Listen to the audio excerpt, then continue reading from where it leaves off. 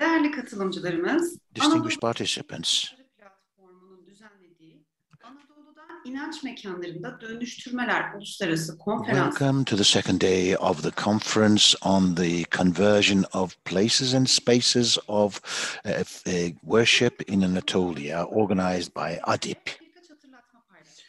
I would like to share with you certain reminders. Konferansımızın konu başlıklarına yorum ve katkılarınız için for your comments and contributions to the presentations. You can always send your observations to adipanadolu.org, that's as they say. And then you can always send an email to adipanadolu@gmail.com. The discussions here will be accessible on YouTube. You can always watch them later and share them. Now, in order to open the second day of the conference, I leave the floor to Dr. Vanessa de Obaldía.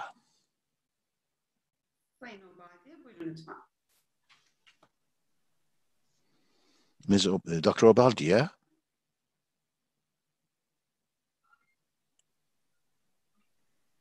Sanıyorum bağlantısında bir problem oldu. Probably there's a problem in her connection. We'll continue without further ado. Now I would like to invite LAKI VINGAS from the Association of Greek Associations. Günaydın herkese. Bugün ADİP tarafından düzenlenmiş konferansın ikinci gününü yapmak üzere toplanmış bulunuyoruz. Hepimiz farklı etnik, dinsel... It's my great honor to welcome you all. Dear friends and participants of this conference, we live in a land of miracles. Our Turkey, our Anatolia is truly an Anatoly, the horizon line of the ascendant human spirit for centuries. Nearly 12,000 years ago, the world's first temple was built at Göbekli Tepe. This worship place, where the prehistoric masters managed to erect 7 tons engraved pillars, tells us a lot about mysteries of life and death. The worship tradition established in Göbekli Tepe was followed by many different traditions for 1,000 years till today. Human being builds external monuments in order to express internal process of creation, salvation, and realization. Our legacy in Anatolia is rich and textured fabric of these monuments, both great and small. Konuşmacı is a culmination of pluralism. Throughout our history, Anatolia has been a crossroad for civilizations. Thus, our common heritage is shared by an array of different ethnic and religious communities. We are a heterogeneous community whose genetic pool is a proof to our complexity. I think that we should preserve and respect not only the cultural and religious assets of our ancestors, but also we need to respect and cherish the buildings and cultural representations of the living communities. Their traditions and spiritual aspirations are inherited and interpreted throughout centuries and are essential for our long-lasting Anatolian identity. As you all know, the rock layers are an open book from which we can read the past of our planet. Each rock layer is precious and meaningful and cannot extract any of those layers from the history of the earth. This reasoning can be applied to cultural layers as well. You cannot understand and interpret any society without treasuring and preserving all its layers, past and present ones. Moreover, only when we respect the past, we can inspire an inclusive, egalitarian, and creative future society. Therefore, the respect and awareness that geologists and archaeologists have for every soil layer that constitutes the past should inspire us all and all components of our society, social, political, and religious, have an obligation to respect the cultural and spiritual layers of the past and the present. It is well established that in the 20th century, a lack of education and extensive disinformation created unfortunate gaps of knowledge about the history of our land. Moreover, severe intolerance and enmity towards non-Muslim Anatolian heritage wreaked havoc on monuments of the past. There have been decades when many non-Muslim worship places and monuments were damaged or converted to different usages. Such unfortunate circumstances led to unnecessary humiliations for people whose ancient roots should be a cause of cultural pride for Turkey. Our land is not a monotony, but a symphony. Nevertheless, the last 2 decades have witnessed a certain progress, especially among the young generations, as well as a practical sensibility among the local authorities to cooperate with experts and relevant community members.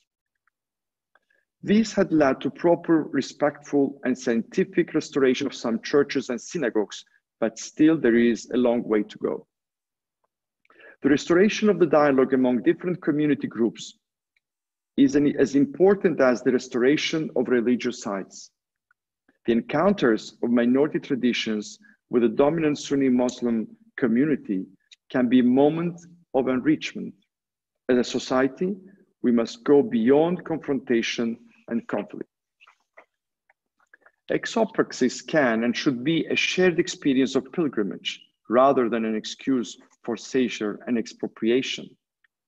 Think of the Greek Orthodox monastery of St. George on the island of Büyükada in the Sea of Marmara that attracts tens of thousands of Muslim pilgrims every year.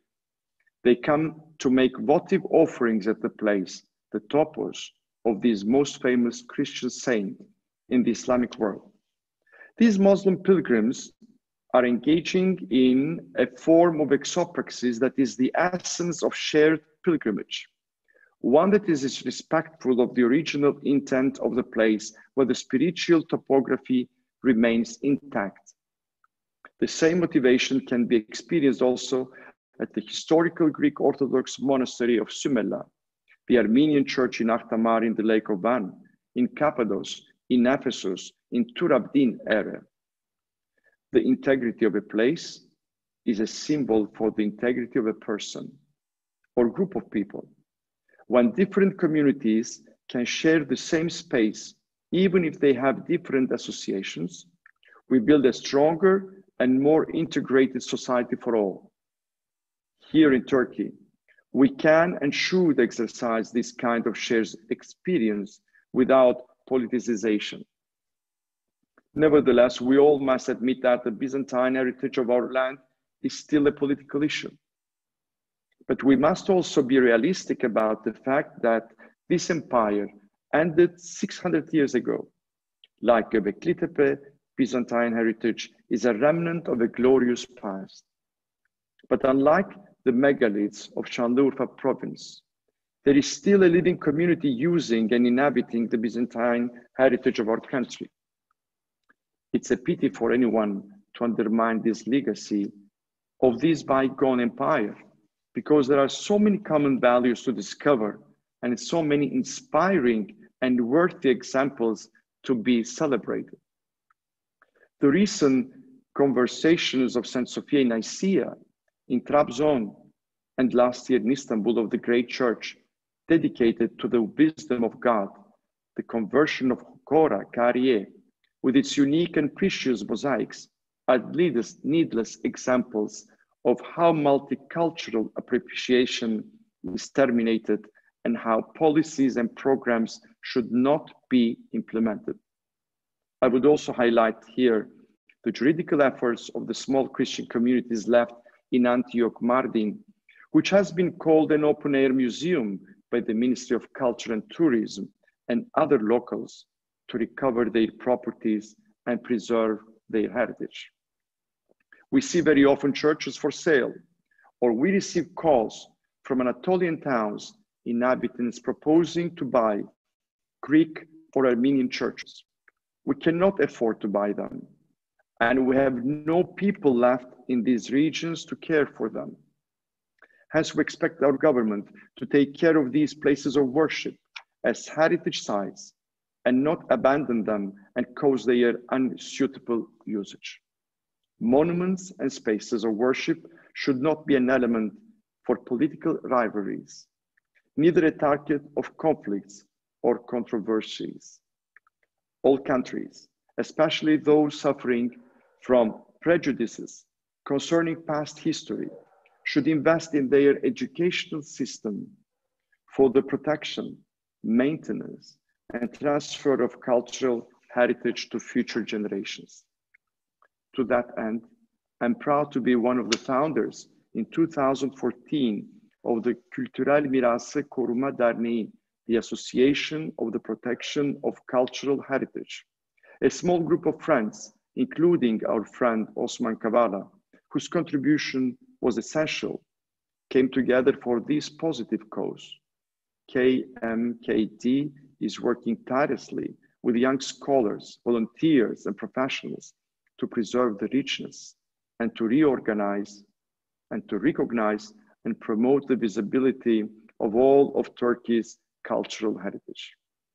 My friends, we are living in days when a global pandemic has taught the world a very difficult lesson, that we are interconnected and interrelated in ways beyond our imagination.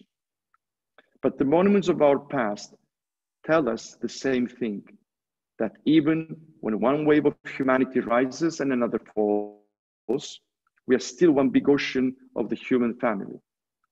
The way we treat the legacies of our past and the way we preserve the remnants or monuments that are intervened with communities that use them show how we approach our solidarity.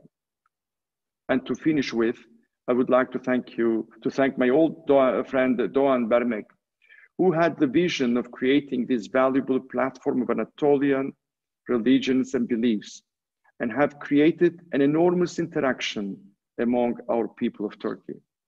With the great support of Professor İştar Gözaydın, Yuri Stoyanov, Vanessa R, Obaldía, Sevana Taulu, and other friends, as well as colleagues.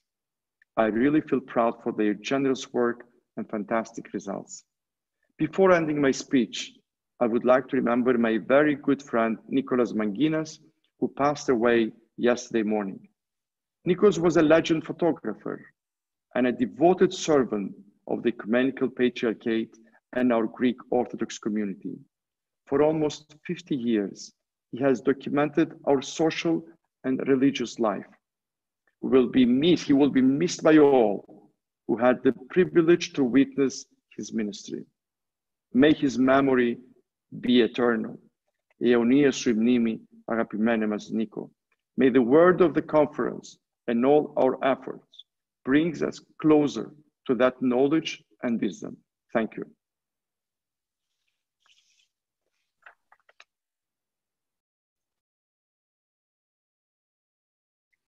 Sayın Lika Vingas, konuşmanız için çok teşekkür ediyoruz, değerli sözleriniz için.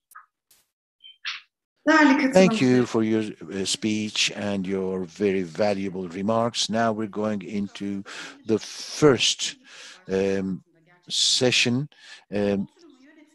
This session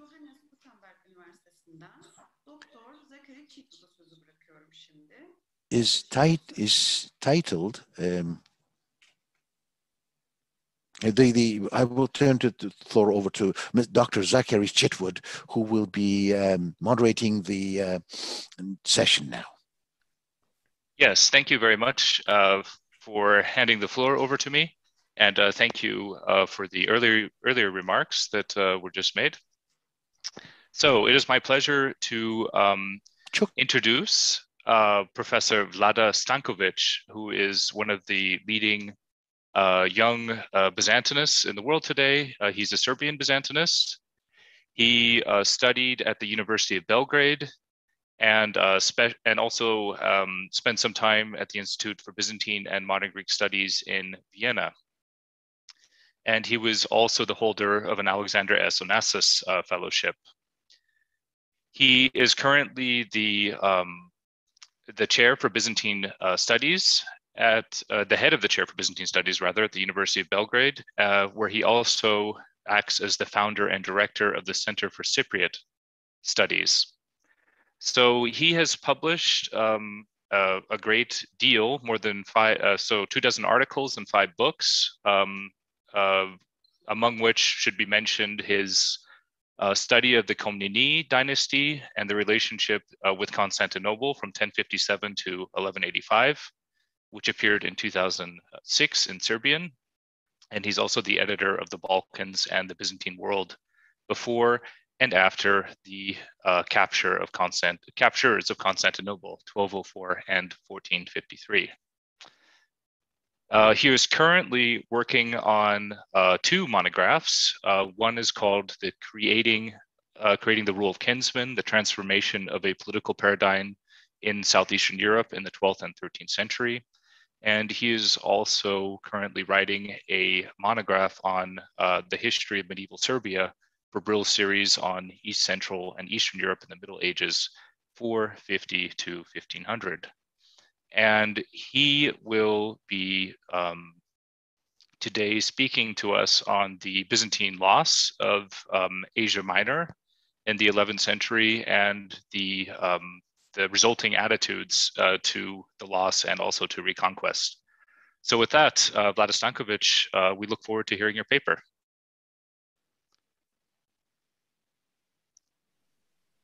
Thank you very much, Zachary. Thanks to our hosts. Thanks especially for that young Byzantinist.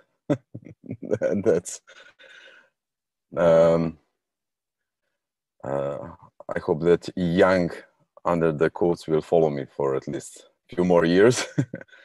I'm sorry that my dear friend Yuri Stoyanov was not able to participate. I wish him well. I hope he recovers and recuperates quickly. So I will probably take a little bit more than 20 minutes in order to read my paper. If I go over 20 minutes, please let me know, although I will put some kind of timer. Just a few introductory remarks. When I was thinking about a topic for this great conference, and I congratulate organizers and for this opportunity, and also for starting this scholarly discussion, dialogue, and attempts to find ways to understand better past, medieval past, and the more contemporary past, and also our present politics and geopolitical situation, and also for trying to do something about preservation of cultural heritage. Well, I was thinking about Byzantine East, Byzantine Anatolia, Asia Minor, after the loss in the 11th century, and going through literature, trying to find some new papers, some new books, some new views. Although I follow scholarly literature as closely as I can, I was quite struck by the lack of any modern contemporary overviews of this topic, of the attitudes of the Byzantines and the broader Byzantine world, including Slavs, as you will hear in my presentation today. I also include some Serbian contemporary sources from the 13th century. And I was trying to present an introductory or preliminary remarks on this topic. So the title is Byzantine East After the Loss, Anatolia/Asia Minor, Christianity and the Idea of Reconquista in Byzantine Thought in the Late Middle Ages. I start from the 11th century, not from the 12th, as I earlier intended, and I plan to go all the way to the 15th century due to some unforeseeable circumstances, some private issues that I have in the last few months. As you will see, the last century of Byzantium, especially the 14th and the 15th, are just ran through. I just give a brief overview. That is something that I will do for publishing of this paper, a much more detailed analysis of the huge number of sources, I might say, but not so many valuable information for my topic. The topic of Byzantine East, and I want to make clear from the beginning what I mean by the Byzantine East. It's Asia Minor or Anatolia. After the fall of the majority of this territory to the hands of the Seljuks toward the end of the 11th century and to the Ottomans in the 14th century and the 15th, is conspicuously and curiously absent from the mainstream of modern Byzantine studies. After the seminal 1971 study by Speros Vrenius Jr. on the decline of medieval Hellenism in Asia Minor, there have been little scholarly interest in Byzantine attitudes toward Asia Minor in the late Middle Ages. And Anatolia, Asia Minor is, for example, surprisingly completely absent from the 2011 volume Identities and Allegiances in the Eastern Mediterranean after 1204, edited by Judith Herrin and Guillaume Saint-Guyan. The thoroughness of research, the breadth of scope and detailed analysis of Speros Vrenius Jr. in a way inhibited later generations of scholars to venture into the research of these topics, and in general, to try to present, even reassess, the relations and the attitudes of the Byzantines toward the lost territories in the East in the later Byzantine history from the 11th century onwards. This short communication cannot in any sense fill the existing void in the scholarship on the Byzantine policies, views, and attitudes toward Asia Minor that is becoming ever wider in the last half a century since the publication of Vrenius's fantastic research. It is a task fit for a long-term international research team or project. Rather, this paper aims at drawing the attention to the need for a new, broader look on these questions through a somewhat myopic focus on a few examples from the Byzantium and the wider Byzantine world, especially in the 12th and the 13th centuries.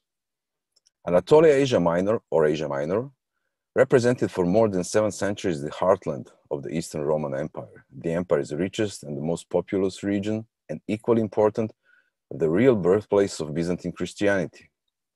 The shock of the late 11th century's loss of almost the entire Asia Minor to the Seljuks changed dramatically over the course of just a few generations, both the realities of the Byzantine world and the Byzantine self-perception, provoking a plethora of questions regarding the identity, the fate, and the position and role of the Christian Romans in a new world in which the capital Constantinople, the umbilicus of the Christianity in Byzantine world, found itself at the very frontier of that changed world. The East-West dichotomy in Byzantine thought had at the end of the 11th century acquired new meaning. The unimaginable loss of the East, towards which the view from Constantinople seems to have been always naturally directed, forced the Byzantines to rebalance their world, a sort of Balkanization, under the quotes, Balkanization, of the Byzantine Empire. The empire's slight turn toward the Byzantine West commenced already after the destruction of the Bulgarian Empire of Samuel in 1018, which provoked a strong wave of Byzantine political, administrational, spiritual, ecclesiastical, and not the least important, economic expansion deep into the Balkan hinterland. The establishment of a direct connection between Constantinople and the emperors in Constantinople, and until recently distant and politically insignificant periphery, led to the rise in significance of many local centers and helped in establishing the position of the Byzantine West, the Balkans in the first place, in the 11th century as a part of the empire only slightly less significant than the Byzantine East. This newly acquired significance of the Byzantine West thus also helped the Byzantines cope with the loss of the East in the late 11th century, and also had consequences for Byzantine attitudes or lack of them towards the Byzantine East and the loss of Anatolia. The messy state of affairs in Byzantium in the decade following the Seljuks' victory at Manzikert in 1071 and the almost constant civil war, which came to an end only with the ascension of Alexios I Komnenos in 1081, contributed to the impression of the suddenness of Byzantine loss of Asia Minor. The fact that the entire Asia Minor, or Anatolia, was lost to Seljuks was stated as a sad but objective truth from the very beginning of Alexios Komnenos' rule, and it is repeated as such in the mid-12th century history of his daughter Anna Komnene. When Alexios' rebellion succeeded and he became emperor in 1081, his power, according to contemporary reports and Anna Komnene's narration, did not stretch far from the walls of the capital Constantinople, with the east lost and the west in turmoil. Chaotic situation in Byzantium in the decade following Manzikert contributed to the notion that the loss of Anatolia was tightly connected to the series of civil wars that destabilized the empire, including shattering the foundations of Byzantine monetary system, and that the main cause for the defeat in the east should be looked for in internal Byzantine struggles in the series of the incessant civil wars, and consequently the loss of the east could be therefore assumed to be temporary and the situation reversible. Two strains of Byzantine political attitudes, of their understanding of geopolitics, to use a contemporary term. First, political pragmatism on the one hand, and their almost customary tendency to underestimate the strength and the danger of the, under quotes, new peoples, especially but not exclusively non-Christian, on the other hand, together with the evident and objective lack in military might from the late 11th century onward, led to their tacit acceptance of the new state of affairs in the East and the patient, even if out of necessity, attempts to change the balance of power in Asia Minor to their advantage. The latter of the mentioned strains, the Byzantine tendency to underestimate new peoples, the so-called barbarians, had a somewhat peculiar consequence, has as a somewhat peculiar consequence the absence of panicked reaction and the lack of prevalence of the lamenting discourses on the loss of the East in Byzantine literature of this period. The former element, the pragmatism, on the other hand, led the Emperor Alexios to ask for military help from the far west, European far west, not the Byzantine west, triggering the series of crusades, the first of which helped him to reconquer the littoral regions of the Asia Minor in the last years of the 11th century, and especially the city of Nicaea, with its symbolic importance to the empire and Byzantine Christianity as a place of the first and the seventh ecumenical councils. But the establishment of the Crusader states in the East changed yet again, already before the end of the 11th century, the political outlook and the balance of powers in the Byzantine East and the Eastern Mediterranean, forever changing the simplified duality of Byzantine relations toward the East, which recognize only, under quotes, us versus them relations. In this case, the Seljuks being them, as were the Arabs at the eastern frontier in the 10th century, recognizing only this duality and only one rival as rival, enemy, or sometimes even partner. The entire last decade of the reign of Alexios is the first son and heir, John II Komnenos, from this last decade stretching from 1132-33 to 1143 when he died during the military campaign in Anatolia, was spent in the emperor's annual expeditions in Anatolia, in Byzantine East, and yet, together with their modest accomplishments, it would be hard to discern a coherent anti-Seljuk or anti-Muslim ideology and political program beyond his actions. And I especially mean in contemporary sources, a vast volume of contemporary poems written by the major poet and intellectual closest to the Emperor John II Komnenos, Theodor Prodromus, who, if not following personally the emperor on military campaigns, nevertheless celebrated each and every of his campaign in Constantinople in very detailed and very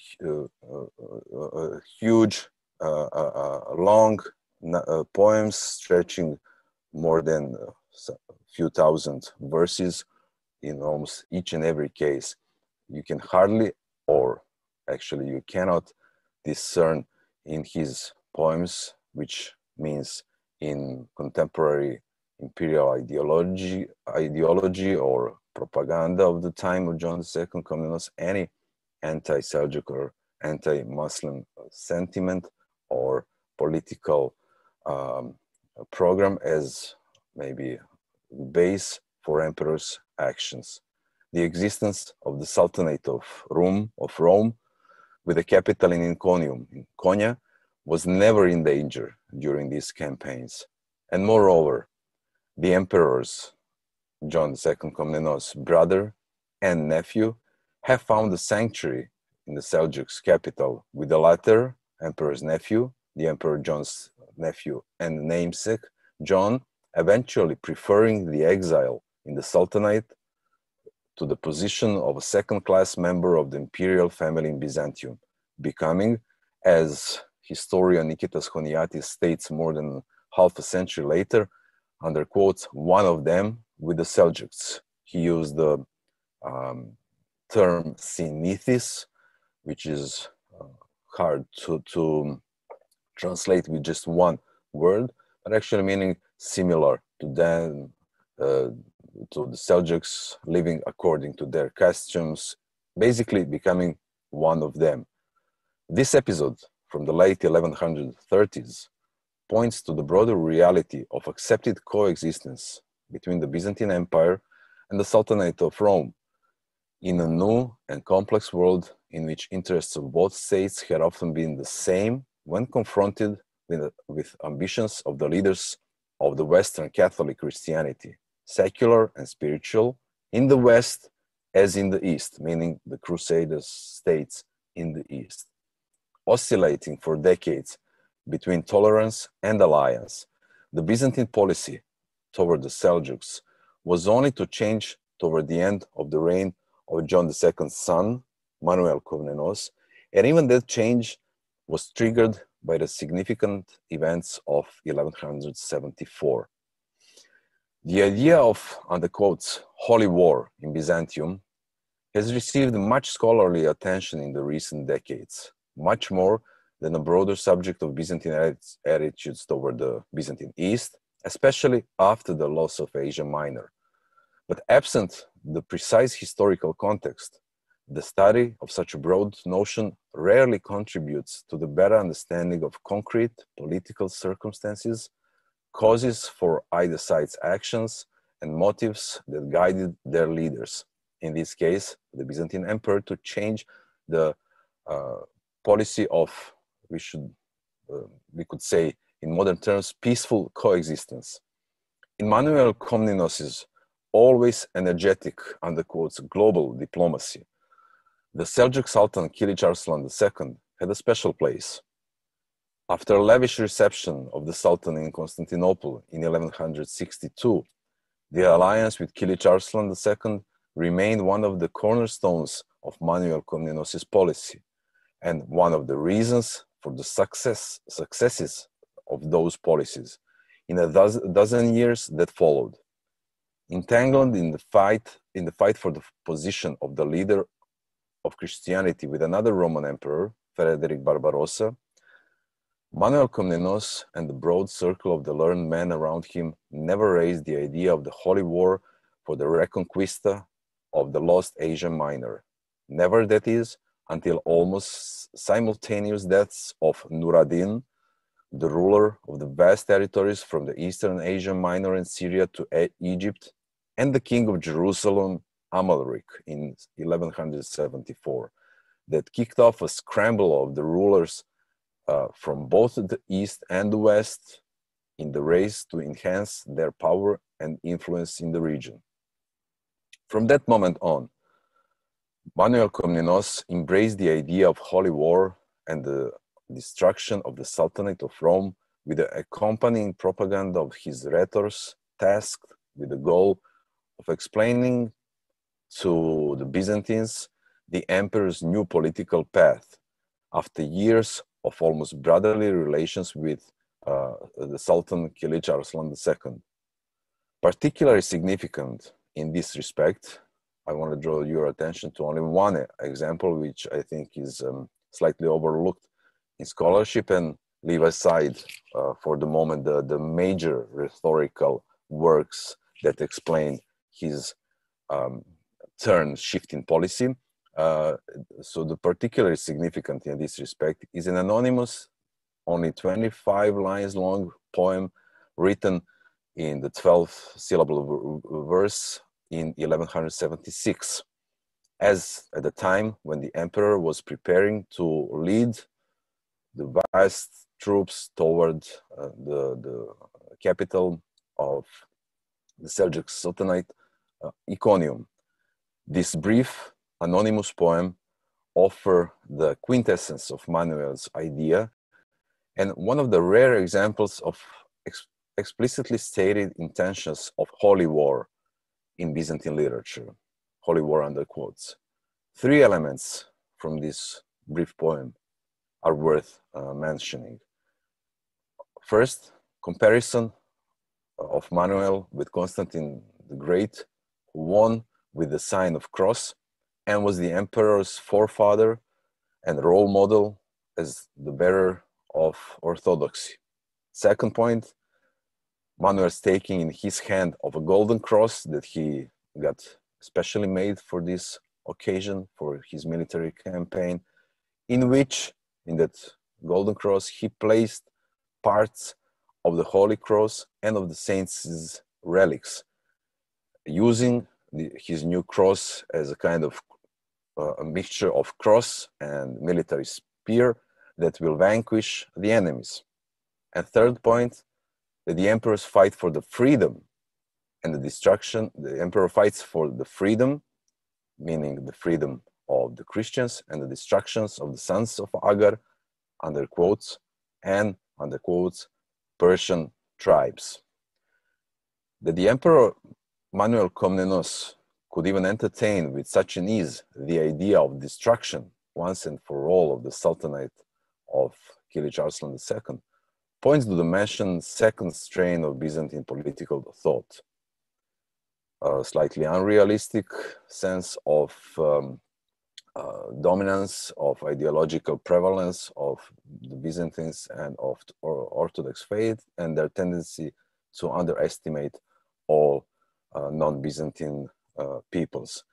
But Manuel's defeat near Myriokephalon in September 1176 instantly led him to return to pragmatic realpolitik, showing the true nature of his and more general Byzantine attitudes toward the lost East and Anatolia's new masters, meaning the Seljuks at the time. Once the dust after the loss from 1176 had settled, with a renewed peace with Kilich Arslan II that comprised no humiliating conditions, no really humiliating conditions for the emperor, Manuel Komnenos tried in 1180 to get Byzantine Church to accept a new formula of the renunciation of Islam, which would not contain the renunciation of Allah, only of his prophet Muhammad. The emperor's intention was to attract, with this change, more Muslim renegades with such a formula, but was stunned with the rejection of his proposal even by his staunchest allies within the Constantinopolitan Church, such as Evstatios, the Metropolitan of Thessaloniki. Byzantine Church has with this its decision rejected what must have seemed to them as an extreme pragmatism of the Emperor Manuel Komnenos, establishing in this way a firm distinguishing line between the Orthodox Christianity and Islam, which cannot be crossed, at least cannot be crossed by the Muslims, without a total renunciation of all their beliefs. Needless to say, the number of important Muslim renegades in the coming centuries, decades and centuries decline, especially when compared with the time of the Komnenian dynasty and the first two generations of Komnenian emperors that had Muslim renegades in their closest surroundings, while the perception of the unbridgeable difference between Islam and Orthodox Christianity only became stronger, reaching the apogee in the late 15th century with overwhelming strength and advanced not only in the Byzantine East but also in the Byzantine West as well of the Ottomans, provoking, among others, the Emperor Manuel II Palaiologos to compose anti-Muslim treatises declaring the superiority of Orthodox Christianity over Islam. After the catastrophe of 1204, the Byzantine Empire in Nicaea was a regional, non-exclusive, meaning that there was another Byzantine polity in existence in the West, and strictly Anatolian state. Everything quite in opposition with the basic principles of Byzantine political realities and ideology until that time. And even though the, under quotes, Empire of Nicaea was a functional polity in the northwestern and western Anatolia between 1204 and 1261, already in the times of Emperor John III Vatatzes, 1222, 1254, it was evident that it gravitated toward the coast of Asia Minor. One of the proof for this slightly move from the center of Anatolia to the coastal region is John Vatatzes' creation of informal capital in Nymphaeon, near Smyrna, Izmir, and especially after the conquest of Thessaloniki in 1246 toward the Byzantine West. It was during this time that the first Archbishop of Autocephalous Archbishopric of Serbia, Sava, made two pilgrimages to the Holy Land in 1229 and 1235, returning from which he visited Emperor John Vatatzes in Nicaea in the first,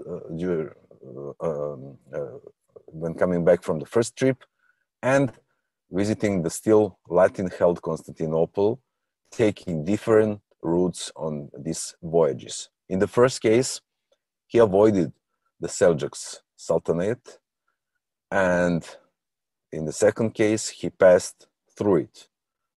Serbian sources, two biographers of later Saint Sava, as he was known almost immediately after his death at the beginning of 1236, offer an interesting view of the state of affairs in the now former Byzantine East, Asia Minor or Anatolia in its entirety, complementing Byzantine sources which offer little as far as the relations with the Sultanate of Rome and the realities of the 13th century Anatolia are concerned. And this is why I would like to draw your attention to brief mentions of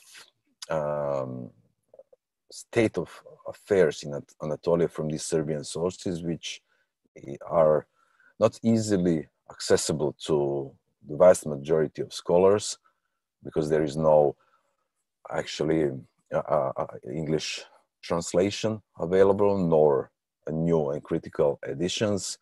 And even among Slavic scholars, because these are huge, very elaborate texts, are not used in as much as they should be.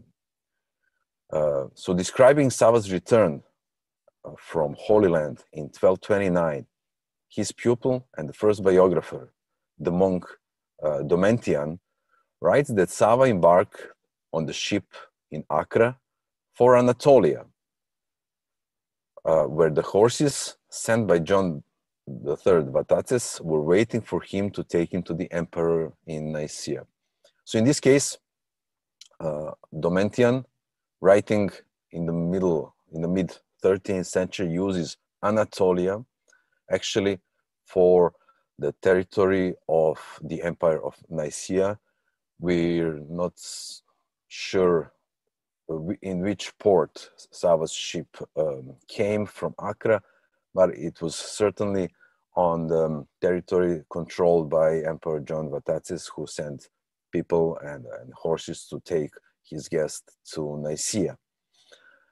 Maybe more interesting is Domitian's description of Sava's return from his second pilgrimage in 1235.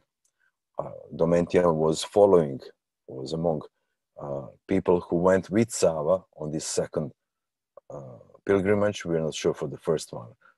Domitian writes that going back to the west from Jerusalem, meaning Sava went to Antioch.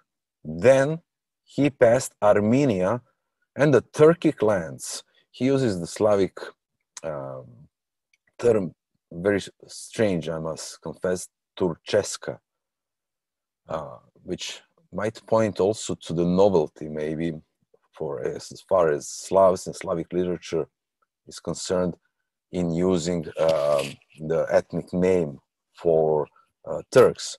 But so from Antioch, he passed through Armenia and Turkic lands, and then coming to the Syrian Sea, he went to Anatolia by ship. And then coming to Anatolia, he went through Anatolia and through Byzantium, and then came to the Latin-held Constantinople.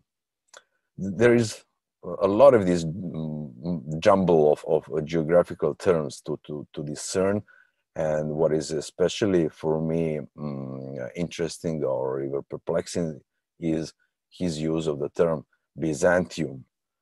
But also, as he did in the first place, it would seem that Anatolia for him meant the territory of the state of Nicaea and not the territory of the Sultanate of Rome, of the Seljuk state. I must confess that I have tried, because as I mentioned, we don't have critical editions, to look for different variants of this term, of readings, the term Byzantium, but it would seem, especially in the two major manuscripts, it is actually the Byzantium that is written in the earliest late 13th century manuscripts, which is, I must say, completely perplexing. This is a term that is not used in Slavic, especially in Serbic literature, for the Byzantine Empire and the Byzantines in general. The term for Byzantine Romans, is Greeks in Slavic languages. When I say Slavic, I mean in Serbia and Bulgaria. And this is something that maybe deserves special attention, even though there are no other information that we can draw from the work of Domitian or other Slavic texts from this period. So there is a little in terms of comparison available. Another biographer of Saint Sava, Theodosius, who was a Serbian monk in the Serbian monastery of Hilandar on the Mount Athos, and who rewrote actually Domitian's life of Saint Sava in 1278, 1282, so immediately after the union of churches in Lyon, in France. So he actually rewrote Domitian's life in the sense that he gave it a much more pro-Orthodox hue and anti-Western, anti-Catholic nuance. So Theodosius, who wasn't an eyewitness of this pilgrimage, mentions Asia Minor as Asia in general when describing Sava's return from the Holy Land in 1229. But when describing Sava's return from the second pilgrimage, Theodosius, following Domitian, mentions the Turkish regions. So he actually copied his model Domitian from the middle of the 13th century, but he leaves aside, maybe he was perplexed as much as I am, with these terms Anatolia on the one hand, and especially Byzantium, which he completely leaves from his biography. But these distinctions, especially distinction between Anatolia on one side and Turkish regions or sides, as it's called in Old Slavonic, tell us a lot. Firstly, that the communication routes through the former Byzantine East were open and accessible to Christians as well as Muslims. And nota bene, here a slight footnote, the world created by Sava's first biographer, Domitian, in the mid-13th century. So his description excludes the Muslims completely. It is amazing to read dozens and dozens of pages of descriptions of Sava's traveling from the Holy Land to Sinai and to Alexandria and back in the desert and back to Jerusalem and then Antioch, where he met and celebrated in churches with the three patriarchs of Jerusalem, Alexandria, and Antioch, as if it were an exclusively Christian Orthodox world, never even mentioning, except in passing, the current political situation and the current rulers of those regions. That's the first impression from this text. Secondly, the terms Anatolian Asia are somewhat unclear, given the explicit mention of Byzantium in the earliest description of the events from 1235. But since the Turkic lands are explicitly named when Sava was passing through the territory of the Seljuk Sultanate of Rome, it would seem that they do not refer to Sultanate. Be that as it may, the impression of a functioning, almost integrated world of the 13th century, meaning pre-1261, the Byzantine return to Constantinople, and the functioning integrated world of the 13th century Asia Minor is maybe the strongest take from the until now barely used information from the contemporary Serbian sources. The radical change that will come with the Ottomans did not provoke Byzantine aspirations toward the East. Rather, it led to the pessimistic lamentation of the Byzantines and the realization that Anatolia is definitely lost. And I will conclude with only one more paragraph, with apologies for going over a lot over 20 minutes. With the dying out of the last generation of the Byzantines born in the so-called Empire of Nicaea, the understanding of Anatolia Asia Minor as the core Byzantine territory is superseded with the comprehension of the historical value of this region, which was once the crucible of Byzantine identity and faith. The further the Byzantines were in real life from Asia Minor, the stronger the memory of once great Byzantine past in the East, the ideological connections and the unrealistic ideas of political return had become. The final fall of Asia Minor in the 14th century was depicted in Byzantine historiography, and especially by George Pachymeres, as an abandonment of the core Byzantine territory, even though the realities were very much different. But Pachymeres was a member of the last generation, under quotes, born and bred in Asia Minor, away from Constantinople. And his criticism is an atemporal, emotional treatment of politics, as well as opportunity to add another sin, under quotes, to the anti-hero of his history, the Emperor Michael VIII Palaeologus, and even his son, Andronicus II. The Byzantine East will never again constitute an integral part of both the empire and of the Byzantine Christianity, and it was practically completely lost to the Byzantines by the mid-14th century. All that is left for the Byzantine historians and thinkers of the 15th century to do is lament the loss not only of the Byzantine East, but of the capital Constantinople and the entire empire as well to the Ottomans. And as historian Dukas resigned to his fate, as must have been many a Byzantine of his time, wrote some time after the fall of Constantinople in 1453, the Ottomans were but a weapon of God's wrath for all the Romans, meaning all the Byzantines since. Thank you so much for your attentions. Apologies for going over the time and for having to pass quickly over the 14th and 15th century when trying to address this vast, huge topic which deserves certainly much more scholarly attention. Thank you again. Thank you so much for that fascinating presentation, Vlada Stankovic. And I will now give a brief response, but while I'm responding to the paper, I would encourage the participants, if you have a question or comment, to register on the ADİP forum, and the conference administrators will then forward your questions or comments to us, and we can discuss them. So yes, I enjoyed that contribution a great deal, and I completely agree with you that we all still stand in the shadow of Spiros Rionis, who passed away in 2019, and his book on the decline of medieval Hellenism in Asia Minor, although in some points it has been nuanced or refuted, is still a work that all of us have to read when approaching this subject.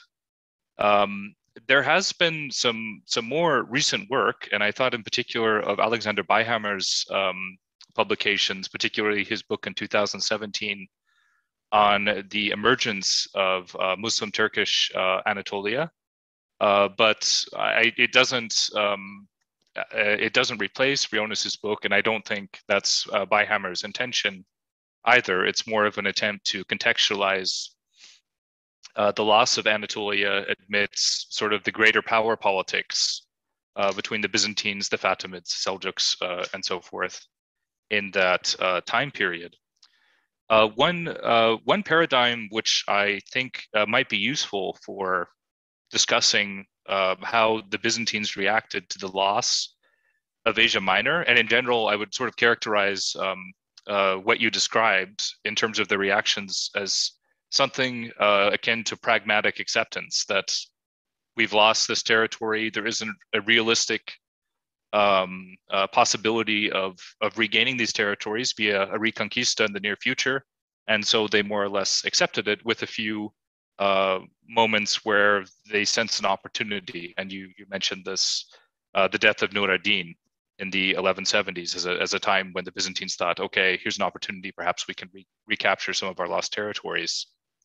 But it made me think of a similar situation. So in the 7th century with the Arab Islamic conquests, and for that period as well, it's very difficult to gauge how the Byzantines reacted to the loss of these territories, because most of the sources we have are actually from other Oriental Christian traditions, so not necessarily the Greek one. We basically just have, as you know, Theophanes the Confessor. But in the 11th century, I think you have a somewhat similar situation where the economic and cultural heartland of the empire is lost, as was the case with Egypt, Syria, and Palestine in the 7th century. And yet there are differences between the two, between these two great losses of Byzantine territory. And I should say, by the way, for those of you interested in the 7th century, my advisor's book on the empire that would not die is a really good explanation of this phenomenon. But in the second phase, in the 11th century and later, you don't have, for instance, this idea that a messianic Christian king will reconquer these territories, which you do have in the 7th century, right? Pseudo-Methodius and so forth. So that's one thing that I would encourage you to respond to. So how are these two situations different, and why? Why did the Byzantines react differently or not differently? And just as a tip for the 11th century, a very interesting author to read, and his works are now accessible because there's a new edition, is Nikon of the Black Mountain, who is a Byzantine monk active in the Antioch region at the end of the 11th century. And he actually is an eyewitness to the conquest of Antioch, to the loss of Antioch to the Seljuks. And he sort of reacts to the loss of Byzantine control of northern Syria. It's a somewhat different context than Anatolia, of course, but he also has this, this sort of Byzantine reaction we would expect. This is God's punishment. The Seljuks are agents of God, and they're punishing us for our sins, more or less. And he's not terribly keen on the Byzantines reconquering the territory, or you don't see the expectation the Byzantines should try and reconquer Antioch in the near future. And he's very focused on sort of the religious dimension. Last but not least, I just wanted to compliment you on the use of these Slavic sources, these lives of Saint Sava, which are extremely interesting, and as you say, are not generally included in the discussion about in the sort of Byzantinist discussion about this period and views of the East. And that's a shame, and I think it's important that you bring them to our attention. And I think perhaps maybe you would like to respond, and then we can field some questions. Thank you very much, Zachary, for your great response, detailed, although I managed to finish my text only yesterday evening. I must point that for all the other participants, so you didn't have actually time to read it. Well, you might have time just only to read it, not anything else. Yes, Alex Byhammer book is a good, maybe complementing, maybe the best actually, a complementing work of Brionis, and it's important that he, as you said, well, tries to contextualize somewhat, in the air, meaning a narrative of Brionis, meaning that Brionis, which is his work is amazing, and his analysis of sources and the amount of sources is rare, but sometimes he, as has been done in historiography and sometimes still is, takes sources from different, if not periods, then different genres, and lumps them together. So Alex Byhammer tries to contextualize, also offers a perspective, because he's a Byzantinist and Arabist, offers that Eastern, much needed perspective. What you said about Antioch is absolutely great, and Nikon's work is very important, but it also triggers in my mind the broader question of Byzantine attitudes toward Antioch. Well, from the late 10th century, when they reconquered Antioch, one of the major political issues, well, they tried to control and manage the patriarchate of Antioch. And usually the patriarchs, especially in the late 10th and early 11th centuries, were emperor's choices, his if not friends, then his associates, somebody the emperor had absolute faith in. And this attempt at centralization, so controlling Antioch through patriarch, and not only through patriarchate, of course there's a civil and military administration also, but this tried to control it from the center, from Constantinople, led to also this kind of defensive rejection of Byzantine rule, in a way that it was seen as only another dominant external factors. Slavic sources, I just, of course, that's not a point, especially these lives, I think are very important, and just one or two sentences on them. Why? These are not some external sources.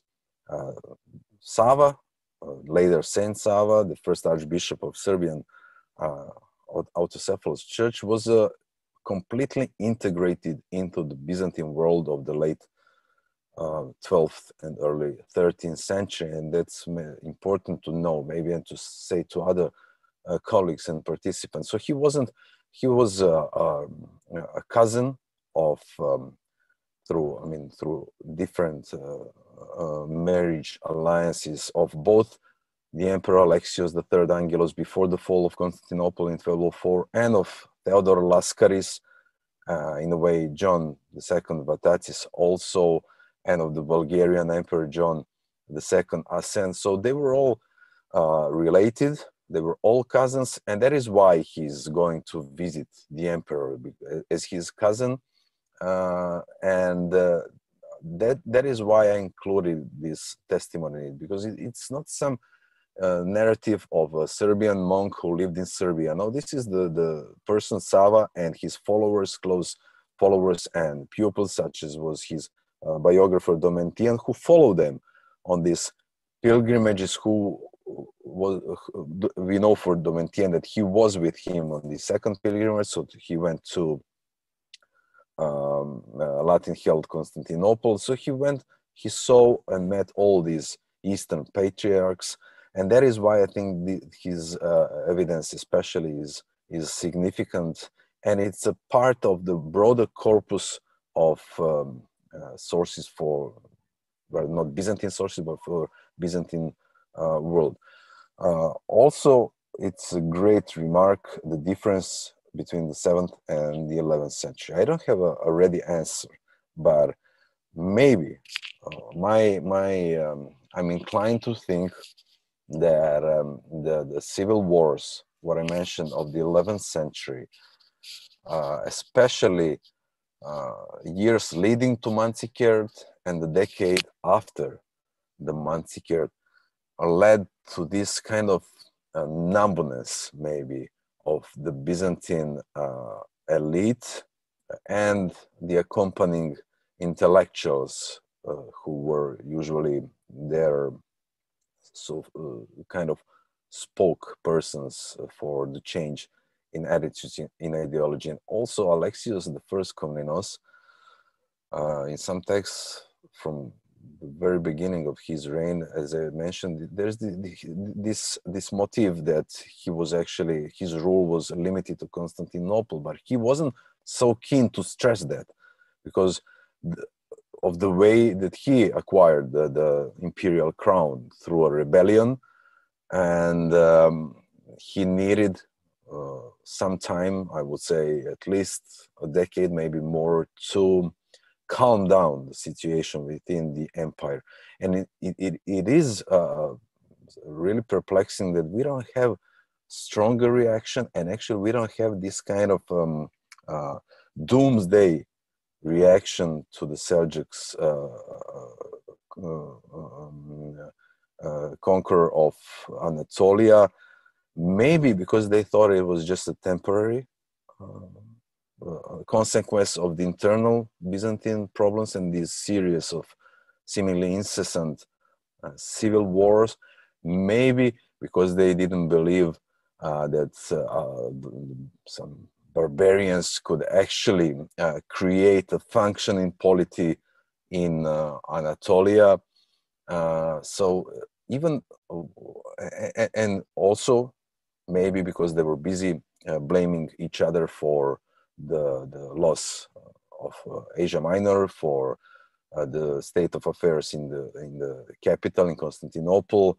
When you read, as you know, Michael Psellos, Ataliatis, but especially Psellos, he goes to great lengths to position himself personally, because he was the advisor of more than one emperor at the time, to position himself as somebody who was not to blame for the defeat at Manzikert, actually as somebody who gave different, better advice to the emperor. So there was a lot of finger pointing in Byzantium in that decade, in the 1070s, and somehow during their finger pointing and bickering, they didn't realize the intentions and the seriousness and the capability, I would say, of the Seljuk, because, as you know, the establishment of the Sultanate of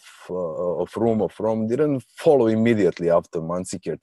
So it was, even the Seljuks were somewhat maybe surprised by the lack of response, of serious reaction from the Byzantine side. And it is hard as far as the lack of some kind of religious reaction. This is maybe more difficult to fathom, to understand, and to analyze. I would say one reason would be the complete dominance of the emperor in Constantinopolitan Church in the 11th century, especially, you know, from the beginning of that century, from the time of Basil II. This kind of semi-autonomous position of the Constantinopolitan patriarchs and a series of very significant personalities on the patriarchal throne has ceased to exist, and the majority of patriarchs were just allies of the emperors. And we see that when Alexius I became the emperor, one of the first things he did, actually his mother did, but it's the same, they changed the patriarchs and brought their patriarch Cosmas, who was a member of their, well, actually the client of the Komnenian family. And in that sense, it is hard also, we don't have any reaction from the metropolitans, Eastern metropolitans and the prelates. And so somehow you would expect, one would expect the reaction to be, this is the barbarians, the Muslims, all these topi, all these commonplaces could have been used, but somehow I think that the Byzantines were really stunned in the late 11th century. They didn't realize the severity of the loss, of the consequences or potential consequences that the loss at Manzikert brought, and they didn't realize the power of the Seljuks. I believe they never thought that the Seljuks would establish actually state at the very heartland of Anatolia. So I don't have an answer for this lack of, for the difference in the reaction. You know, in the 7th century, as you know, in the previous, during the time of the Emperor Heraclius, the image and his Reconquista of Jerusalem and the image of the Holy Cross was very stressed in Byzantine politics and ideology. In the 11th century Byzantium, meaning much before the battle at Manzikert, the image of the emperor, this kind of religious fighter for Christianity, is completely absent from Byzantium. And Basil II, who led military campaigns all his life, but also first in a series of civil wars, but this image was, even when he was conquering the territories in the east, was somehow absent from this ideological and political background of his policies. And also maybe one of the reasons could be found in this Byzantine slight turn toward the Balkans, this what I called under the quotes Balkanization, in the sense that for the first time, to use contemporary terms, this expansion, and I mean when after the after the loss, the destruction of the empire of Bulgarian Tsar Samuel, you know, in 1018, this also economic expansion, and I will use another term, also this economic, you know, oh my God, no. Well, the investments, that's the term. The investments of Constantinople and the Constantinopolitan elite in the region actually created a new center. Suddenly, a vast space in the Constantinople's Balkan hinterland was open to the empire. And you see in the new regional centers in the Balkans, such as Skopje, that became the seat of the biggest administrational unit theme of Bulgaria, you see the expansion, you see the imperial foundations, the monasteries, and everything else. So maybe this slight turn toward the Balkans also contributed to the Byzantine, actually the lack of Byzantine reaction to the Seljuks conquest of Anatolia. But it's something that I think deserves more attention and should be looked from many various angles. Yes, thank you very much for that response. And just very quickly before we open up the floor to discussion, I think that your point on Balkanization is very important. And we see, for instance, with the 11th century typikon of a general of Alexios Komnenos, Gregory Pekarianos, who's a Georgian, of Georgian ancestry, and he creates a monastic foundation in what is now Bachkovo, Bulgaria. He still lists his crucibles for his ancestral holdings in the east, but it's very obvious that he's accumulated, vast properties in the west in his decades of service under Alexios. And his case was probably extreme, but I think that that pattern probably applied to a lot of generals and administrators, that maybe they lost their eastern lands, but a lot of lands were opened up in the Balkans because of economic expansion and investment, as you say. So I don't see any questions in the answered window here. Am I overlooking something, or have there been questions?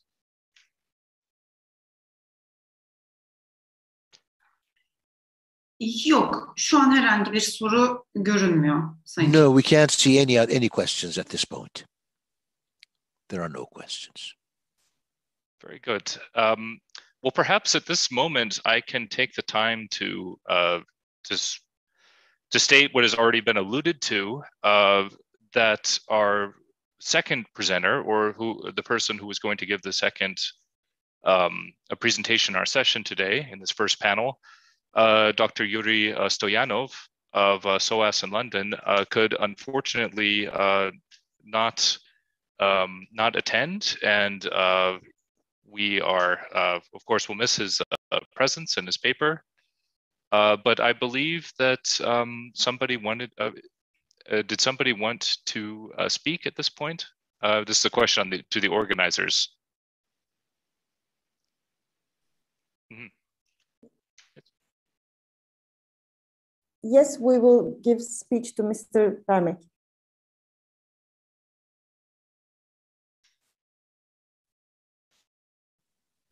Efendim, Yuri Stoyanov bu konferansa Yuri Stoyanov really invested great labor in this conference. You cannot imagine the efforts that he spent for this conference during the preparations. But now he has been on a visit in a Middle Eastern country in the last 2 weeks.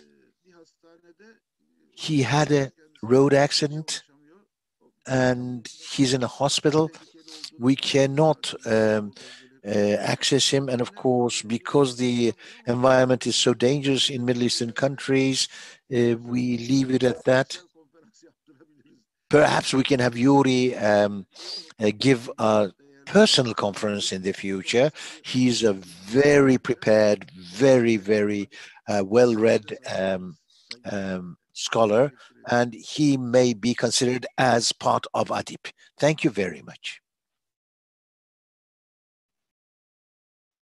Yes, thank you for this announcement. And I think with that, we can all give our best wishes for Yuri's recovery. That is quite unfortunate, of course, that he suffered this accident right before the conference, and hopefully he will make a speedy recovery and be back on his feet soon and be able to participate in scholarly discussions like this in the future.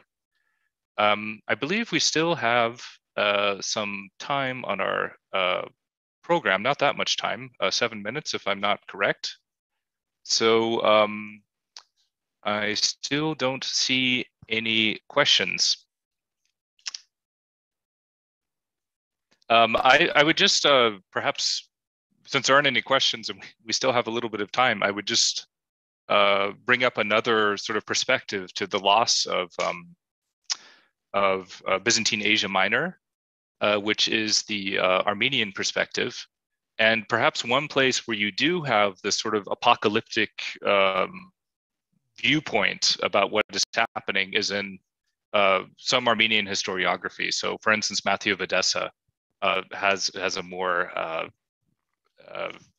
a reaction that is more akin to those of the Oriental Christian authors of the 7th century than what we find in contemporaneous Byzantine historiography. So for instance, and Vlada Stankovic has already alluded to this, but Michael Ateliatis, who was an eyewitness to the Battle of Manzikert, and gives a longer description actually of what happened, he doesn't really offer us sort of a broader interpretation as to why this catastrophe befell the Byzantine Empire. And I do think that Vlada's interpretation that the Byzantines were perhaps very shocked by what happened and it took them several decades to digest it is something I agree with. I think it took them a couple of decades to sort of formulate a response to the loss of this territory. Yes, I'll check my chat window here again. I still don't see any questions. Don't be shy. I mean, if you have something you want to say, please contribute. Oh, okay. Sayın CHITWOOD, Sayın Doğan Bermek söz almak istiyor müsaadenizle. Doğan Bermek wants to take the floor with your permission. Of course, please.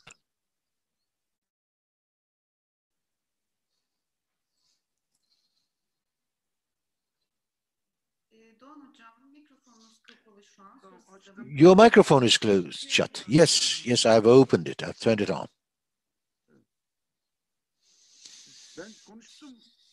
I have already spoken. I will be speaking after the session is adjourned. Nothing I want to say within the session, but I can speak now if you prefer it that way. I don't know how you have planned. Well, the way you desire. Well, from the screen, we thought that you wanted to take the floor. Let's do this way. Okay. A moment ago, I had taken the floor only to explain about Yuri's situation. After this session, I was going to speak about other things, but let me speak about those now. Perhaps we can that way use the time left for this. First of all, I don't think this conference will finish. This is nothing that can fit and be dealt with within hours. People have so many things to say. Yesterday, I talked about Kılıçarslan, and now Stankovic said Kılıçarslan really made peace. There are so many things to be discussed, and there are so many things to be developed. A very old friend, Professor Antonio Ezorda from Madrid University, who was Dean of the Faculty of Political Sciences, sent a note of several paragraphs to me. I would like to share this with you, with our friends. He says, on the question of conversion,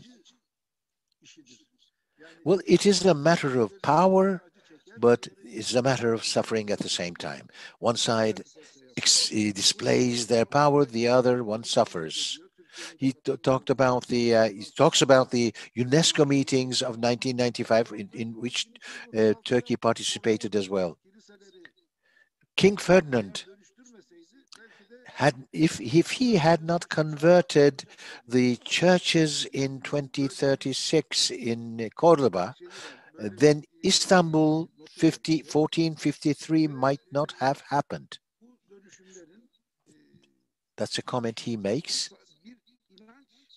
And he says these conversions, beyond being a matter of faith, it is a display. The displays of power. He sent also several pictures.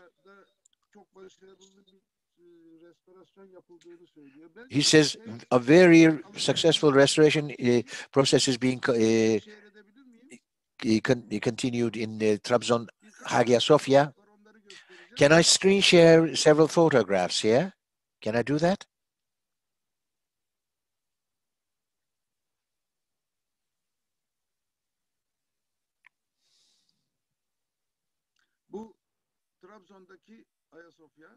This is the Hagia Sophia in Trebizond or Trabzon.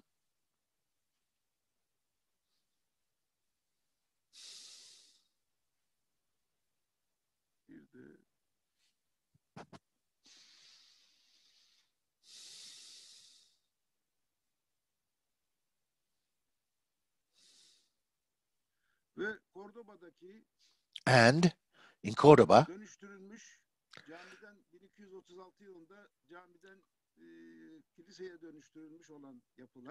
the structures converted from a mosque into church in 2036. As we can see from these, this work that we have started will last very long and will be very interesting to continue.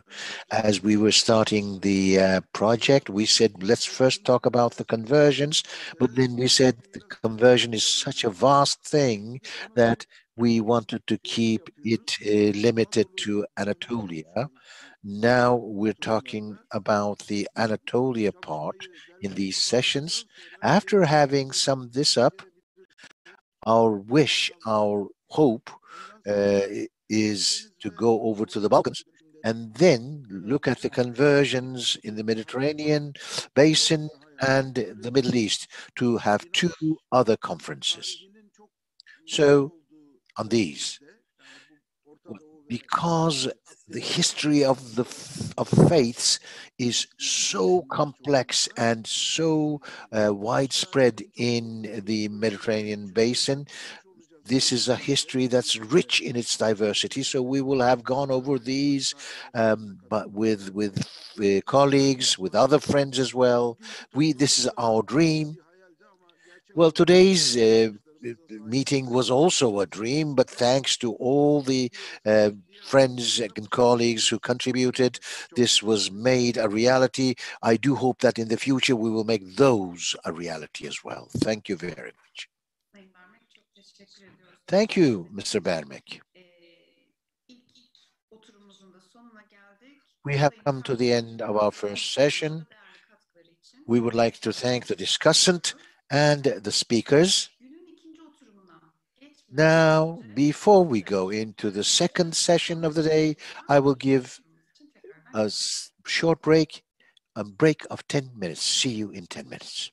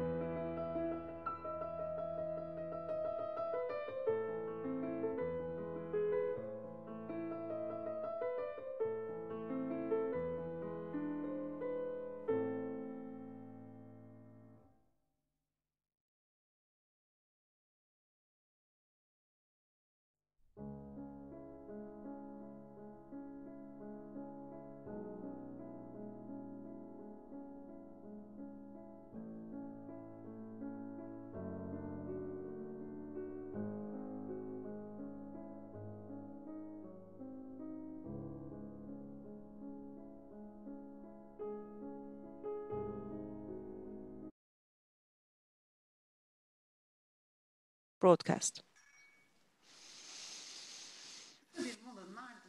After a short break, we're together now.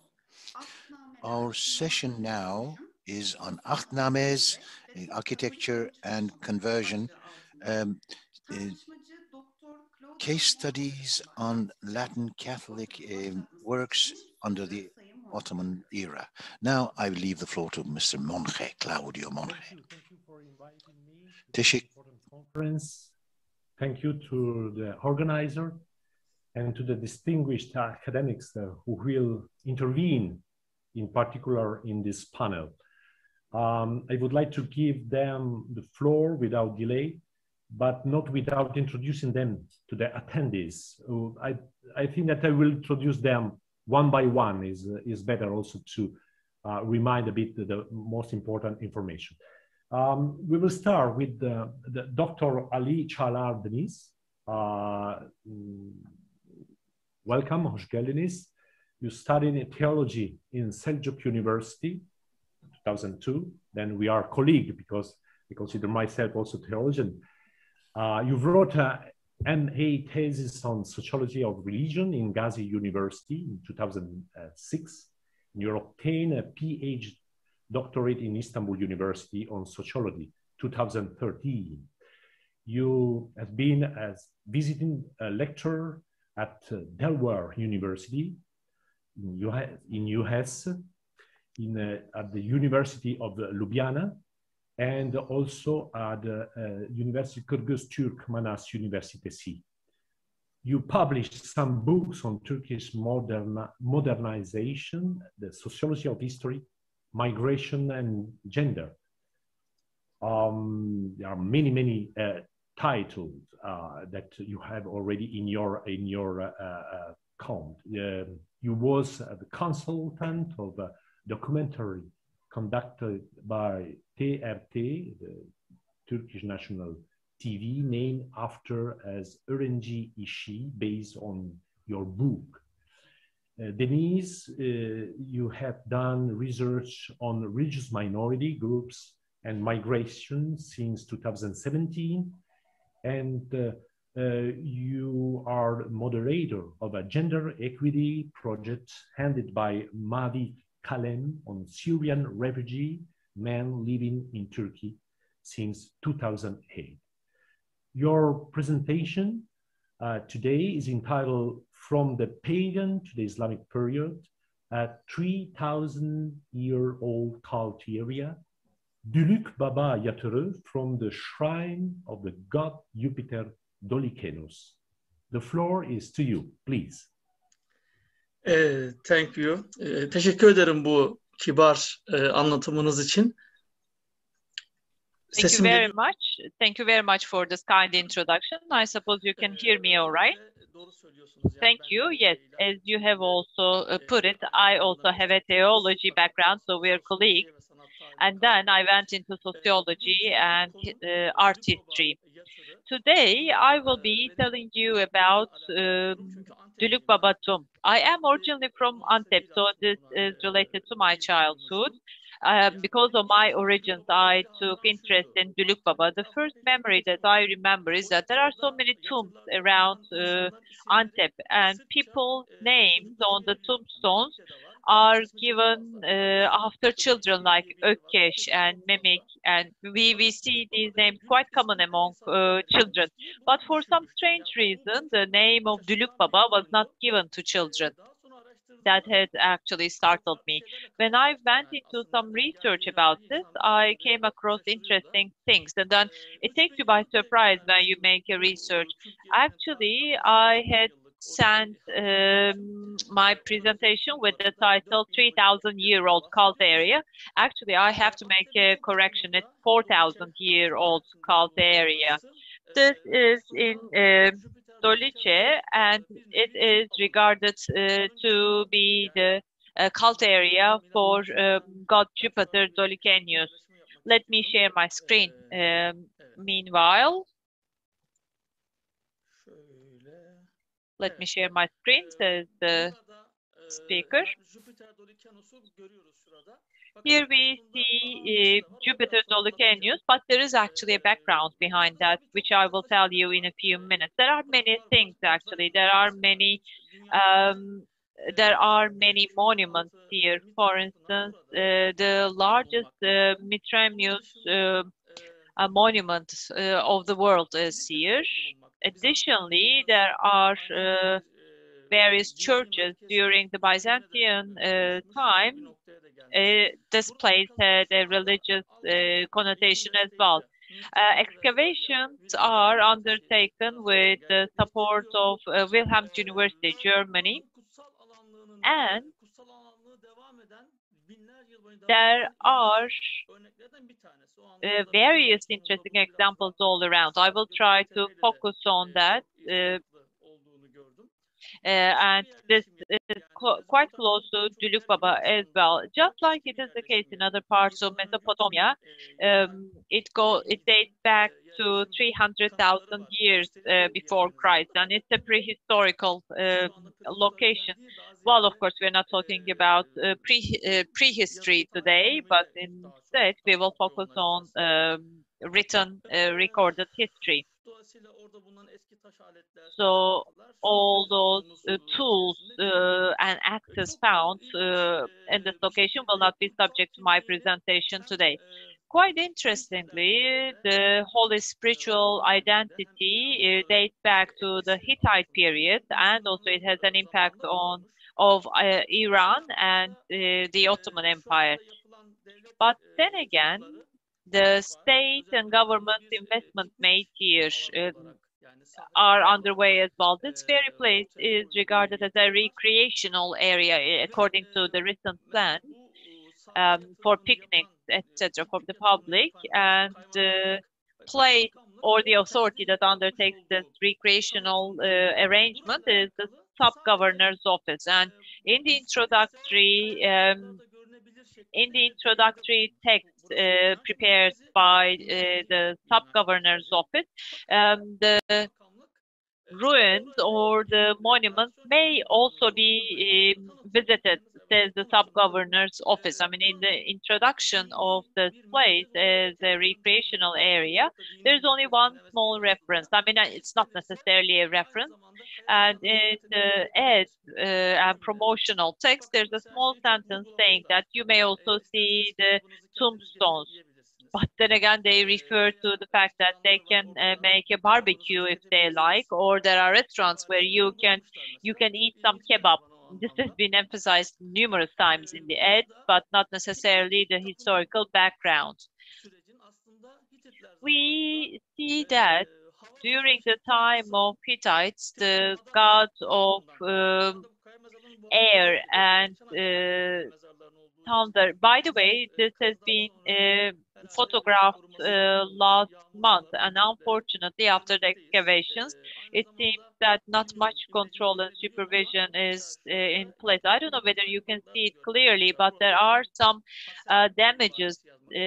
For instance, Ebu Hasan is the inscription here, most probably written by the Syrian refugees. This shows how unprotected and unpreserved these areas are, unfortunately, both against human beings and also the forces of nature. So this is how it looks. These are the visuals from the sub-governor's office regarding this area being a recreational area. As I said, it is referring to the historical times during the Hittite for the gods of thunder and air.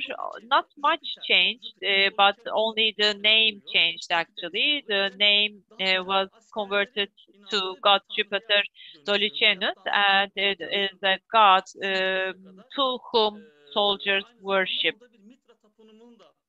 And here we see a Mitrium discovery as well, Mithraea cult. Here you see some depictions of Dolukenius. This is a relief. Again, Jupiter Dolukenius. It's a cult actually. It goes all the way to the Roman Empire, and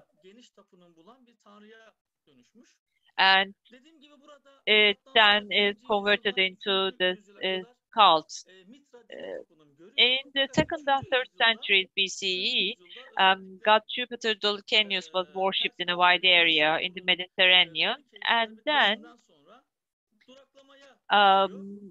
there has been a stagnation period, and then in the 5th century, Christians become more widespread here, and here becomes a holy place for the patriarchy. And here you see a bull, Mitrium bull, and you see a cross on the back. So the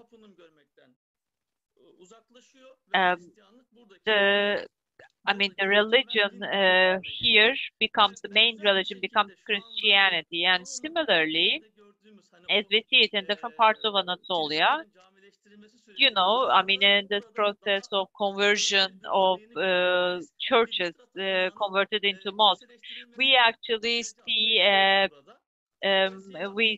similar example here. It has been converted into a church, and rather than religion, this is actually an element of power, I suppose, because this used to be a temple converted into a church.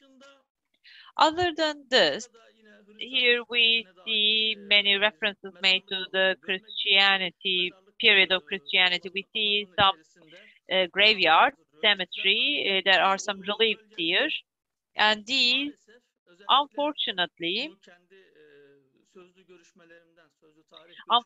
this is what I learned from oral history chats and talks I had, especially until recently, children residing in this area would be told by the elderly to throw stones at these reliefs, saying that these are this is the demon, this is the devil, and that you will have a place in the in heaven if you throw stones at these figures and reliefs.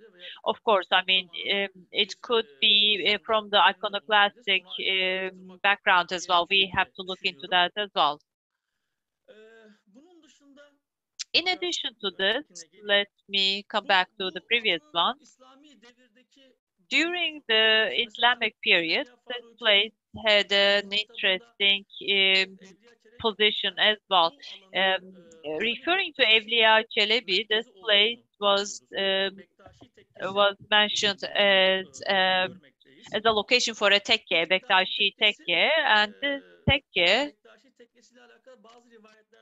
there are some stories. There is a story told by Evliya Çelebi after Mercidabık War, as the Sultan made it to the city. This place held a friend of God that promised a victory, and according to the legend,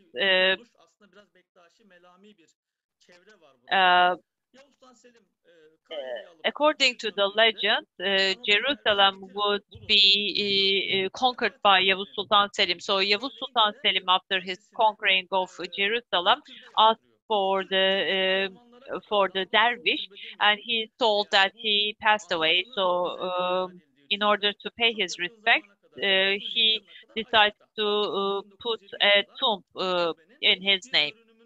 Here you see a picture of the tombstone. So it existed until recently, but then again, as of today, there's only a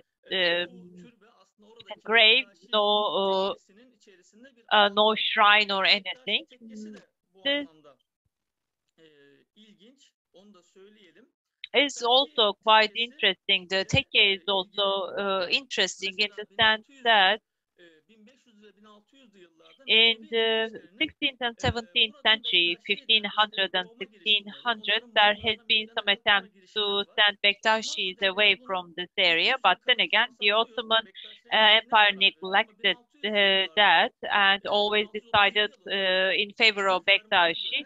However, according to an imperial order of 17th century, the order of this place is transferred to the Mevlevi Sheikh of Antep, and it is then converted into a tekke, because this is quite interesting, because this was the first example. A Bektashi tekke is converted into a Mevlevi tekke. Yılmaz Soyer Özer, we discussed this with him as well. There are some attempts, but then again, the Ottoman Empire used to always decide for the community that existed. So in this sense, Dülük Baba would be an interesting example. The person is said to be a Sahabi. Of course, this is all based on Teşrüp and also Dolikenus story of its unknown. This is the story that goes in Antep. And Davut Ejder is the name of the Sahabi, people say, and that he is either the son or brother of Malik Ejder from the region, and a Bektashi Sheikh tombstone is here, some claim. At the same time, this place is, although there is no tekke here, this place is regarded to be a religious center for the Alevites. Back in 1960s and 70s, you see a family, an Alevite family, is sacrificing. This little child sent this picture, and this little child is Halil Eyüboğlu, now in his 60s actually. This is from his childhood. And for the Alevites, this place is significant. And one reason is Musa Kazım. Musa Kazım, this is one of the 12 imams. He is originally in another place, but he has in history visited this place. This is also quite interesting. It is in a cave-like structure, and next to his tombstone there is a water fountain. Most probably during the time of the patriarchy, this was regarded as a fountain. So this was converted into a pilgrimage area for Antep and Malatya, and also for also the surrounding cities, but not for all Alevites. For instance, when I ask people from Maraş and Antep, especially the Alevites, Turkmen Alevites, they say that they know this place, that they come here to sacrifice animals. However, the local community is Sunnites, and they say that they would not sacrifice. So tradition seems to have been converted from one sect to another. So if we go back to that introduction made by the sub-governor's office, the only reference made to the spiritual dimension is the tombstones. The tombstones, that seems to be a preference, because rather than the Islam that people live in this country, the government focuses on a Wahhabi understanding, and they try to settle this down. So they try to somehow, like the Wahhabis do in Mecca and also Medina, they seem to follow suit and convert this area into a recreational area for picnic and barbecue. So this is the understanding of the Wahhabi understanding and the capitalist attitudes, I would say. Many places of worship and shrines carry warning signage these days, prohibiting putting of little fabrics and making wishes, etc. This is in a way a contradiction of the understanding. Thank you very much. Hopefully I have not gone beyond my time. Thank you.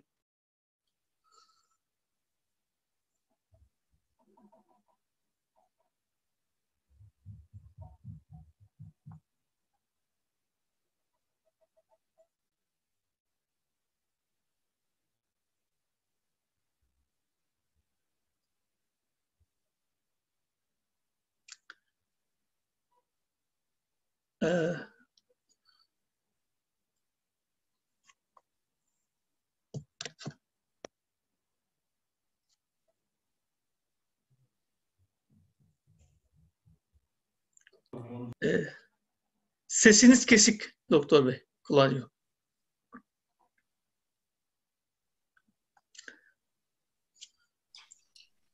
Pardon. Süper. Sesinizi söyleyecektim now ben. my telephone, my microphone. İlgi çekici katkınız için teşekkür ederiz Profesör Deniz. I would like just to remind that some last minute change in the program, in the schedule today has been made few minutes before starting this panel. Pardon? The microphone is working. We can hear.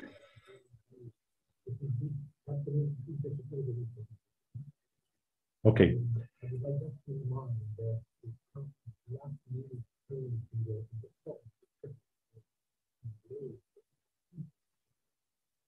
Then let's try to resume the line. I was saying that some last minute change in this program were made just a few minutes before to start this panel.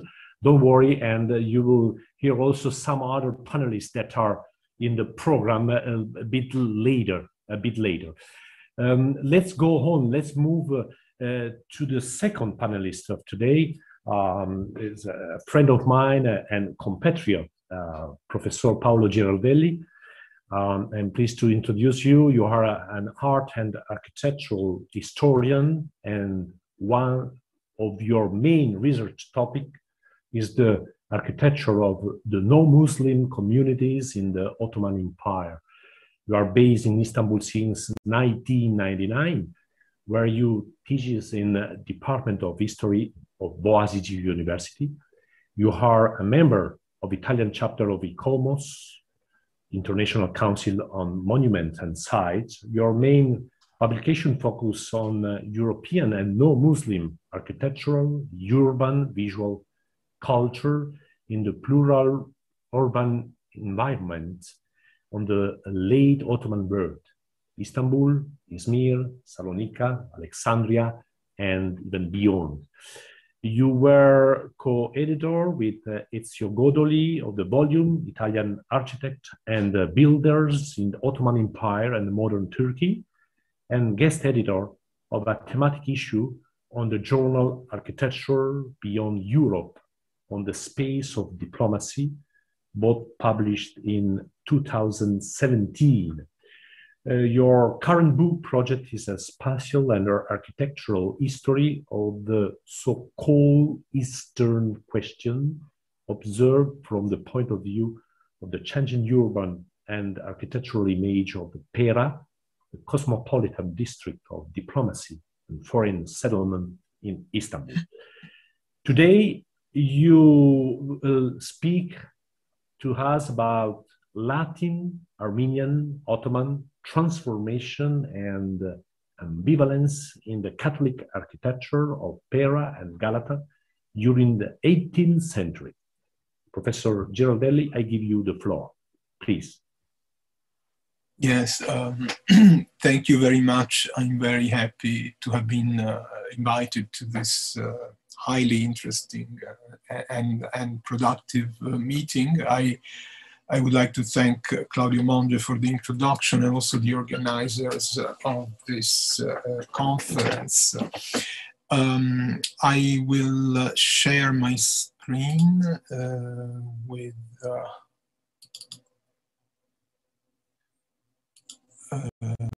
okay, I think now you can see the full screen.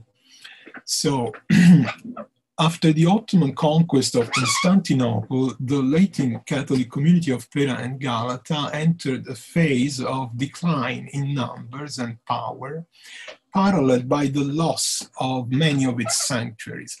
The Ahdnames conceded by Mehmed II to the Genoese community in June 1453, I think the presentation after this one will be more detailed about this question, the Ahdnames, or capitulations, included a renewal of the privileges enjoyed before the conquest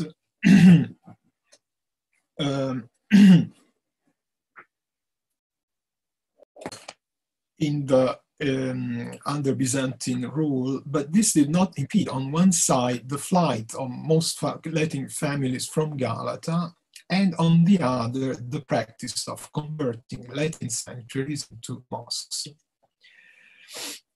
In or around 1475, the large Dominican Church of San Paolo, existing since the early 14th century, was transformed into a mosque, the Jami or Jami Kebir of Galata, much in the same way as the major Christian church of Constantinople on the other side of the Golden Horn became, after its conversion into mosque, the Hagia Sophia Jami Kebiri. Today, Hagia Sophia Kebir Jami Sherifi is the new official denomination after its reconversion into mosque. So this is the Dominican, the former Dominican church, which only later in the 16th century will be renamed Arab Jami, the designation still in use today, because of its catering to the Muslim or crypto-Muslim immigrants who arrived mostly from Iberia, especially in the decades between 1570 and 1610, under Catholic pressure. And they were, in most cases, speakers of Arabic, so Arab Jami. In this context, also the legendary origin of the building as a mosque, allegedly founded during the Arab siege of Constantinople led by Maslama in the 8th century, also gained currency, while Evliya Çelebi and several Western authors actually date to the late 16th century and the rule of Mehmed III, the transformation of the church into mosque, with a connected Islamization of the surrounding district. It is clear from other visual and textual sources that the Arab Jami is the former Jami Kebir, replacing San Paolo in 1475, and only changing status, name, and social function under Mehmed III in the late 16th century. So these are images of this is a virtual reconstruction of how the Dominican church may have looked before its conversion into mosque. These are images, of the frescoes, the famous it's one even of the evangelist Matthew, and how the mosque looked before its late restoration/reconstruction in the early 20th century. So what we have today, it's mostly the reconstruction. Only in the apse we have the original Dominican parts, Gothic structure. Here we see in the list of districts of Galata, 1481 Jami, then in the 16th century this becomes Jami Kebir, and St. Peter is the church where the Dominicans have to relocate. San Francesco is the other big Latin Catholic churches that I will talk about. Now, resilience and struggle for survival were characteristic features of the Latin community of Galata during the 16th and 17th century, with an anti-climax in this descending profile represented by the loss of the complex of San Francesco, damaged by fire in 1696 and turned into the no longer standing Yeni Valide Mosque of Karaköy, which was studied also by Dr. Vanessa R. Obaldía, but here I have images from, these are an image of the city in the late Byzantine and in the 16th, in the 1530s. The Dominican and Franciscan churches in the Ottoman representation of Galata. The the detail of what I showed before, well, here we see San Francesco, San Francis is still a church, San Domenico is a mosque with a different cladding of the roof, lead instead of red tiles. And this is San Francesco as it survived in the Ottoman period. Before this is an image just few years before the loss of San Francesco, and the mosque that replaced San Francesco and then later was also demolished in the mid 20th century. This is unfortunately what we have today on the site of this former mosque, former Franciscan convent in Caracri. The topic of this paper, though, is not so much the Islamization of Galata and the conversion of its churches into mosques. Its focus is rather a less drastic, less visible, and less studied phenomenon of transformation occurring especially during the 18th century, when a process of relative Catholic recovery and growth began, fueled especially by the numerous conversions of Ottoman Armenians to Catholicism. This phenomenon may be possibly understood as a form of soft conversion in the sense alluded to by Jamal Kafadar yesterday in his inspiring keynote speech, an ongoing, contested, and in this case, far from irreversible process of transformation. Armenian conversions affected at large the social topography of the city and also exerted an ambivalent influence on the architecture of its Latin churches. Most Catholic sanctuaries between the early 18th century and the final acknowledgement of a new Catholic Armenian nation or millet by Mahmud II in 1830 were used by a large majority of Armenians, far more numerous than the few Latin Catholics of Levantine or European background. While the apostolic visitor De Marchi in 1622 speaks of 590 Catholics in a report to Propaganda Fide, dated 1767, we hear of 14,000 Armenians who profess Catholicism. Being in large part still Ottoman subjects, these Armenians could live as Catholics only in a state of semi-clandestinity, so they were crypto-Catholics actually. Because of the Roman Catholic prohibition of communicatio in sacris or in divinis between Catholic and Apostolic Gregorian Armenians, the new converts could not attend Mass in the churches they had normally used before becoming Catholic. This is the question where we see here the three main Catholic churches of Galata, Santa Maria, San Francesco, and St. Peter. I will later, I'm sorry, but I think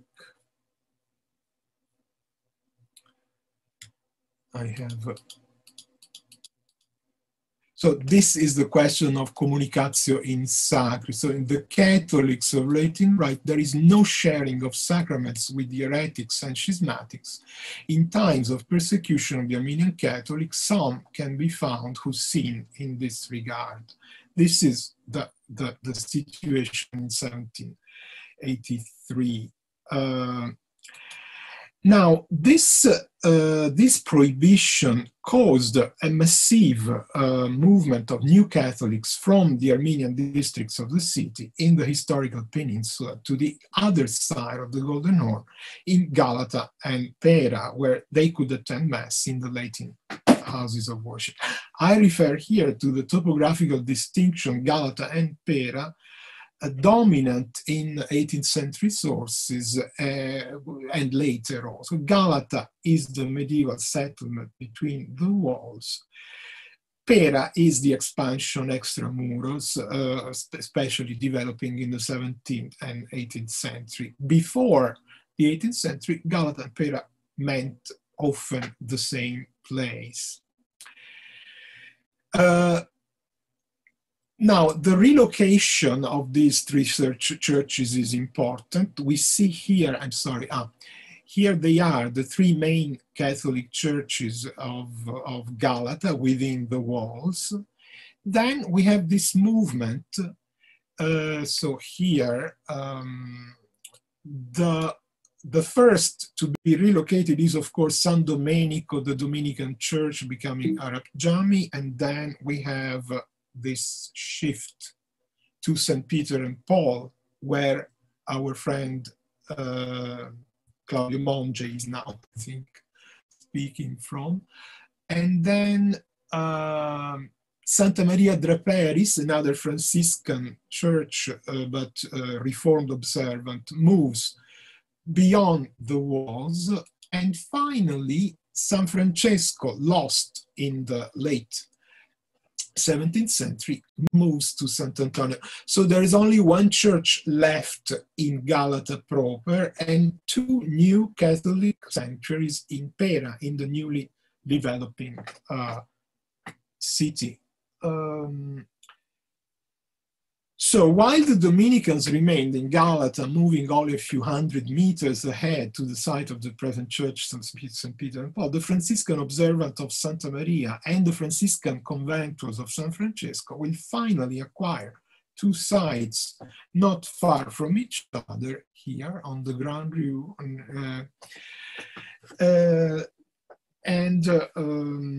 While Santa Maria Draperis preserved the dedication to the Virgin Mary and the name of the Genoese family Draperis, who had donated to the Latins of Galata this church in the early 16th century. The conventual Franciscans will shift the dedication to Sant'Antonio, who had become a popular saint as a protector also from the plague. Even among non-Catholics, even among Muslims, apparently. These three sanctuaries and the institutions attached to them will be made official in 1725 parish churches of the Catholic flock of Istanbul, with a clear geographical jurisdiction codified by Father Paolo Mauri. Evidence of the important growing Armenian presence in the Latin churches of Pera and Galata during the 18th century is to be found in the archival documents of the parish churches, in several dispatches of the apostolic visitors of the Congregation of Propaganda Fide, as well as in the correspondence on peculiar administrative issues found in the same propaganda archives. A large collection of documents here, classified as Armeni, 34 volumes, only for the clandestine period between the establishment of the Congregation Propaganda Fide in 1622 and the year 1830, when the Armenians were no longer clandestine, when the Armenian Catholics were recognized.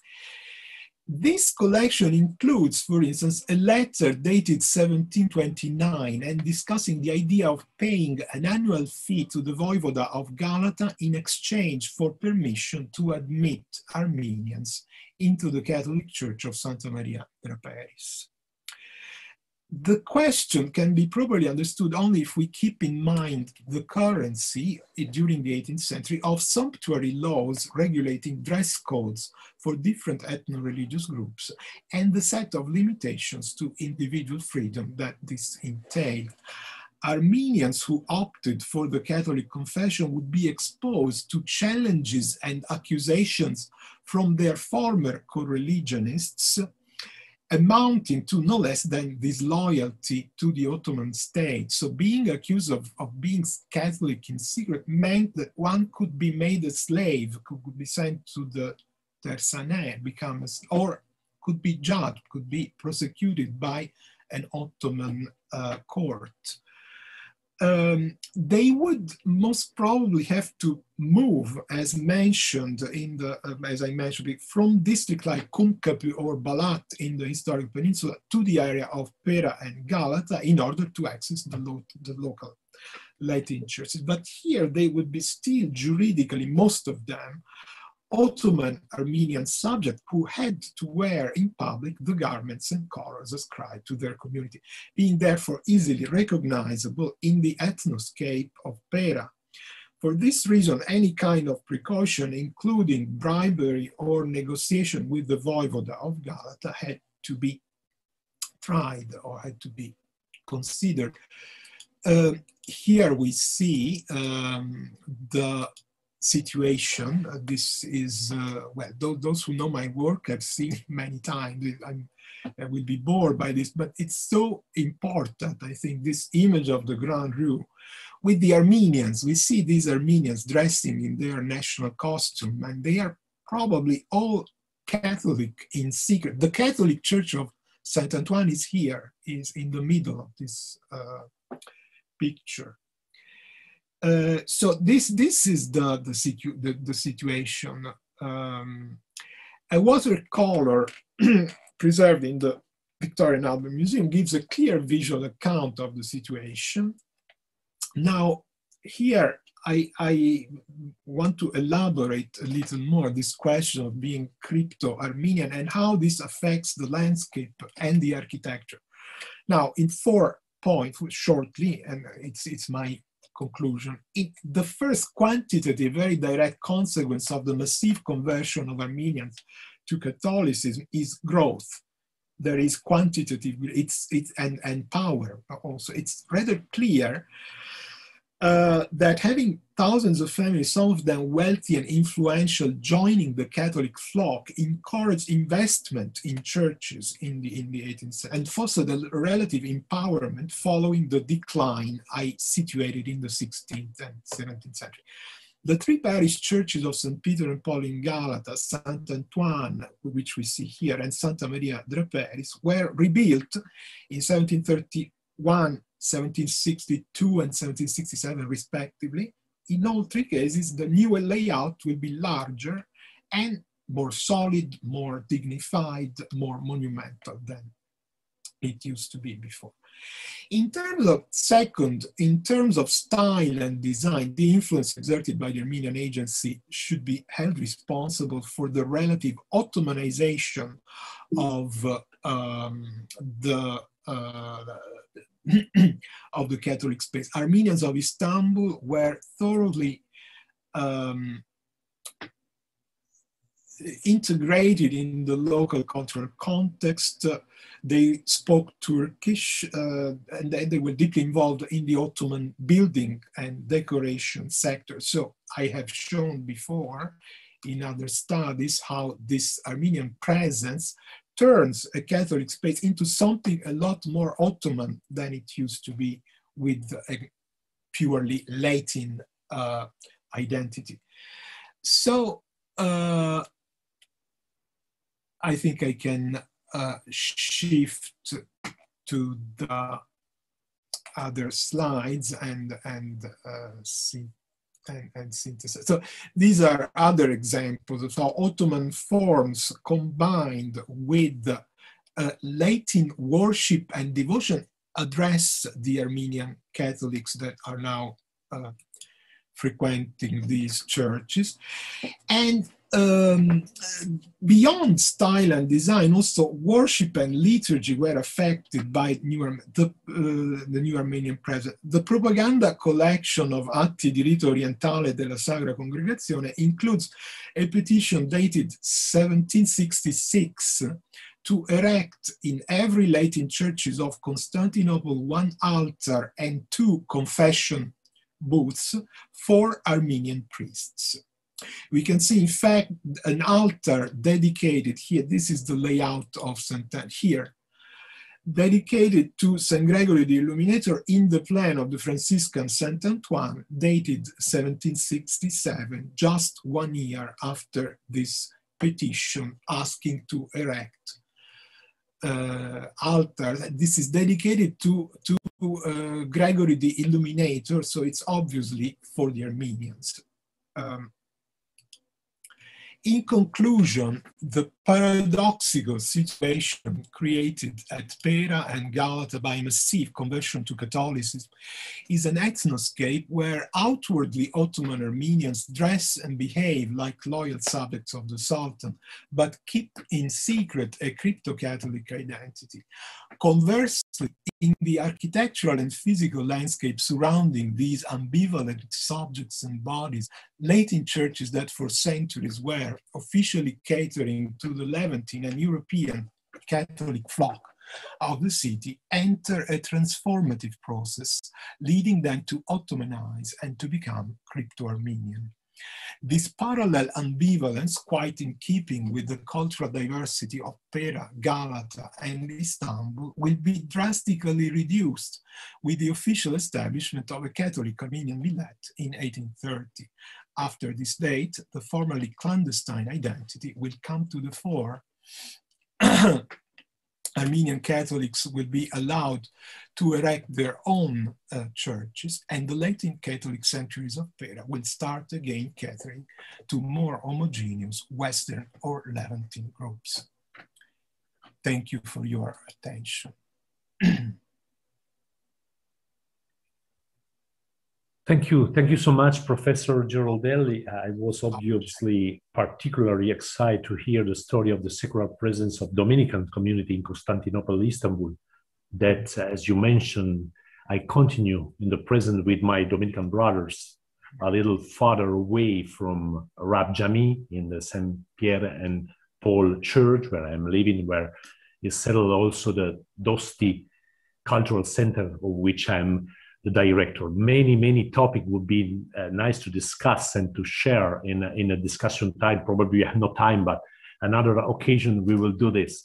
Now I prefer to move immediately to the third contribution of this panel. Last but not least, it's a pleasure for me to introduce Dr. Radu Dipratu, a researcher at the Institute for Southeast European Studies of the Romanian Academy since December 2018.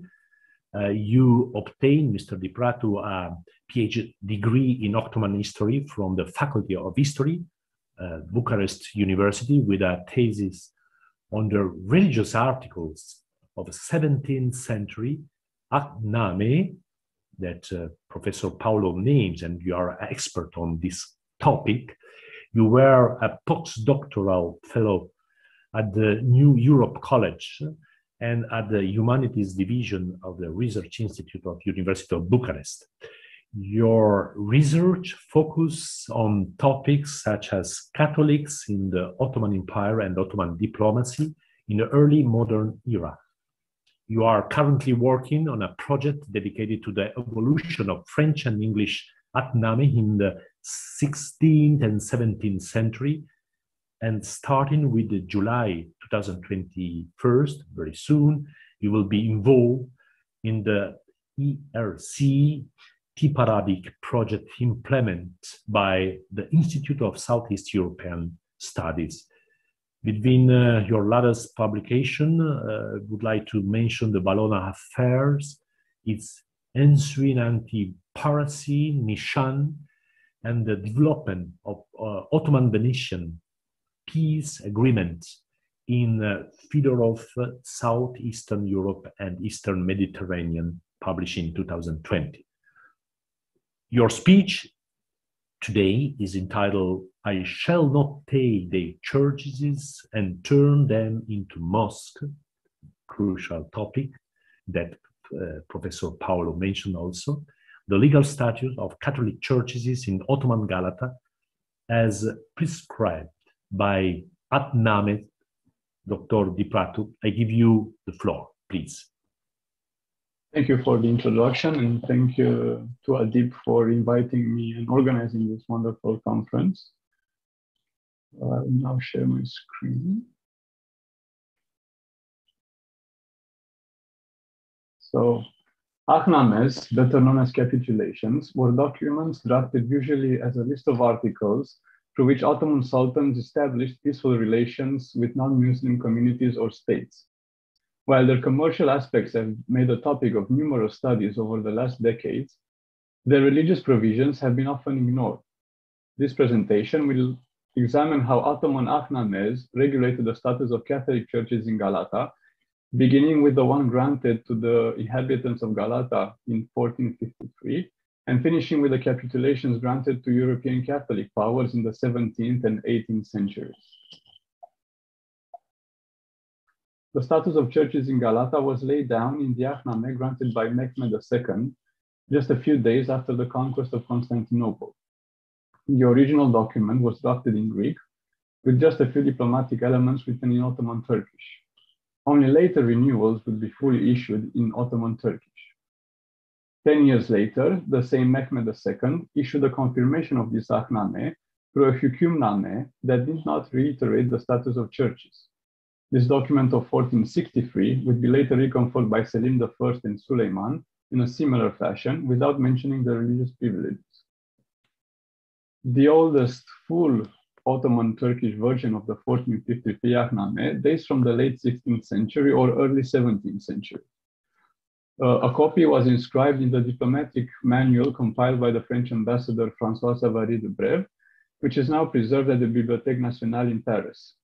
Its head annotation mentions that it was originally written in Greek, Rumja. An original reissue of the Galata Ahdname, produced by Ahmed I in 1613, is currently kept in the State Archives of Genoa. A similar reissue was produced some 20 years later by Murad IV, but no original document is known, only a registered copy. Besides these versions, which have been studied in extenso by previous scholars, I would like to present another copy which I found among the scattered collection of Documenti Turchi Diverse of the Venetian State Archives. This version was probably produced around the same time as the Bibliothèque Nationale copy, so in the late 16th or early 17th centuries, and it is very similar to it. However, it bears the notable addition of the Nishan formula, which would appear on Ahmed I's and Murad IV's reissues. The Ahdname of 1453 was essentially a Dima pact. The non-Muslims of Galata surrendered peacefully to the Sultan, who vouched to respect their customs and safeguard their possessions in exchange for the annual payment of a tribute. Among the privileges inscribed here, one may encounter several religious issues regarding churches. First, their ownership was addressed. Churches would remain in the hands of the people of Galata, and the Sultan promised that he would not convert them into mosques. However, new churches could not be built. Second, religious worship was regulated. Galatans were allowed to perform chants in their churches, but they were not allowed to ring bells or semantrons. One may observe that there was no mention of Catholicism. The beneficiaries, the one who presented the keys of the city to Mehmed, were designated as the people and noblemen of Galata. However, the confirmations of Selim and Suleiman began to mention them as the local Franks who reside in the well-protected Galata, or later in Ahmed I and Murad IV's reissues, as the Frankish community resident in Galata. Capitulations issued to foreign nations in the second half of the 17th century would likewise mention the churches as being Frankish or Catholic. From an Islamic legal point of view, the provisions regarding churches were no innovations.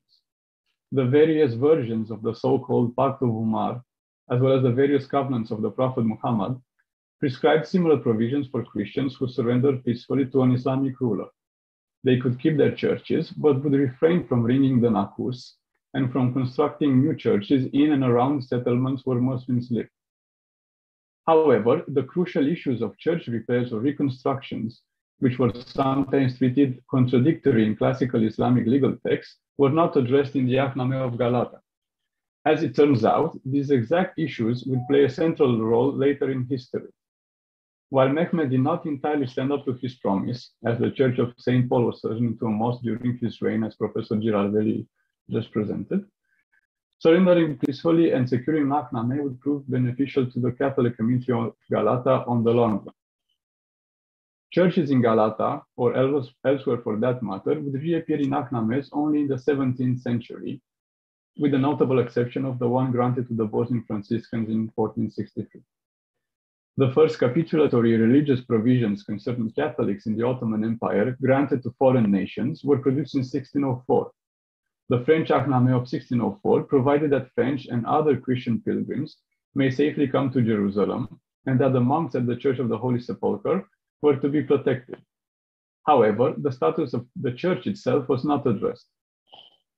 A Nishani Humayun granted to Venice also in 1604, that acted as an appendix to the Venetian Ahdnames, mentioned the same religious privileges as the French document. But it also added another clause regarding the renovation of the Holy Sepulchre. The monks were allowed to repair and restore the places of the said church, which had fallen into ruin, according to their ancient shape, as prescribed by the Sharia. These were crucial issues, as Hanafi principles dictated that churches could be repaired but not enlarged. This would become staples of future Ahdnames regulations. Nevertheless, the Venetian and French religious privileges of 1604 were strictly a Jerusalem affair and were not applicable anywhere else in the empire. A considerable change came with the Habsburg Ahdnames of 1615, which contained a religious article applicable to Catholic clerics anywhere in the well-protected domains, and therefore also in Galata. And I quote, priests, friars, and Jesuits who belong to the Papist religion of the Community of Jesus may mend their own churches and read their Gospels according to their customs. End of quote. The problem is that the Habsburgs' Latin confirmation of this Ahdnames erroneously provided that Catholic clerics could actually build new churches in the Ottoman Empire. It is no wonder then that scholars who relied upon these Latin versions or their French translations, included in the popular treaty collections such as those of Testa and Oradungian, came to faulty conclusions.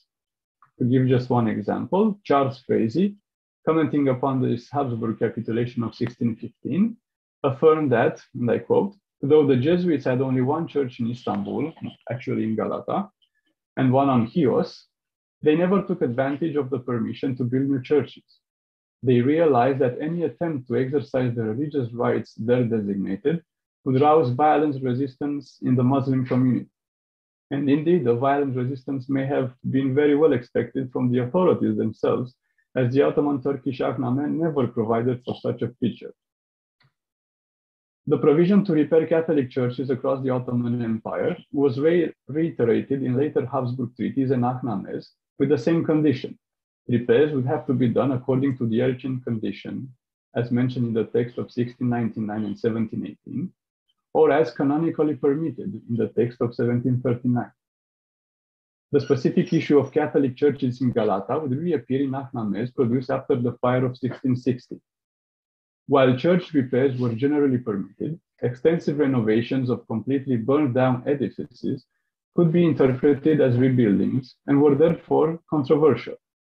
The lands where burned down churches stood in Galata were confiscated by the Ottoman treasury.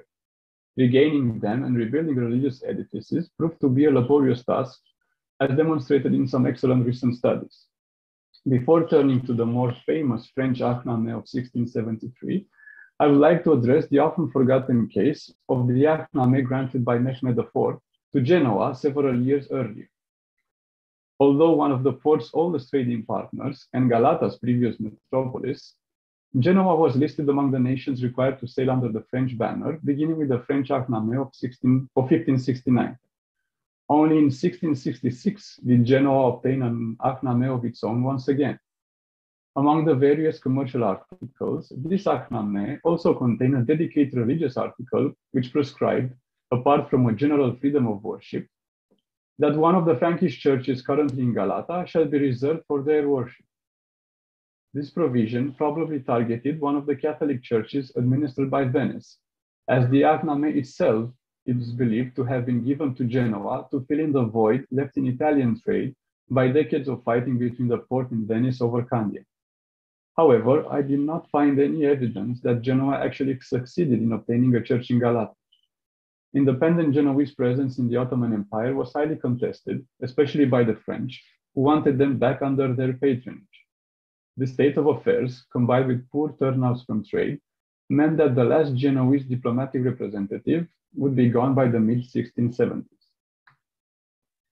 The French Ahdnames of 1673 is often cited regarding the status of Catholic churches in Galata. Among its various religious articles, this capitulation decreed that the French Jesuits and Capuchins of Galata may keep and renovate their churches. An emphasis can be detected for the Capuchins, since their church of St. George was destroyed in the fire, and they first needed to secure its possession and then commence renovation. Even if France secured its right over the two churches to the Ahdnames, a separate firman was nevertheless needed so that the renovation of St. George could be authorized. What I would like to stress here, is the limited applicability of the French 1673 privileges regarding churches. This Ahdname is frequently invoked to have placed all Catholics and all Catholic churches in the Ottoman Empire under French protection. However, the Ahdname only confirmed the ownership and right to repair the two Catholic churches in Galata serviced by monks of French origin. It is true that the Ahdname mentions that churches in other places of the empire, namely in Izmir, Sidon, Alexandria, and other ports, were not to be abused financially. Nevertheless, these churches were designated as churches of the French community, Francis Taifesi, and not Catholic communities, such as Frank Taifesi. The only provision which may be considered as a general French religious protectorate in the Ahdname of 1673 is the one regarding Catholic clerics. And I quote, "Nobody shall hinder French bishops or clerics of other Frankish sects of whatever origin they may be." Due to how French Ahdnames were reissued, the 1673 privileges also appear in the Ahdname of 1740. More precisely, the new Ahdname reproduced the previous one in its entirety, and only afterwards it added new articles. Thus, the presence of the article regarding the two French churches of Galata in the 1740 document is only a reminiscence from 1673. In contrast, the question of religious services conducted in the hospitals of Galata appears 2 times in this Ahdname. First, as a part of the previous articles of 1673, and later as a reiteration, since the issue appears to have been remained unsettled. In 1740, there were also further provisions regarding the Church of the Holy Sepulchre in Jerusalem, but this is a topic for a different discussion. Nevertheless, claiming and renovating Catholic churches in Galata was not strictly an affair for the Ahdnames. Going back to 1670, just a few months after the Port and Venice concluded peace, the Serenissima obtained permission to rebuild the Church of St. Francis. However, this was not inserted in its newly acquired Ahdname. The firman issued in early September 1670 to the KMKD of Galata mentioned that the church in which Venetians worshipped since the days of yore burned along with its chambers, doors, and windows, and that a member of their community purchased its 4 remaining walls. The Venetians sought legal permission to renovate the building and rededicate it to religious use. The firman then goes on with quoting a fatwa issued by Sheikh al-Islam Minkharizadeh Yahya Effendi. And I quote, "When a country which was previously in the hands of Christians is conquered peacefully, is it lawful to repair and renovate without enlarging their ancient churches, which continue to function as their places of worship, where their rites were performed for so many years, since the time of conquest and instatement of peace?" "It is," the Mufti replied. "Diligence and care are necessary so that the original building may not be enlarged." End of quote. Abiding by this fatwa, the Sultan then decreed that the church would remain in the infidels' hands and that impartial Muslim inspectors would supervise the renovations so that the ancient proportions of the church would be respected. Therefore, this authorization to rebuild St. Francis was issued on the grounds that Galata had been conquered peacefully, that the church had been continually used as a place of worship, and because its benefactor, Venice, had now resumed peaceful relations with the Porte. Even if not sanctioned more solemnly through an Ahdname, the reconstruction of St. Francis was carried out nevertheless. During this period, the Polish-Lithuanian Commonwealth also attempted to gain one of the Catholic churches in Galata, which were damaged by fire. In 1677, Ambassador Jan Gninsky was sent to Istanbul to obtain an Ahdname in confirmation of the previous Treaty of Zuravno.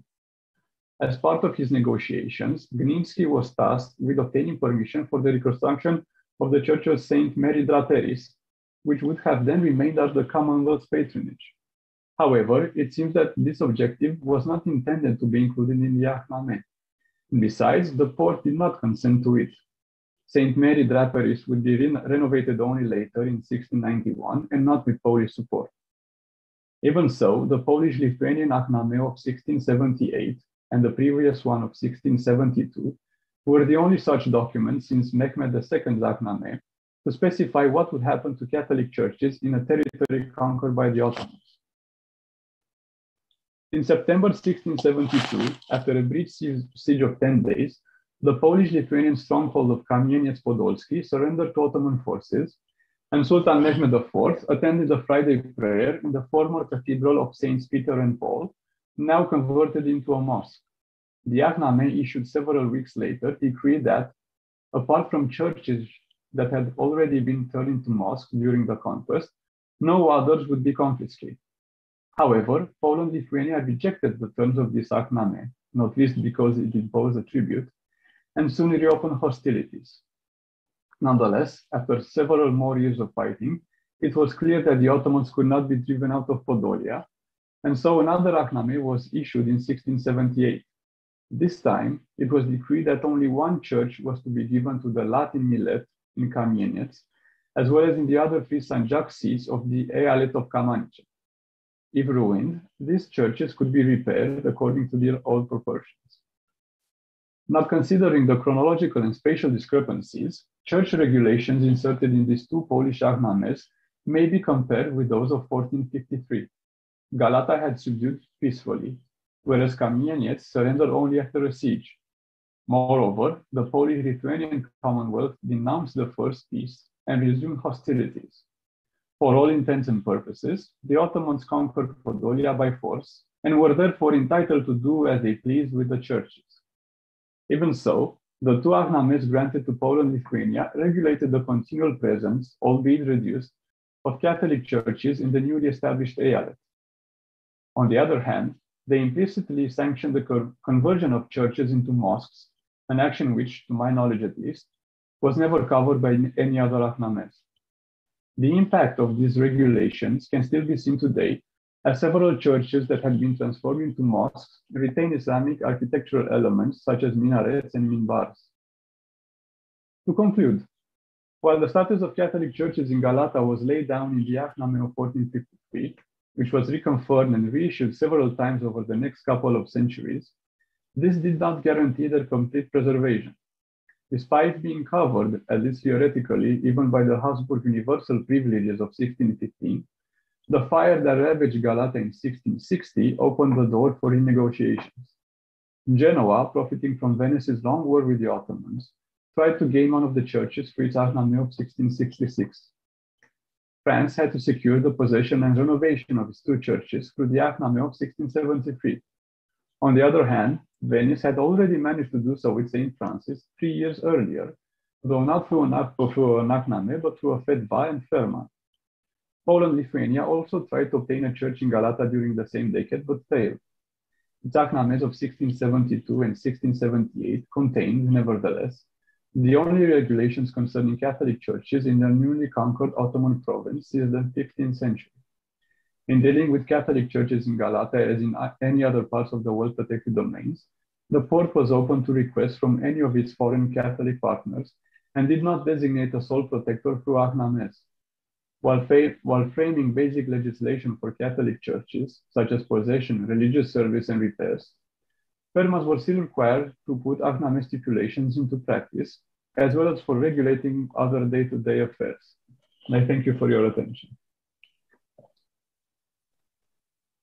Thank you to you, Professor Radu, for this very rich contribution. Time is going on. Of course, there are so many very interesting topics to discuss. I would like just to underline few elements that seems to me very, very important. Although sometimes the disappointment is understandable, and also the feeling of a lack of respect is justified for the fact that not a few Christian places of worship, often part of larger compounds, have been confiscated by Ottoman Empire and more recently by Turkish state, or confiscated once they have fallen in disuse by public or private institutions, or even transformed into a museum, especially since the fall of Ottoman Empire. It seems to me inappropriate to speak about a strategy aimed at modifying the community and their memory. For instance, Professor Girardelli, you draw a clear cultural and style difference between Ottoman Armenian and Catholic Christians, who are supposed to be foreigners, attracted and inspired by no Ottoman cultural and artistic models. But are we sure that difficulty of integrating the statue of Catholic buildings of worship is an integral part of Ottoman urban landscape, is a question of diversity in architectural style and not rather the political problem of managing the existence of an unrecognized minority such as millet, and therefore legally less controllable by the Ottoman central power. In other terms, it can be said that a difference between Catholic and other non-Muslim of the empire in legal status and in cultural and political identity also involves parallel and architectural divergence in their religious space. Certainly, what I want to say here is that there is a cultural and not just a political problem, of course, precisely an interpretation of history that progressively destroys the cosmopolitan and multicultural character of the empire, whose authorities generally saw diversity as enrichment by pragmatically encouraging religious tolerance. Then there is a problem entirely Turkish, I think, of preserving an extraordinary stratified historical heritage.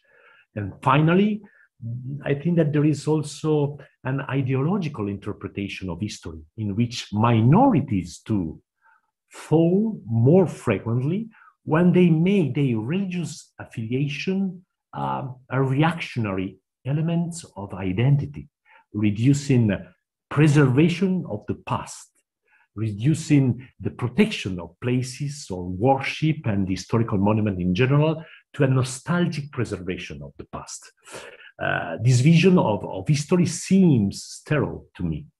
It makes the past a simple relic, a memory concludes in itself, often transfigured as something only to regret and born in a mythical also vision. I think that the indisputable importance of preserving as much as possible the richness and diversity of traditions and even more of liturgical specificities in the Eastern churches is impossible without a continuous theological pastoral re-elaboration, liturgical updating in step with the sensitivities and the religious vocabulary of today's believers. I give you an example. Today, the Latin Catholic after Vatican II are allowed and encouraged, for instance, to translate the liturgical language in the local different languages. For instance, we had and we celebrate as Latin Catholic in Turkish. In this moment, we are more merging, if you want, in Turkish culture, when the traditional Eastern churches' rites are always continuing in the historical liturgical languages. And this is a problem in a relationship also within the different communities, because young generation cannot follow anymore such a language. This will be a very big topic. Then I think that the real question then comes how to transform our place of life, faith, and heart into places to share a history of faith in such a way that it can inspire the faith of the listeners also. and the occupation of the space of sacred is strenuous to us, or simply transformation of the same does not mean sharing of identity at all, and nor does it foster, I think, through dialogue and cultural exchange. Mr. Di Prato rightly reminds us that the conqueror's Ahdnames relating to the preservation of Christian churches, in this Ahdnames, there is nothing new from an Islamic legal point of view compared to what is established in Umar Pact, for instance.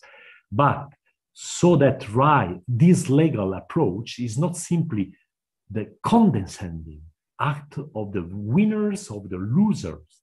A cultural revolution, I think, that is necessary, which base respect for the other on an effective knowledge of his tradition, his perception, and also his history. And this is very important. And looking at the current evolution also in the education system in this country, I find it difficult to be optimistic about the possibility of this cultural revolution. I think that without solid cultural foundation, it's also difficult to hope while a building underwent a functional transformation to keep on continuity in terms of architecture and mission. I stop here. I think that is important to give a floor to the attendees. There are some questions that are raising after your very inspiring sharing and speeches. First of all, I would like to address to Professor DENIZ. Denize yönelik. Same person, Joseph Nasef, that is writing in Turkish. I will read it in Turkish. Çağlar hocam, buranın mitrenium olarak kullandığı... Mr. Çağlar, you said this was used as a mitrenium. What kind of evidence do we have on this apart from the mitra? The second question: did the Dais or the Ismailis use the Güllük Baba shrine? Thank you, Claudio, Professor Claudio Monge. Well, that this is a Mitra's temple is a very precise kind of information, because the whole worshipping is based on Mitras. It's the first Mitra temple within Comagene, and it's the biggest Mitra temple in the whole of this region. Let me read the following scene to you.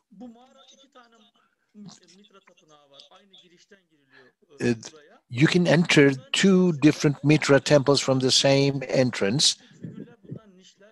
There are niches on the walls. There are pool-like niches, and water is used here. There's baptisms. Water is used very, very commonly. And Mitra kills the moon bull, and the blood that flows from the throat of the bull means new life. And this blood is used for baptism. All these cult elements are there. At the same time, there are astronomic references. The scorpion, the snake, and the dog are represented by reliefs, and the sun god and moon goddess you can see here. So all the different elements of Mitra are present here. It's very clear. And between the Mitra religion and Christianity, there are very interesting similarities, theologically speaking. As I said a moment ago, baptism is one of these, but perhaps even more importantly, Mitra sacrifices himself for the congregation. This is like Jesus. And there's the Holy Supper.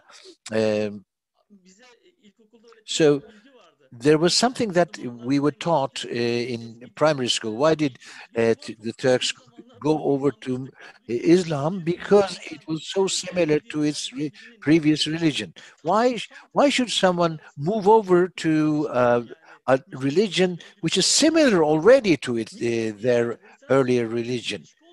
There is a very serious contradiction between Mitra and Christianity. Not only the Mitra temple in Antep, but all the other Mitra temples around Rome we see destroyed between the 3rd and 5th centuries AD. In the 5th century, this turns into a center of Christian archbishopry,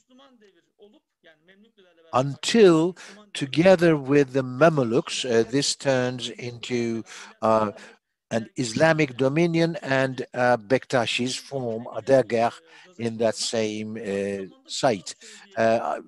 This is for Joseph, Professor Joseph. Well, whether these are used by Ismailis and Dais, I haven't seen any written document, but according to the written documents, there are very interesting transitions between the members of the Mitra religion and Ismailis. So the fact that we have not accessed yet this kind of information does not mean that we should not look into this much more deeply. And the fact that perhaps the fact that the place has been converted into an Alavi center perhaps may point in the same direction.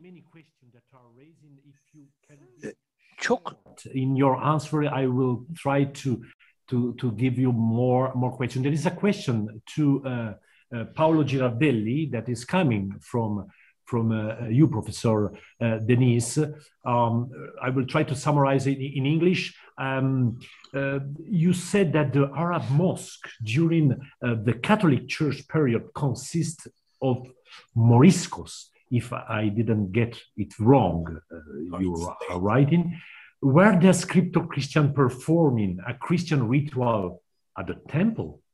Was it practical for them to continue Catholic worship in Orthodox Constantinople, where Catholic-looking clandestine Muslims are so remote from the Iberian Peninsula, and historical Catholicism is not considered highly desirable? I hope that the question is clear for Paolo Girardelli. Yeah, no, there is a misunderstanding probably. Maybe I was not clear, but during the Catholic period, it was not used by Moriscos. It's later, when it becomes a mosque, then it's being used for the Muslims coming from Spain who were crypto-Muslim, not crypto-Christian. So they were in Spain practicing Christianity outwardly, but they in secret, they kept the Muslim faith. When the Inquisition discovers this through several trials, they are forced to leave Spain. So they come to Galata and they finally return openly to their Muslim faith, and they use the Dominican Church, the former Dominican, the Arab Jami. So it's not the Catholic. I did not mean the Catholic period. It's after it becomes a mosque. Thank you, Professor Girardelli. I would like to offer a question to Professor Radu.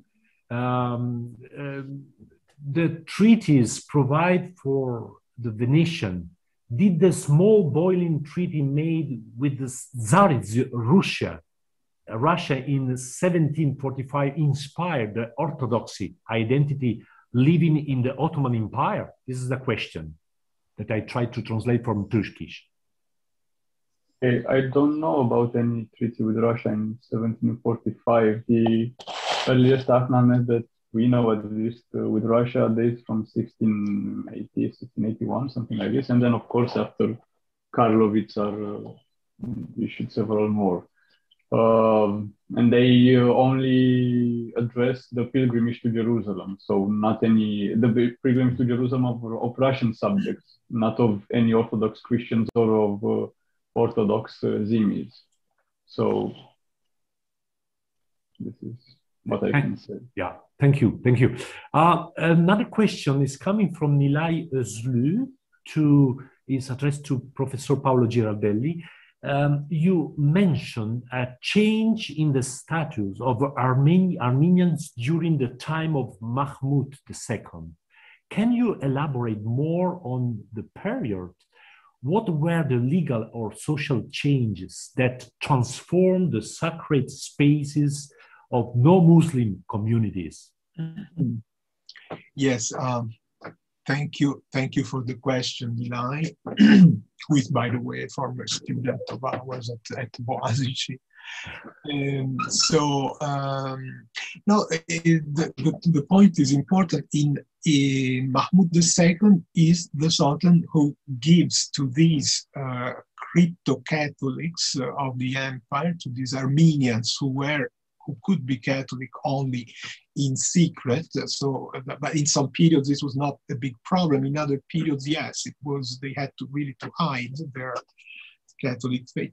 So, in 1830, a new millet of Armenian Catholics is officially recognized, and then they have their own patriarch or archbishop. So they become officially part of the Ottoman millet system.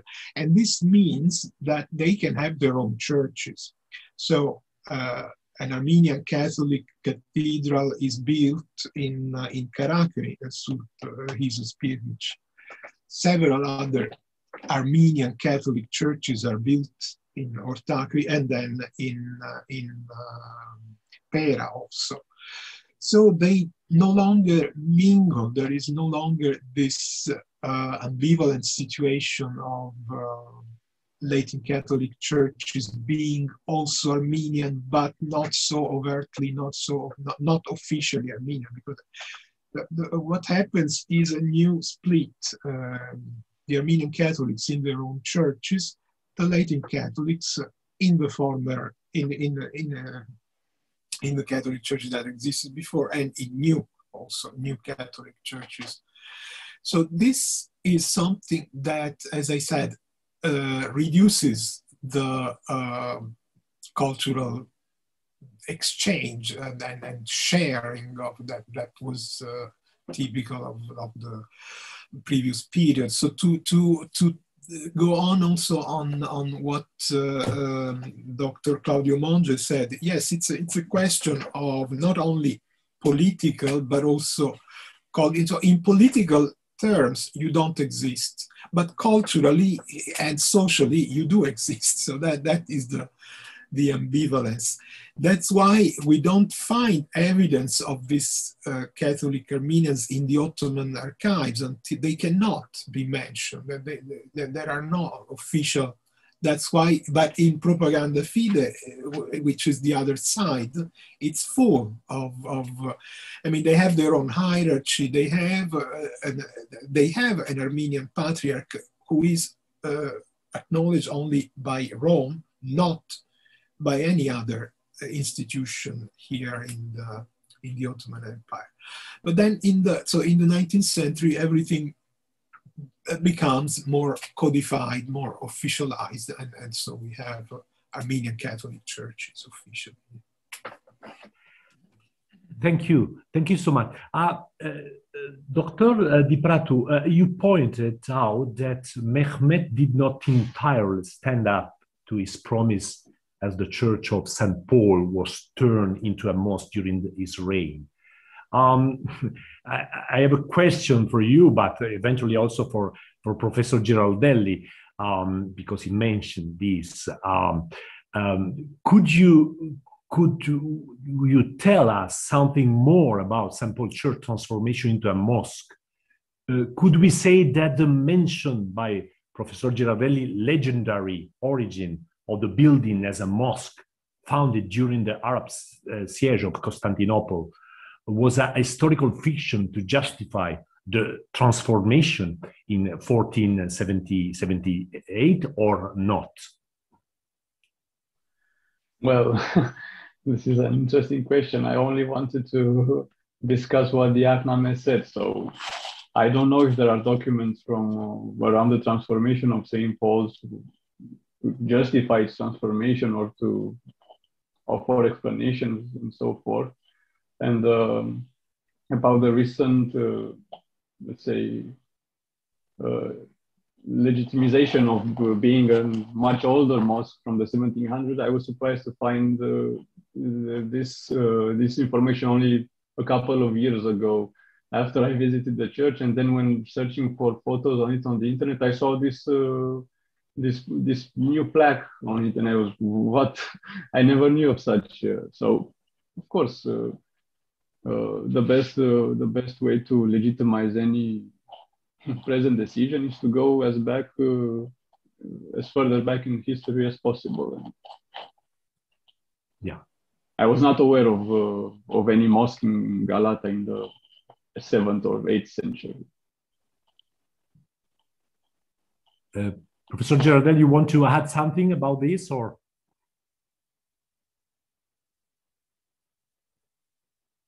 To unmute, yeah. I don't know if there is evidence of this argument already in the 15th century. Maybe Professor Çağlar, DENIZ has some, but I think the origin as a mosque was especially put forward later when Evliya Çelebi talks about this later in the late 16th and 17th century as a kind of invented tradition that made these Moriscos coming from Spain even more at home, even more belonging to the landscape. I don't know. Maybe there is some evidence of that.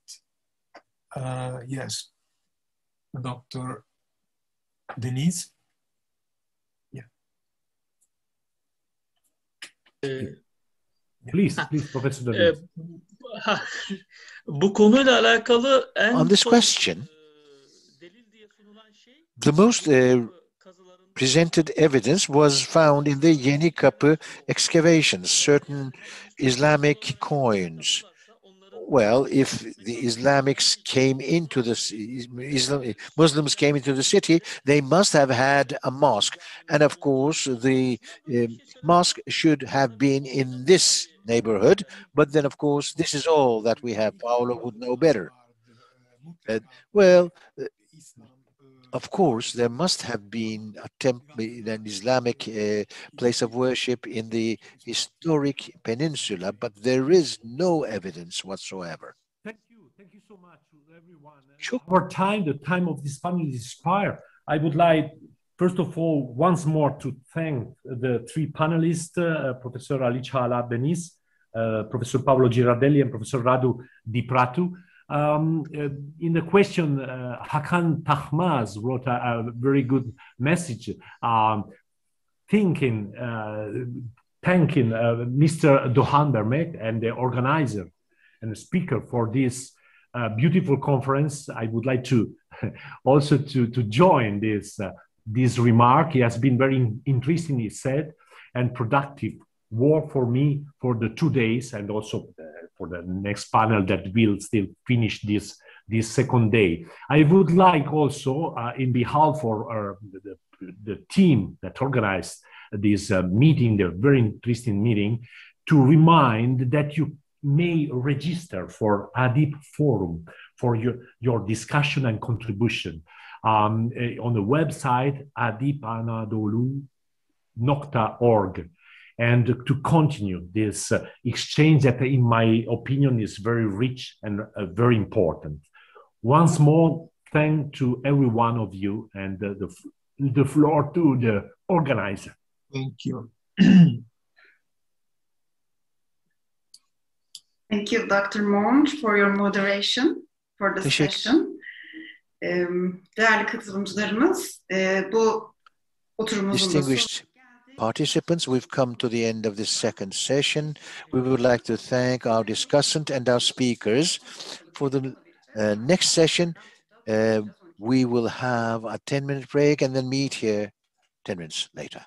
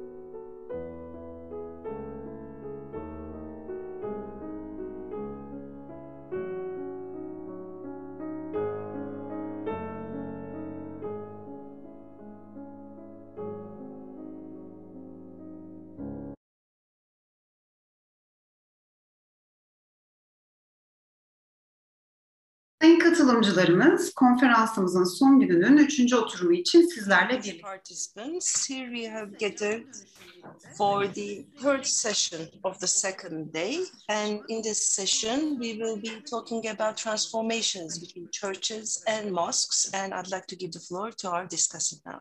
The floor is yours. Thank you very much. Thank you. I will just introduce very briefly myself.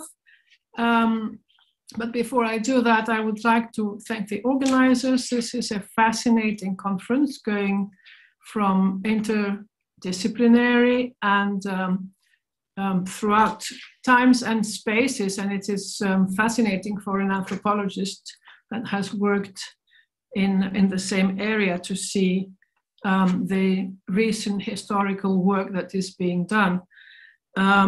So I am a director de recherche at the CNRS, so a full-time research fellow. I have been involved for many years in a European project about shared sacred spaces. I have in the Mediterranean, so around the North African coast, Middle Eastern countries, actual Turkey, Anatolia, and the Balkans.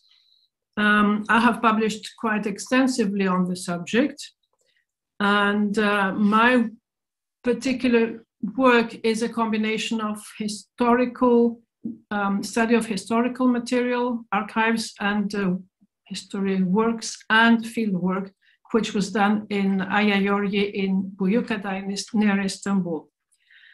I have co-edited with Dionigi Albera, who will be presiding the next panel, a collective book entitled Sharing Sacred Spaces in the Mediterranean back into 2012.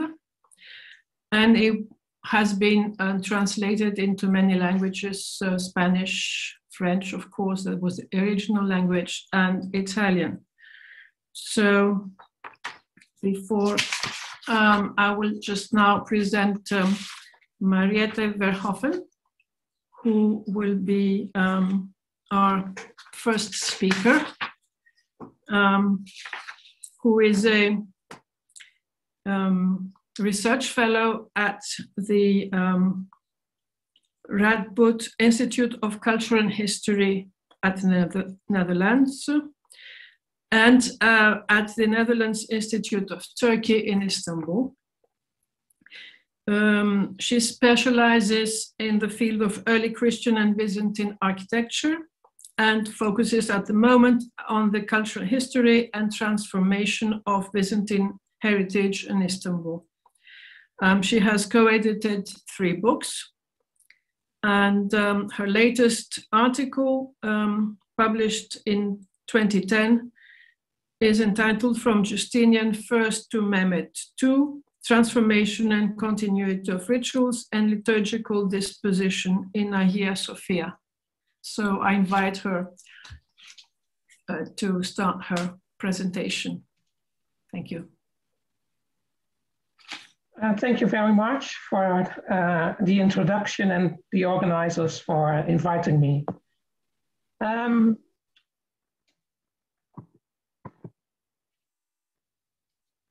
On the 5th hill of Istanbul's historic peninsula, in the neighborhood of Çarşamba, stands a building complex that is now known as the Fethiye Mosque and Museum, but that was built as the Pamakaristos Church.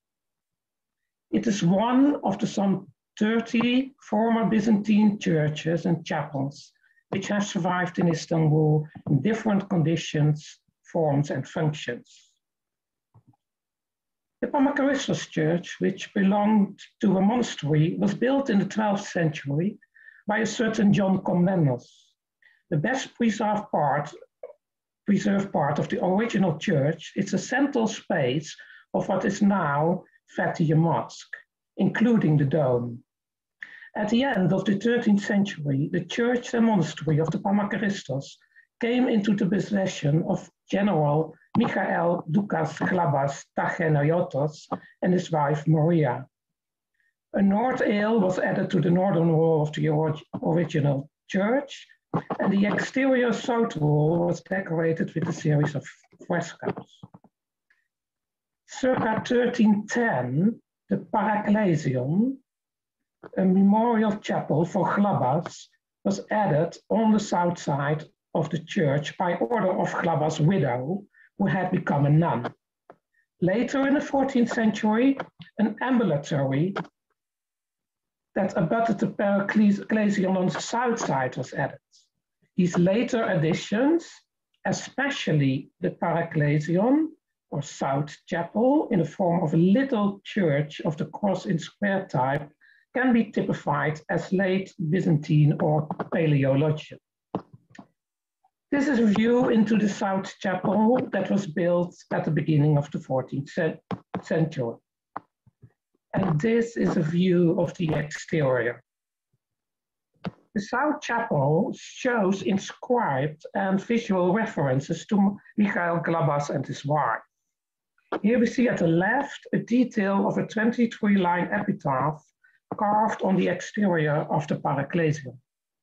The poem eulogizes the general who took the monastic habit before his death. It also informs visitors that the South Chapel was built by Glabas' widow, now the nun Martha, to house his remains. Immediately below the eaves, there is a monogrammatic inscription here at the right, which reads, Michal Dukas, Glabas Tacheneiotos, protostrator and founder. In the interior, a metrical inscription surrounds the figure of Christ in the apse. It reads, on behalf of her husband, Michael Glabas, who was a champion and a worthy protostrator, Martha the nun has offered this pledge of salvation. The central dome of the South Chapel is decorated with a mosaic showing Christ Pantocrator surrounded by prophets. Written sources tell us that some 2 years after the Ottoman conquest of Constantinople in 1453, the Panagristos Church and Monastery became the see of the Patriarch of the Orthodox Church, on the request of the Patriarch Gennadios Skolarios, after he had temporarily been seated in the Holy Apostles' Church. The Panagristos Church was now a Christian place of worship in the capital of the Islamic Ottoman Empire, Istanbul. In the 1570s and 80s, several German visitors came to the Panagristos Church in the context of an attempted rapprochement between the Orthodox and Lutheran churches. Among them was Stefan Gerlach, who from 1573 to 1578 served as a chaplain to the imperial embassy and supplied information on the Orthodox Church. This illustration, showing the complex of the Panagristos Church in the 16th century, is from Gerlach's account. It was not until almost 150 years after the conquest of Constantinople, towards 1590, under Sultan Murad III, that the Panagristos Church was converted into a mosque named Fethiye, or Mosque of the Conquest, commemorating the conquest of Georgia and Azerbaijan. With the conversion into a mosque, the apse of the church was pulled down and replaced by an angular Qibla wall pointing toward Mecca.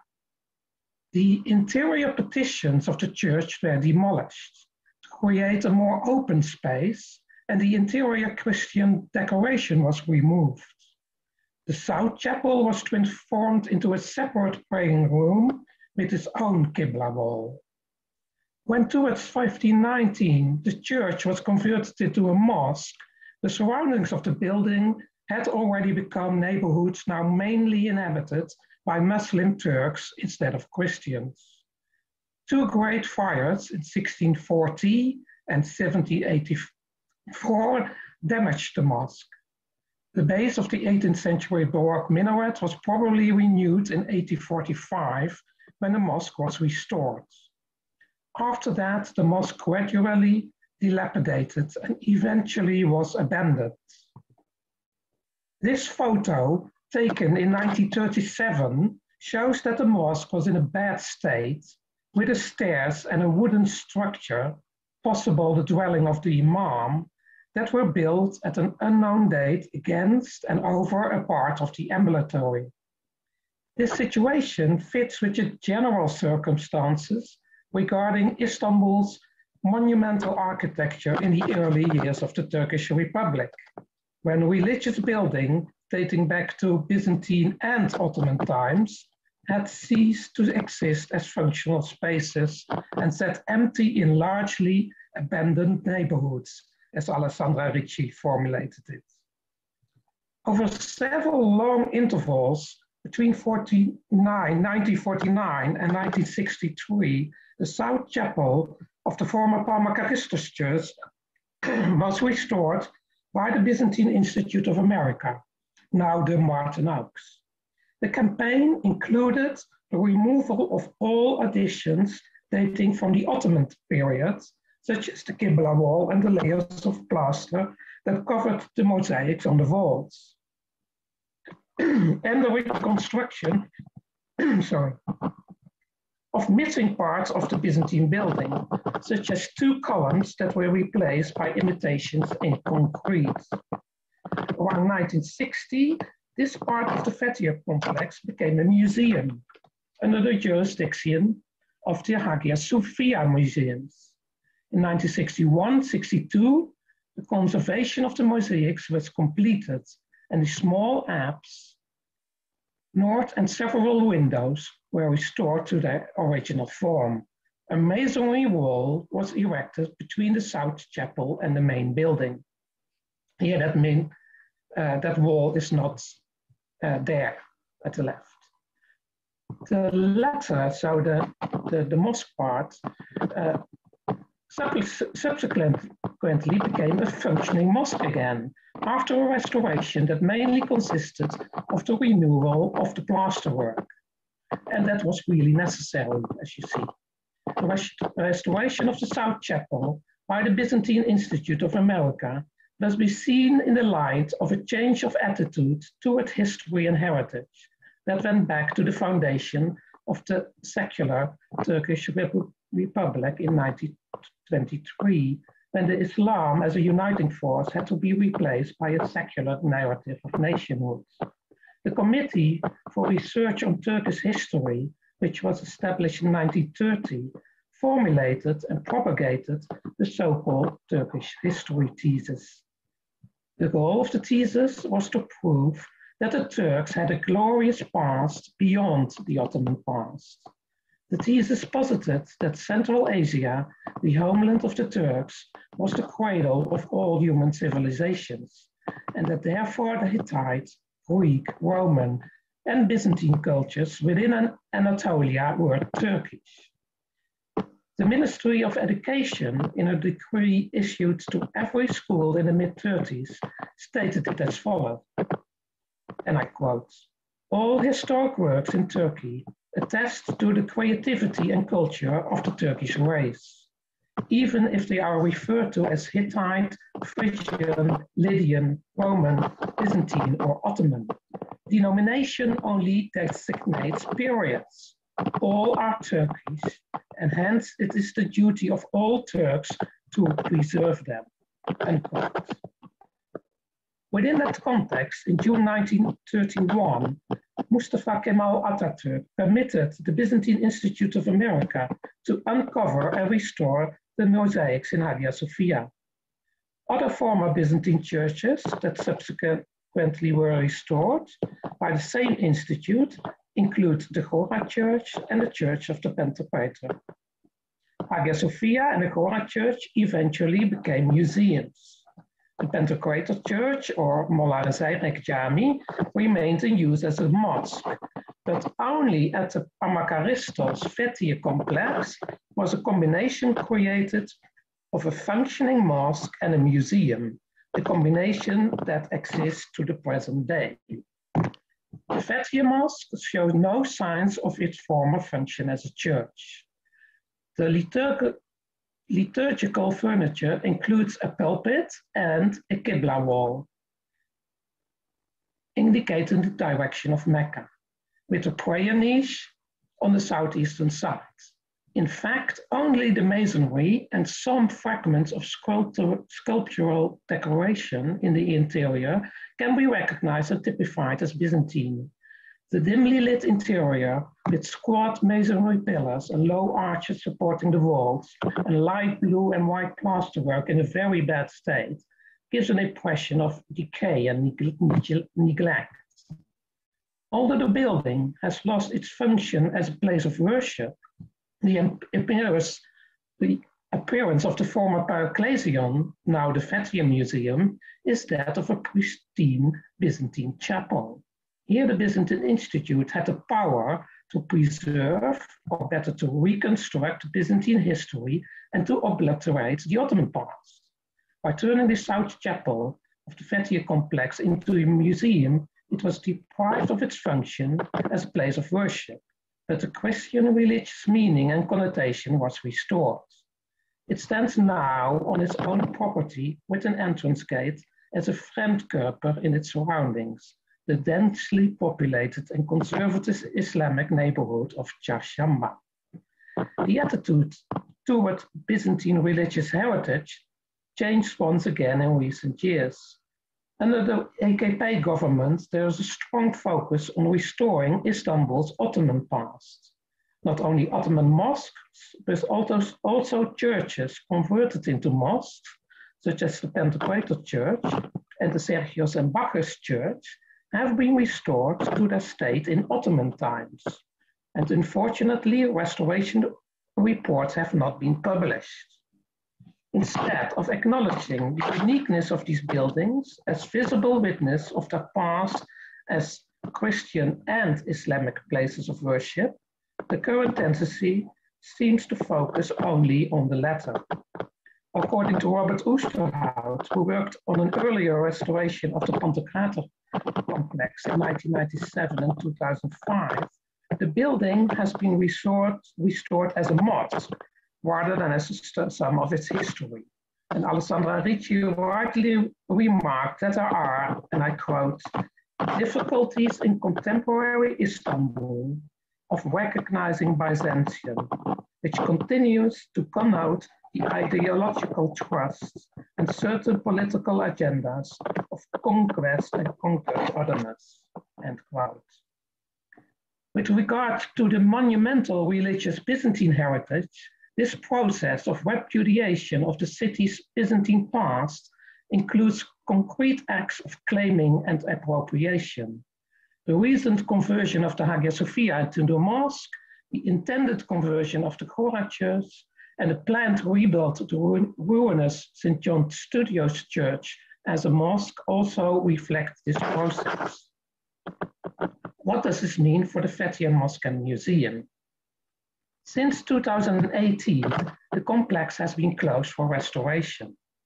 The decision to restore the decayed mosque fits with the policy toward Ottoman religious heritage I described earlier.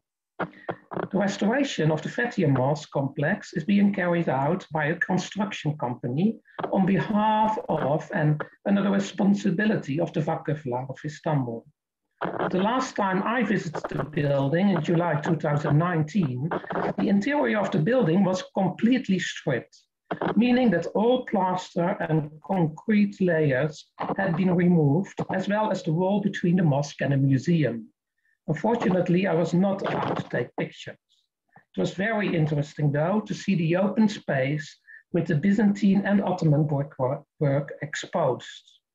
I was able to talk with the architect in charge of the restoration. She showed me around and explained what they had done and what they were planning to do. She also assured me that the whole restoration process would be documented. At that time, the plan was to reopen the building as it was, with its double function of mosque and museum.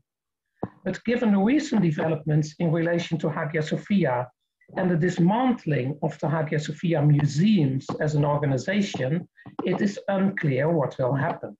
To conclude, I want to present some possible solutions for disclosing and presenting the multi-layered history of the site and making the significance of the place accessible to both tourists and the local community. Digital techniques now offer the possibility to unlock and to activate the memorial potential of contested religious buildings, such as the Pamakaristos Feti complex, in a historically relativistic, non-normative, and reversible manner. With the technique of augmented reality, 3D models, and other computer-generated input, information can be added to a live view of a heritage site, as you see here. In this way, information that would otherwise stay hidden can be overlaid on the real world. This technique offers great opportunities, not only for the visualization of the subsequent physical layers of a historical building, including decorations, inscriptions, and liturgical objects, but also for adding additional information taken from written, graphic, or photographic sources. An on-site experience in the form of an augmented reality application without devices would be set up in the form of a projection showing the different building and decoration phases. This technique has been applied in this Romanesque church in Catalonia, where the apse decoration was digitally recreated on the basis of photographs and studies, which are now in the museum in Barcelona. Another example is the temporary projection in the Church of Santa Maria Antiqua in Rome, a building with layers dating from antiquity until the 9th century. Feti Museum could be an ideal test case for applying digital techniques through which the multiple pasts of Istanbul's Byzantine Islamic religious site could be made visible without any structural intervention. The building is already a museum, and its small size would make investment in digital applications manageable. It's even imaginable that these techniques would also be applied at Vatican Mosque outside prayer times. However, given the currency policy toward religious buildings with multiple paths, such solutions seems very far away. Thank you.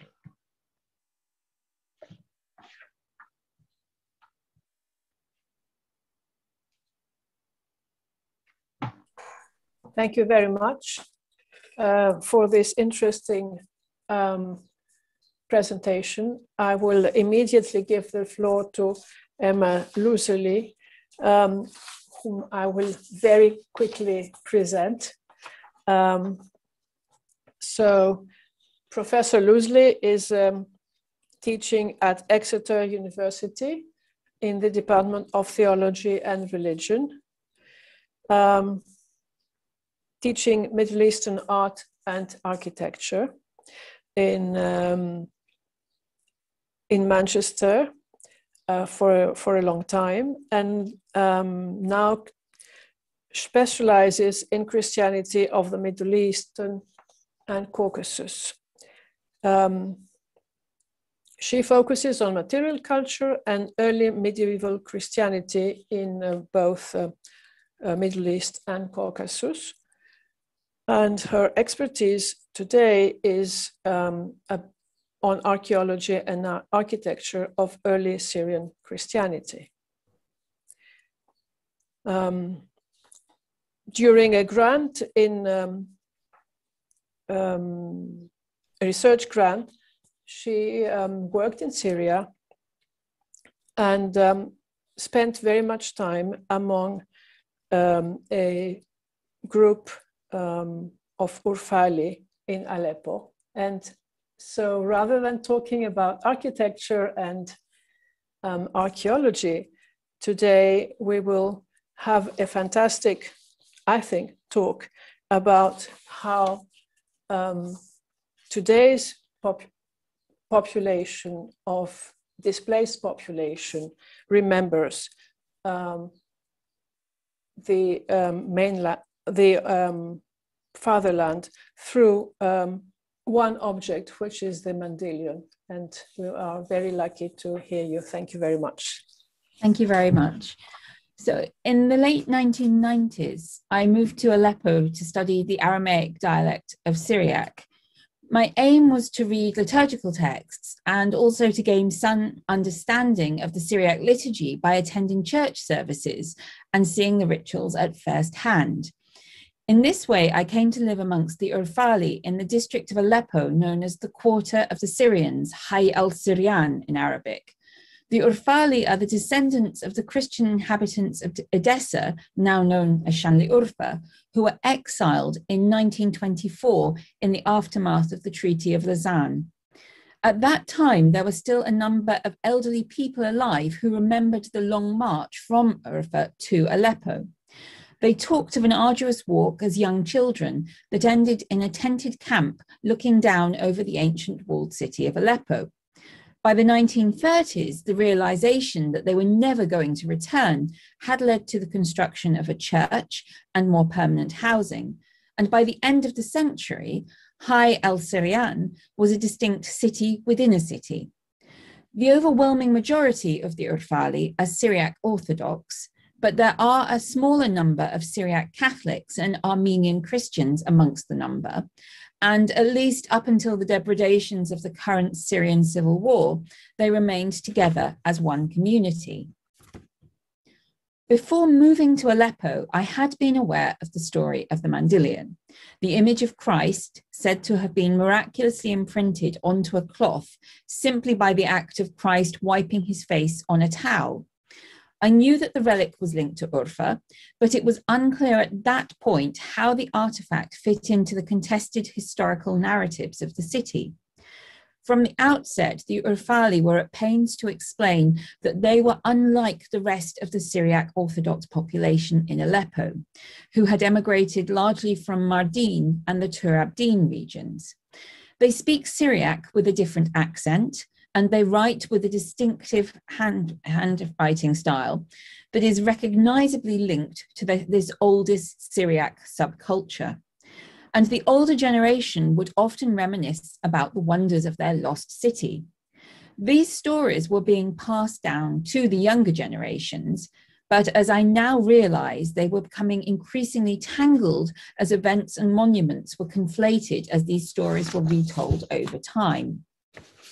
Unsurprisingly, the fate of the Mandylion was often the subject of these stories, and I found it fascinating how many of the Urfali found it possible to accept several competing narratives about the fate of the cloth at the same time, despite this contradiction in believing of two fates for the same artifact. They appeared to have no difficulty in claiming that it was present both in the church of San Bartolomeo de Armini in Genoa in Italy, and at the same time it remaining hidden in Urfa. A further element to these tales was the fact that not only New Testament figures, but also Old Testament prophets were called upon to support the narrative, and they became part of the stories in a process that was appearing to confer extra legitimacy to these accounts. The stories around the Mandylion particularly came to prominence ahead of the visit of Pope John Paul II to Damascus in May 2001. Before his visit, he had presented the Syriac Orthodox Metropolitan of Aleppo, More Gregorius Johannes Ibrahim, with a facsimile of the Genoa icon. This was housed in a chamber, especially built to hold it just outside the west entrance to the church of Mar Georgios in Hayy al-Syrian, and a series of icons, including one of More Gregorios receiving the facsimile from the Pope in Rome, recounted the history of the Mandylion. Given the reverence awarded even to the facsimile, it came as something of a surprise to then hear of it to be presumed simultaneously present in a well in Urfa. This alternate narrative recounts that although Edessa was first conquered by the Muslims in 639, this was a very brief period, and it was not until the city was retaken by Muslims in the 12th century, after a Crusader occupation, that there was a more concerted campaign to appropriate Christian places of worship and convert them into mosques. According to the Urfali, during this upheaval, the Mandylion was taken and flung into a well. It is at this point that it becomes necessary to turn from the Orfali to the city itself in order to understand how multiple layers of beliefs featuring biblical and Islamic prophets have shaped the landscape in and around Urfa. Despite the events of the Old Testament being set many miles to the south in places such as Assyria and Canaan, for centuries the region has laid claims to links with Old Testament prophets and patriarchs. Haran, to the south of Urfa, has long purported to be the place where Abraham spent some years on his journey to Canaan, even if this does not make geographical sense if we accept that Abraham was traveling from his birthplace in Ur of the Chaldees. However, there is an Islamic tradition that Abraham was born in Urfa rather than Ur in Iraq. The holiest site of Islamic Urfa is the Belgrade, the sacred pool of Abraham, said to have been created when Nimrod tried to burn him in anger, and the pool miraculously appeared to save Abraham from the flames. This alternate narrative of the early life of Abraham, his birth in a cave and his angering of Nimrod before he left for Haran, seems to be an Islamic tradition, but is also one that is accepted by many Oriental Christians who treat the sacred fish of the Belgrade with reverence. In the southern suburbs of Urfa, there is a tomb said to belong to the prophet Job in an Islamic cemetery and a mosque beside a small cave. The cave is believed to be the location of Job's suffering, and a well beside it is claimed to be a source of healing water, a subject to which we will return in a moment. Finally, to the southeast of Urfa is a village beside the remains of an impressive Roman or late antique town of mysterious origin. Nobody is sure of its name in antiquity, but a late antique chamber on the edge of the site is a shrine to the Islamic prophet Shuaib, who is said to be the biblical Jethro. And accordingly, the settlement is now known as Shuaib. Therefore, the city of Urfa and its environs have been overlaid with a layer of biblical significance that largely dates from the Islamic era, although some of these stories possibly had their origins in the Christian Edessa of late antiquity. It is this layering of religious narratives that has been used to give added significance to physical places of worship in Urfa. We have a great deal of textual information about the early Christian topography of Edessa, but practically nothing of this remains. The reason for this lies primarily with the river Daishan, which periodically swelled with flash floods, resulting in catastrophic damage and loss of life. In late antiquity, the Chronicle of Edessa records that these disasters occurred approximately once every century. They're recorded in November 201, May 303, March 413, and April 525. The waters would sweep down the lower ground to the west of the city, where the walls ran along the top of a rocky outcrop, before turning eastwards into the valley south of Edessa. This area bordered the royal gardens beneath the citadel and was a high-status district where the wealthiest and most influential residents lived because it was in relatively close proximity to both the royal dwelling and to the source of the springs that were revered by the populace and which later became the Belgrade. Some of this periodic destruction was averted after the 6th century CE, when, in the aftermath of the Great Flood of 525, Procopius reports that the Emperor Justinian ordered the building of a dam to the northwest of Edessa to divert the waters north and eastwards and thereby prevent future loss of life and property. Given that the city was taken by the Muslims just over a century later in 639, this means that Christian Edessa was taken just over 100 years after the rerouting of the Daishan mitigated some of the effects of periodic flooding. These two factors together mean that there would have been few, if any, Christian sites of great antiquity still extant in their original form. Despite this, we do know that many Christian places of worship in the city were allowed to function unhindered, and the native Syriac-speaking Christian population of Edessa retained a certain amount of religious autonomy as the community survived and even thrived. In 944 CE, the city was retaken by the Byzantines, which meant that once again churches could be renovated, expanded, or even built from scratch, as the Christians were no longer constrained by Islamic laws. It was not until 1078 that the city fell to the Seljuks, but only 20 years later it was again in Christian hands when some of the Crusaders on their way to the Holy Land split off to found the Crusader county of Edessa.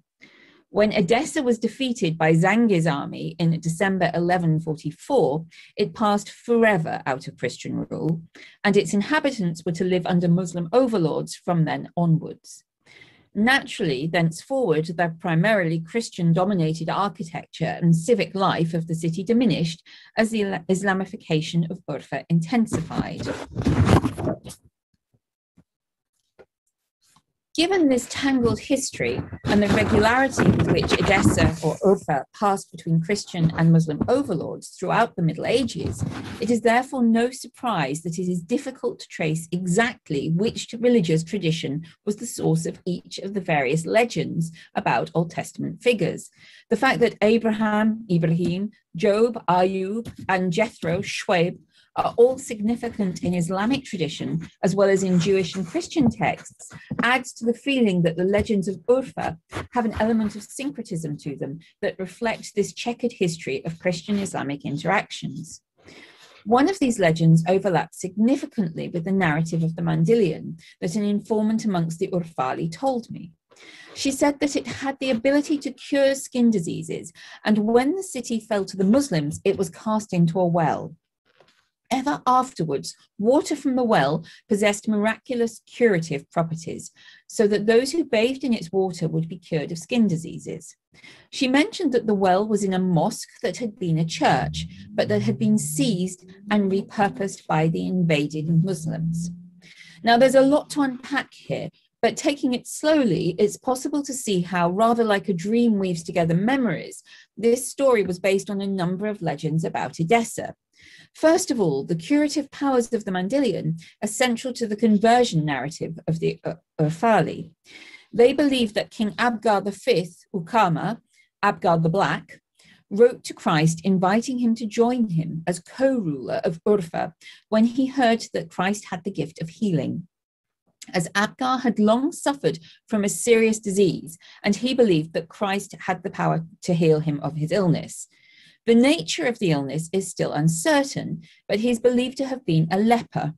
And this would fit with the style of Abgar the Black if he had had the form of the disease known as black leprosy. In return, Christ sent the messenger Hananiah with the Mandylion, the cloth on which he wiped his face and which retained a miraculous imprint of his image, and a message. He said that Abgar should expect someone to come later in his name to teach the faith. Abgar is said to have been healed when he received the Mandylion, and he later welcomed Thaddeus or Addai, one of the 70 who converted the city. Following the king's lead, the entire city embraced Christianity, and the Urfali proudly claim that they are the descendants of the first Christian state in the world, as Edessa adopted Christianity as its official faith within weeks of the death and resurrection of Christ himself. Now, this Christian narrative of healing through a miraculous intervention is echoed in the beliefs around the complex where Job or Ayub is said to have suffered in the cave before he was cured. Interestingly, it has been posited that Job suffered with black leprosy before God delivered him. The well is believed to have appeared where Job stamped his foot, which is an Islamic addition to Job's story. And here we have two stories of miraculous healing, one brought about through the agency of Christ, and the other through the mercy of God or Allah himself. One gives us a miraculous artifact affecting this healing, while the other makes reference to a water source that possesses miraculous curative powers. However, on visiting Job's well in Urfa, it does not easily fit the topographical features present in the story of the lost Mandylion. The Urfali are adamant that the well in question belongs to a mosque that was formerly a church, and the narrative strongly suggests that this was an important, centrally located church, as the implication is that the Mandylion was not taken far. The act of throwing it into the well is presented as an impetuous event in the heat of the conquest.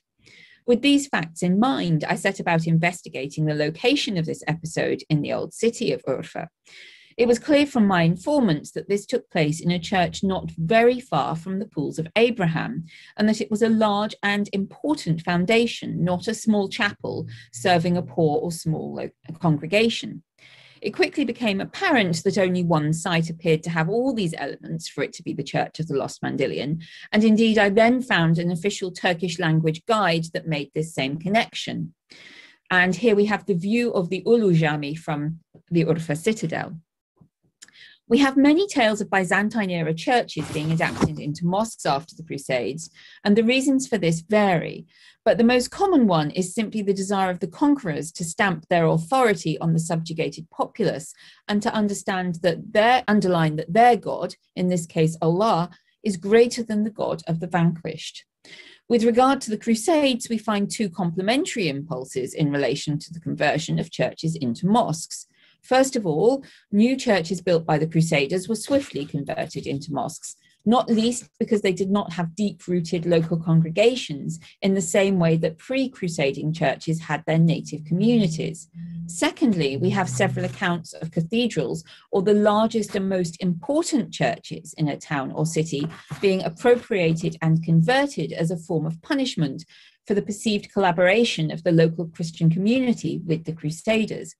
This is always given as the reason why the Madrasa al-Halawiya was built on the site of the Byzantine Cathedral of St. Helena in Aleppo, and is also believed to be why elements of the Church of St. Stepanos in Urfa were incorporated into the Ulu Jami in the 1170s.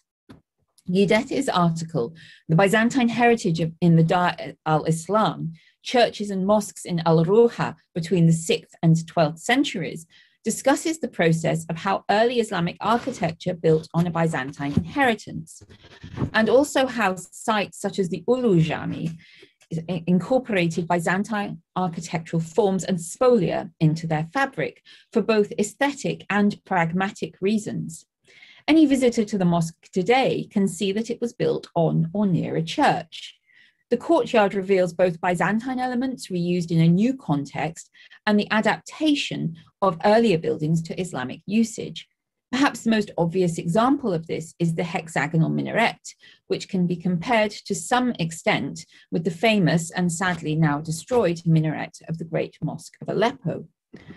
The door to the minaret is clearly reused from a Byzantine building, and the plain, well-dressed masonry follows a direct line from the late antique villages of the Syrian limestone massif in the south via sites such as Shwaib northwards towards Urfa.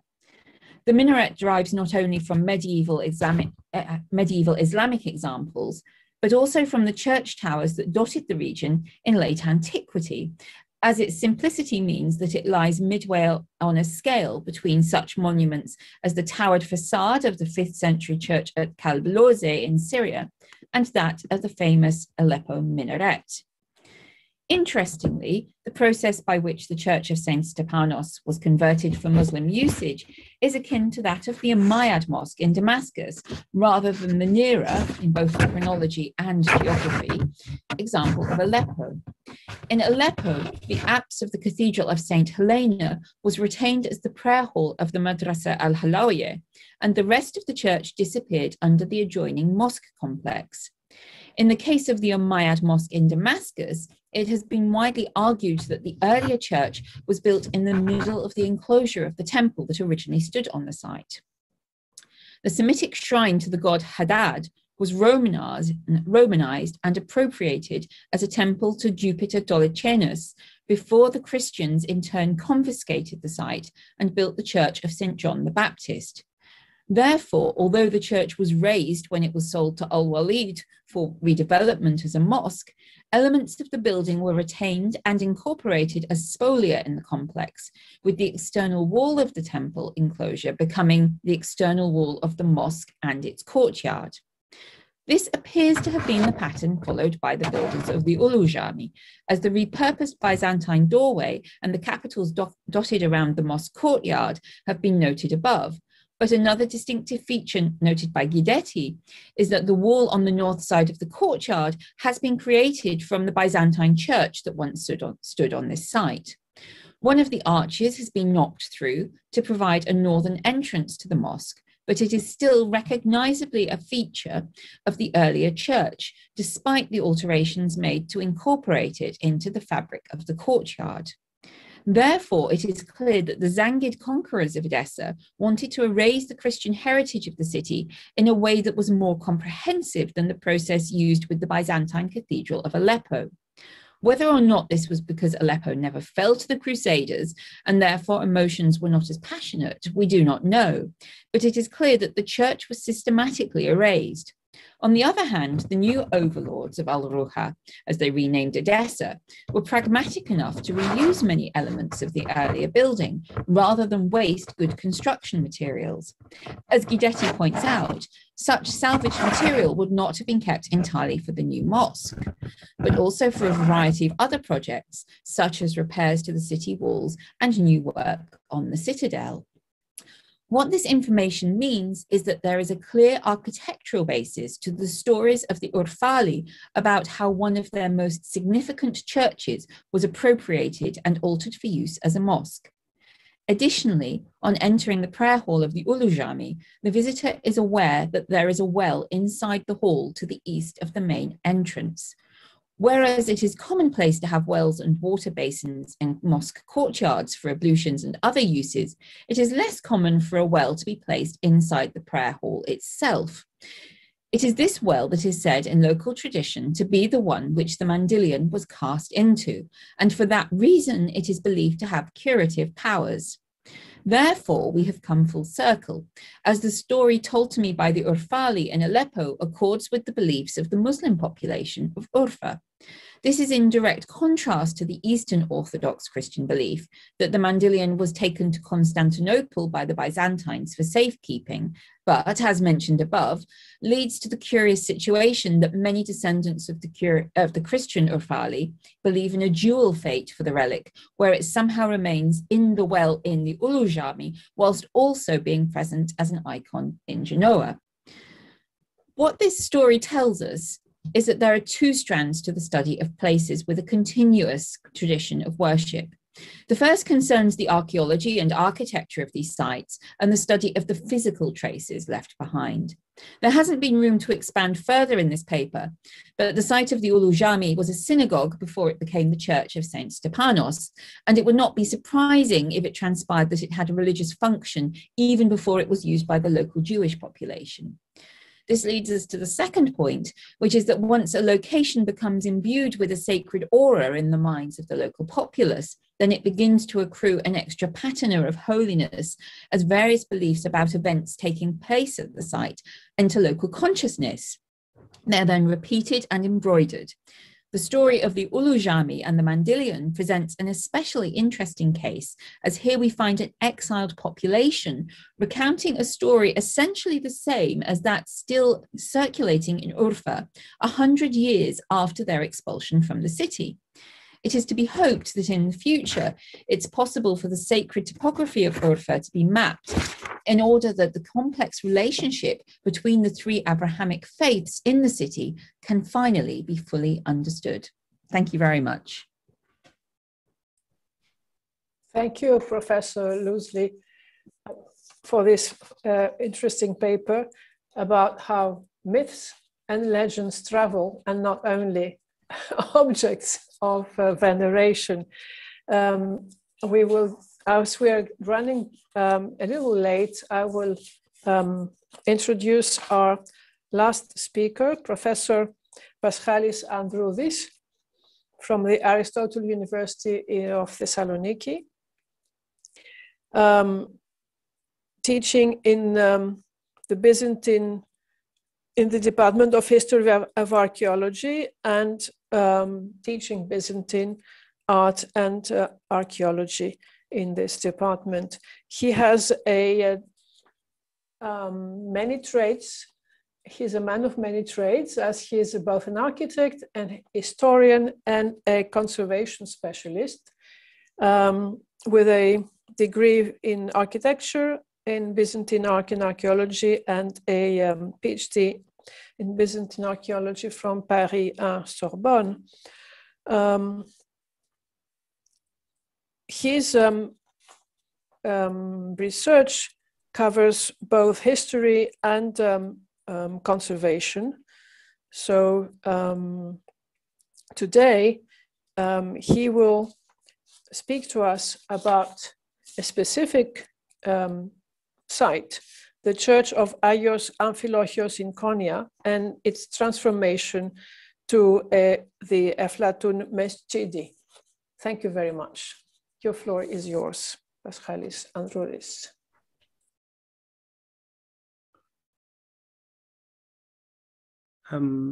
Thank you very much.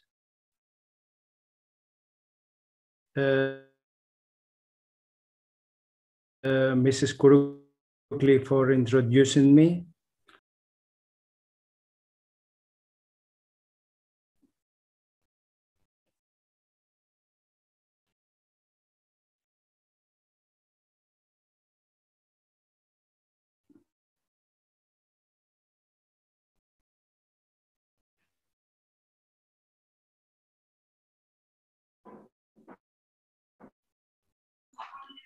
Professor Kurukli? No, if you can hear me, please. Yes. First, I would like to. I have not a stable connection of internet. Excuse me for this inconvenience. Ευχαριστώ πολύ που με παρουσιάσατε, κύριε Kurukli. Thank you very much for introducing me, Mrs. Kurukli, of this conference, for inviting me, especially the Obaldía, to this great conference. Now lost Byzantine Church of Amphilochios in present-day Konya was built on the artificial hill of the ancient acropolis of the city, known as Aladdin Pesi, that means Aladdin's Hill. Sultan of Rum, Aladdin Kagobat I, ruled 1219 to 1237. Sultan, probably the most eminent of the Rum Seljuk dynasty, renovated the mosque and the kiosk of Kilit Arslan II, which was built around 1173-1174. We can see some old photographs of this kiosk, and Minite tiles, vestment of the history of this kiosk, as well plaster decorations of its interior, as well the mosque on the hill, which took his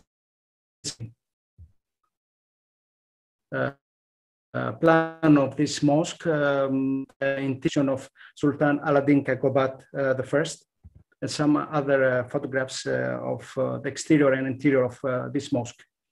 Saint Amphilochios was the patron of the city of Iconium and gained much popularity through Byzantine times. He was a Christian bishop of the 4th century, born in Cappadocia, probably A40. He was probably a first cousin of Gregorios of Nazianzos, and he died probably in 394, 403. Of an aristocratic descent, he was brought up in a religious atmosphere in his family. He studied law in Antioch with Libanios, and he practiced his profession in Constantinople, but he retired very soon and came back to his native homeland, Cappadocia, in order to lead a religious life in the vicinity of his friend and relative Gregorios, the so-called theologian of Nazianzos. He joined Basil of Caesarea in his philanthropic activity, and in 374 he was placed, probably by Basil, bishop of an important seat of Iconium. After the death of Basil in 374, he maintained his close relation with Gregory the theologian, and he accompanied him to the Council of Constantinople, 381. In the history of theology, Doktor Androdis, çok özür dilerim. Occupies a place of prominence. Dr. Androdis. Dr. Androdis, can you hear us? Included, and ecclesiastical sources described him with flattering terms. it is noteworthy that he is quoted by councils as late as 787. Amphilochios started to study theology only after he became a bishop, and by this fact, his work is quite simple. As George Florovsky noted, his theological works prove that he had no philosophical background or particular interest in it, and also that his writing was inspired by a calm and sincere faith, and his homiletic use of rhetoric, describing it as reminiscent of Gregory the theologian. Saint Amphilochios, venerated by the Orthodox Church on November 23, has gained, through his rich activity and his work, most of which has been lost, not only a place in historiography of a wise man. The latter nation and his rumor spread in the next centuries are very useful regarding its search in Iconium and the adventures of it after the Seljuk conquest of the city by the end of 11th century. Now we proceed to the presentation of the church. The church of Agios Amphilochios, built on the Roman artificial hill that we'll discuss,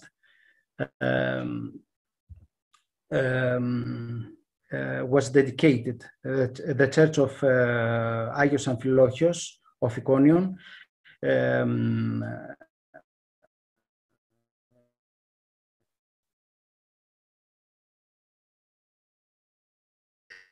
is not certain whether the church in the old photographs is not a typical one of an old Christian church, but of a church that can be ascribed by its typological and morphological features, like these features and the dome, the form of the dome, to the Middle Byzantine period, especially to 10th, first half of 11th century. The same phenomenon could be observed with other Byzantine churches in Anatolia dedicated to saints that lived in the early Christian period, and we can refer to the now ruined church of St. Clement in Ankara, and the church of St. Grigorios the Theologian in Karvali, Gelveri in Cappadocia that we presented 10 years ago in the International of Sofia. We can assume that they were churches dedicated to these saints built in early Byzantine times, but they were renovated or rebuilt in the Middle Byzantine era. There is also written evidence for the existence of a church of St. Thecla in Iconium, but we ignore its fate. The presence of many window mullions of early Christian churches of Iconium as Polia in the wall of the courtyard and the interior of Aladdin Jami in Konya probably lead us to the reuse of this material, which probably originated from these ruined churches of the city. But how this Byzantine church of Agios Amphilochios became Eflatun Mesgidi, that means Platos Mesgid in later times, as we will see, it is a very interesting. The church of Agios Amphilochios, or Eflatun Mesgidi, is known from old engravings and photographs. These are some old engraving of the middle of 19th century, above to the left, and some old photographs of this church, as well as its grand plan, the only one that we have, which was published by the eminent archaeologists William Ramsay and Gertrude Bell. Unfortunately, the church, with later alterations, is no longer extant. It was demolished in 1921 during the Greek-Turkish War. The church and the nearby Aladdin Jami formed once part of the Seljuk Palace, established on the citadel of the city, from which only a ruin of the kiosk of Kilich Arslan II survives. According to the plan that was published by Ramsay and Bell, the church was a crossed-in square dome church, external dimensions 1320 and 1580 meters, And this ground plan was very irregular and not a typical one of this type of church, because there was this area as well as its eastern part of the cross. Moreover, there were many blocked openings. Here you can see in the plan the place of the mihrab that was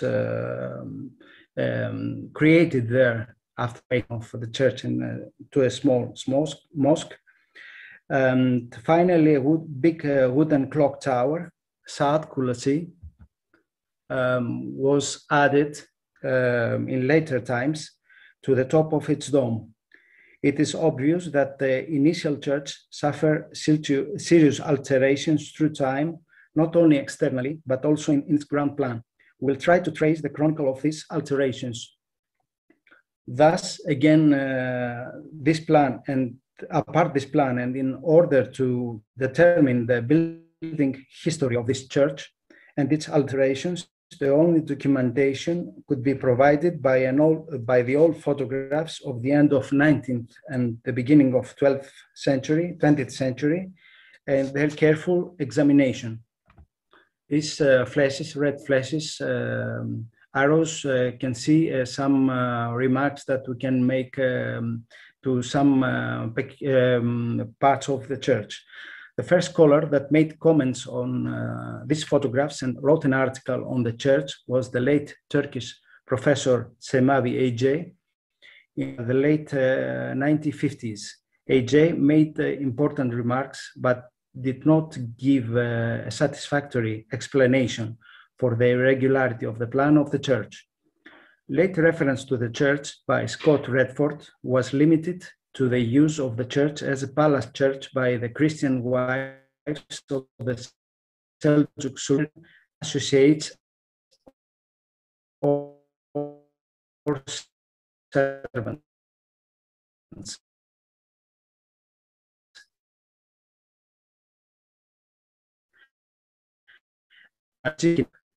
And of Alania were probably kept by the sultans for tactical reasons, as well as other Christian associates and servants of the Seljuk court.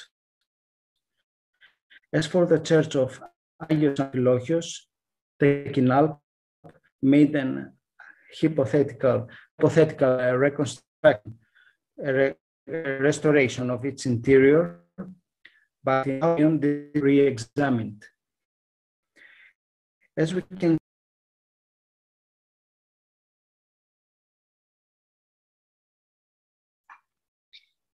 Merhabalar tekrardan. Dr. Androidis. Hello again. I guess we had a problem with Dr. Androidis' connection, but now he's back. Ben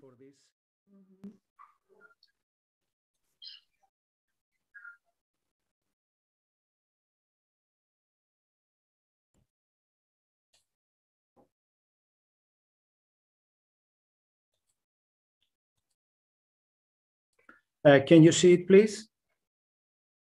Yes. Okay, thank you. We built with arches. Southeast corner of the house, east wall. The northeast corner did not have an outer apse. On the south arm of the cross was a two-lobed blocked window inscribed within a recessed arch made of bricks. This window did not conserve its mullion. We also observe in this, as well as in various parts, and especially in the east wall, where the big semicircular apse was, alterations made with big stone blocks and windows typical of later periods, especially from the Ottoman period.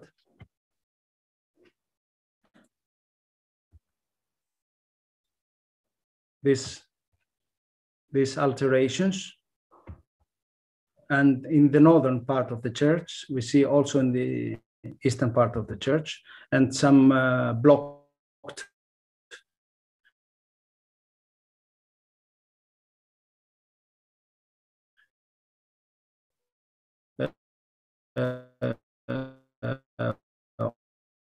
opening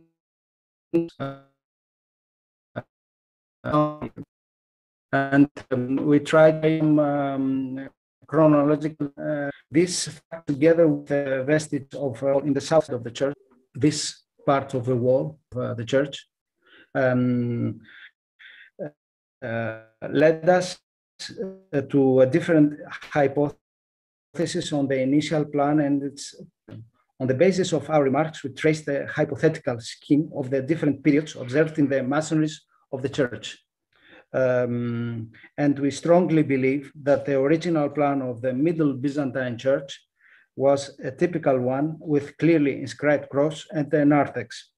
We have no evidence that the transformation of the church to a small mosque without minaret, a flatoon mesquite, that means the mesquite, took place in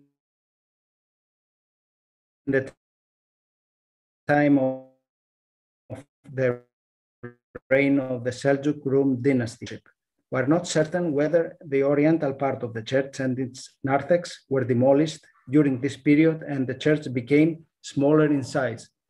In any case, the existence of a church with icons, priests, and Christian attendants in the citadel of Konya, the Seljuk was built to take into account the Christian males of the Sultan and sultans and their associates and servants.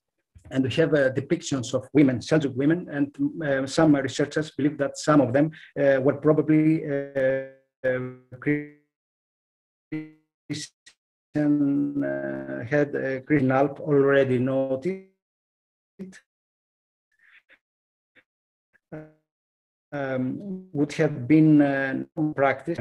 Rem possessed the sort of Christian religious and cultural infrastructure which made them functioning and continuation of a Christian inner life possible. Tekinalp also tried to attribute the presence of these churches in the census terms of tolerance or necessity. In the end, he noted that both these senses could explain the existence of churches within a Seljuk palatial context. The same phenomenon was also traced with many examples by Rustam Shukurov, who also showed that many Seljuk sultans were baptized Christians, probably in these churches, and some of them were proud of what he called the double identity, which could use according to their interests. Thus, Seljuk Sultan to Christians abroad present themselves as Christians, but to their people and Muslim rulers, they were always faithful Muslims. It seems, however, that at least one of these sultans kept his Christian or crypto-Christian faith and fled after the turbulent period that succeeded the Seljuk defeat at Köse Dag in 1243. Izzeddin Kaikavus II fled with his supporters. Rustam Shukurov estimates them about 40,000 people to Byzantium and then to Dobruja, where Gagauz people of Turkish language and Christian faith were established. It seems, however, and as far as I know, by the like the Karamalis live in Cappadocia. They were Christians in faith and Turkish in language. Tekinalp shows that the church was repaired. We can see a picture of the church and the ground plan of the church. And as we can see in the ground plan, it's a tricone church. The initial phase of the church is tricone, and there is an outer wall, probably in the Seljuk period. And some other photographs of the church, the south side of the church, the north part of the church, and the western entrance, and part of the dome, which is still 12th, 13th century. This church was repaired or even built at the time when Aladdin Kaikobad I was constructing his palace. In the castle, there are other churches which were never converted to mosques or to small mosques. The interior of the Church of Alanya has no signs of a mihrab, but conserves traces of its Byzantine frescoes. You can see in this place of a saint, showing that it was never converted into a mosque. With regard to the Eflatun Mesquite in Konya, Tekin Alp argues that the church in Konya was converted into a small mosque at a much later date, somewhere between 1466 and 1476. In addition to these churches, Scott Redford suggested that the castle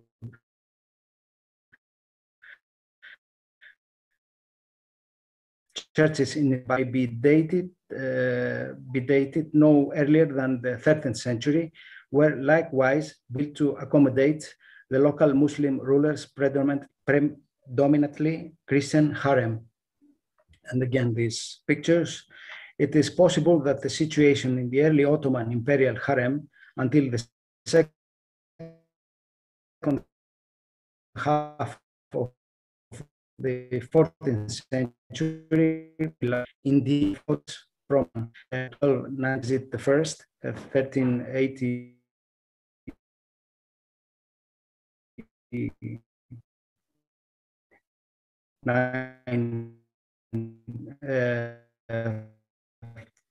While one was even encouraged the local Christian cause return to the former faith, thus manifesting her Christian identity.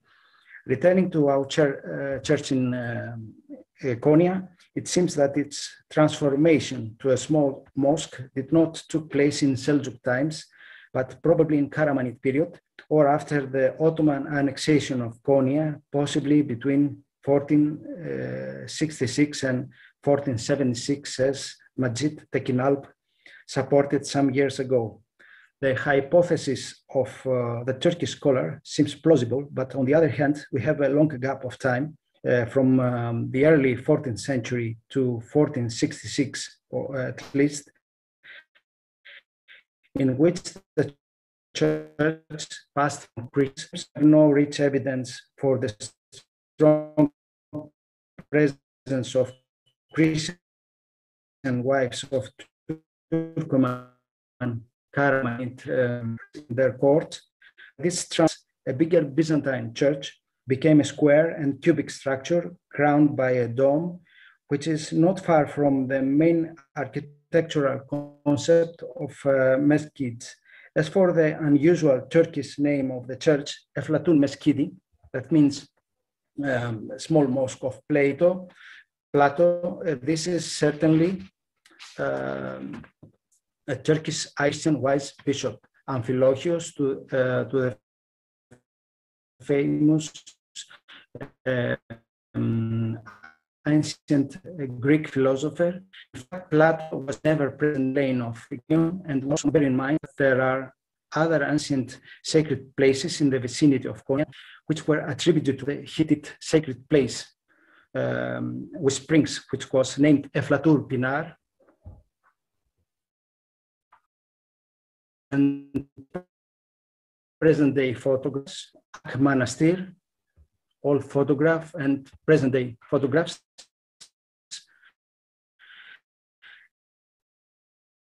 As William Hasluck in the early 20th century,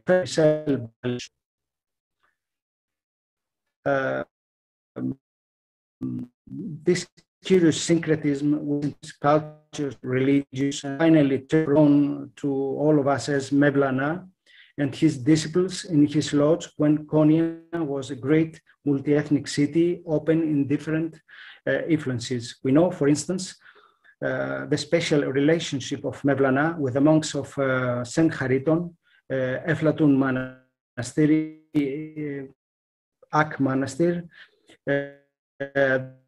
Thus, we the transformation of Agios Amphilochios to MS after the end of the reign of Seljuks in Konya. That means in the period of Karamanids, when there was not probably a need for a church within the palace on the top of the hill of the citadel, And to comment, we can probably examine the architectural history of Agios Amphilochios if we compare this church to another Byzantine church in the vicinity of Konya, in Sile. It's Agia Eleni in Sile, a church, Bindul Byzantine church, period of contemporary church with Agios Amphilochios that it was restored by the Turkish state and now it's a museum.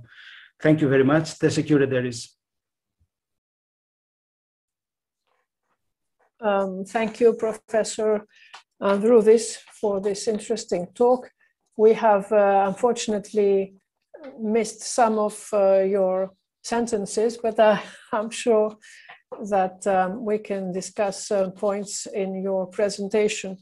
Now, if you agree, we'll briefly comment on 3 papers. And hopefully by that time we will have some more questions. I only have one here, so I will take each paper one by one and say 1 or 2 comments and questions so we can open the discussion. The first paper about of Mariette Verhoeven, I think is very interesting about how the politics of World Heritage are being negotiated today between the history of a foreign scientific organization, the Byzantine Institute of America, Dumbarton Oaks, secular authorities at the beginning of last century in Turkey, and actual or potential local worshippers of these spaces. These are the dynamics of World Heritage in a way, in a very, very small nutshell here. So my question will be that in these times of post-Kemalist nationalism and religious revival, questions of this kind of World Heritage seem to be negotiated within a bundle of what I would call a post-cosmopolitan conditions and terms. And your digital proposal is symbolically, I find, very powerful into getting out of this impasse. But it poses different options about possible multiple audiences. And this is fantastically interesting for an anthropologist, because that means that you have a sort of web of legends, of alternative legendary that can start from a specific location and go out into making more connections. So will that lead to different versions of history, or how do you envisage this powerful tool? This is one question. And I have a question for Professor Loosely about your inner, I find your idea fantastic about this parallel between what happened to monuments and what happened to populations, right? And how these re-establishments and displacements travel. So I would, your analysis is mixing historical, archaeological, and legendary, today's legendary tradition of the Mandylion is around finally the question of how one claims heritage about origins, heritage about who is the heir of this or that tradition. And this is, Mandylion, if you look into Eastern Greek-speaking Eastern Christians, you also have icons in Mount Athos and all that. So it is fantastic. I find it was fantastic the way you made the parallel between today's beliefs and these legends and objects that travel from place to place. So my question is about how would you go forward about establishing the parallel between displaced populations and their political, religious ideas about themselves, how they represent themselves, and these archaeological monuments. That's my question to you. And through this, I would comment, actually, not ask a question, because you mentioned at the end of your talk Haslak and his work at the beginning of the century from the British School at Athens. He walked around the Balkans very much. He was very, very active in the northeastern Greek, Bulgaria, and Turkish border. And he insisted on the reversibility of these converted spaces, that these were related to a succession of occupations, right? Successive occupations. So one army would come and the place would be officially something else, while still continuing to attract the same local population. And this is what brings us, I think, to the reality of conversion and or sharing situations. And I think these are two kinds of questions. First relates to the longue durée. It's good to remember that the conditions of religious practices in Ottoman and post-Ottoman lands are complex and shifting, so they're never very stable. They can change over time. And the second series of questions is about local knowledge, about how knowing and asking questions about who worships which Holy Spirit, where, when, with whom, and following what ritual grammar. This opens a very larger question of the multiple levels of sharing of non-exclusive religious practices. This is anathema to official religion, but there you are. And the legends associated with sacred spaces that have changed hands sometimes more than once over time in the longue durée. So if you want to react to that, I can just mention one more question, which is addressed to Professor Luzuli. Is there a connection between the belief mythology of Urfa and the epigenetic culture of the settlement, which is now called Gürcü-Tepe, located in Göbekli-Tepe and its vicinity? And then this question, if so, from Joseph Nassé. So who wants to start?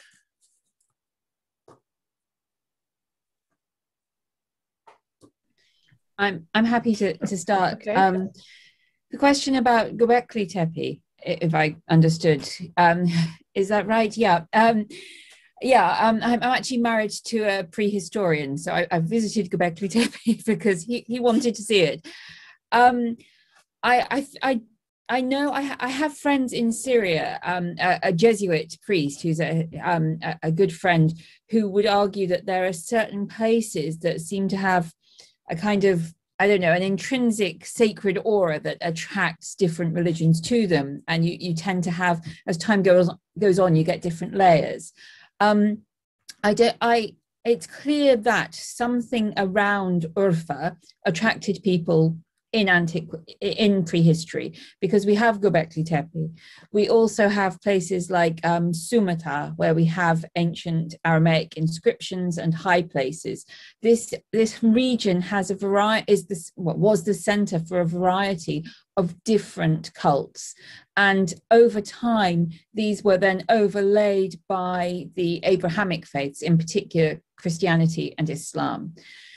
The problem is, and this I think relates to your question about displaced people, you have to have access to different regions to do your research, to see if you can fit the monuments and the physical remains with the oral histories, with the sort of beliefs that people carry with them as populations, whether in place or whether displaced.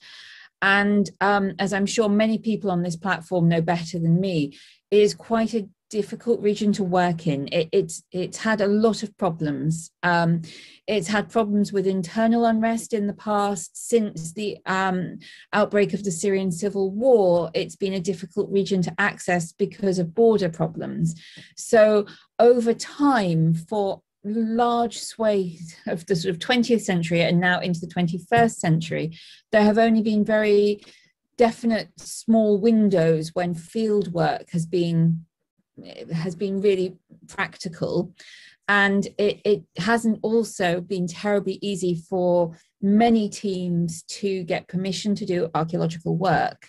And I think this feeds into your question, really, that a lot of these populations that are displaced, like the Urfali, there were good reasons for why they were displaced in the first place. It's often not possible for them to go back. And even if it does become possible in political terms, if a war ends or so on, then there becomes psychological reasons why they can't go back. When I was living amongst the Urfali, this was a time at the sort of turn of the 20th and 21st centuries when there was really no reason why they couldn't go back to Urfa. It wasn't far across the border from Syria into Turkey, and there was no reason why a Syrian citizen couldn't get a visa and visit Turkey. But a lot of them had a psychological reasoning that they were not prepared to go back to Urfa until it was their city again, and that it was acknowledged that they were one of the true Urfali, and they were arguing that the current inhabitants were incomers in some way that they weren't. So I think, you know, there are these interlinked questions of whether politically you're able, whether there are external factors, whether there's been a natural disaster like an earthquake, or it's some factor like a civil war, or then we move on to these psychological barriers that these displaced communities put in place, where maybe it's self-protection, that they mentally impose various barriers and various conditions before they're prepared to set foot in the homeland, because it's so idealized. I think they have a kind of fear that if they do go back, they'll be disappointed in some way. And I don't know whether that answers the question, but I think that's probably the clearest I could put it. Right, thank you very much, thank you. I think we have to move on because we're very little time left. So maybe one of the other, you want to, yes, Marietta Berhoven, yes. Yeah, it's just short, I think. So your question was about these like multiple histories and how you engage with them. And I see these technical digital solutions as a means to not have to decide on whose heritage or whose memories you, because if you intervene in a building, if you restore a building, you always have to make choices. And the Byzantine Institute of America did it probably with at that time good reasons, but they also obliterated a serious part of the history of the building, namely the Ottoman past. So now we can use these digital techniques to not have to make that decisions, and then to show these multiple histories and multiple memories. And I'm not an anthropologist, but I would love to engage also with the people in this conservative neighborhood about, do they really realize what this Fethiye Museum is and was? I don't think so, namely. And hopefully it will be reopened as a museum, but I couldn't find a solution. I presented the digital solution to the architect in charge, and he is very much open to it, but not the Wakkervlag, I'm afraid. So she said, we want to reopen it, the complete building as a museum, but she said that's not an option at all. So in the best, it will be a museum again, because it's a separate part of the building, but I really don't know. And all my contacts in Istanbul, architects, and no one knows at the moment so how this restoration will end, when it will end, and what will be done. So that worries me a little bit. Yes, thank you very much. I think that was, I mean, I was begging for this kind of answer. And there's one more question to Mr. Androvis from the same auditor, if I say participant. Could it be used as a sun temple before it was built as a church? And that it was built on such a hill and a clock was added later, and as an observatory. So if you want to answer both questions, Professor Androvis, it would be nice. Thank you. You asked me whether it was used as a sun temple, if I understood. This is from Joseph Nassé, right? I don't know whether it was used as a sun temple. It was a church, and then it was transformed to a small mosque. I don't see any condition. Yes. Yeah. Yes, and, I just read the question that was given to me. I cannot say more about it. And the notion of Saat Kulesi, the clock tower, that means that it's in the central part of the city. That means it's close to the most important part of the city. That's Saat Kulesi. You can find in Greece many central positions, central parts of the towns, the cities. Mm-hmm. Thank you very much. Thank you. So I think we arrived at the end of the panel. Almost on time. So it's for me to thank you very much for your fascinating presentations, and to leave you to the lunch break. And I give the floor to the organizers. Thank you very much. Thank you very much. Thank you. Thank you.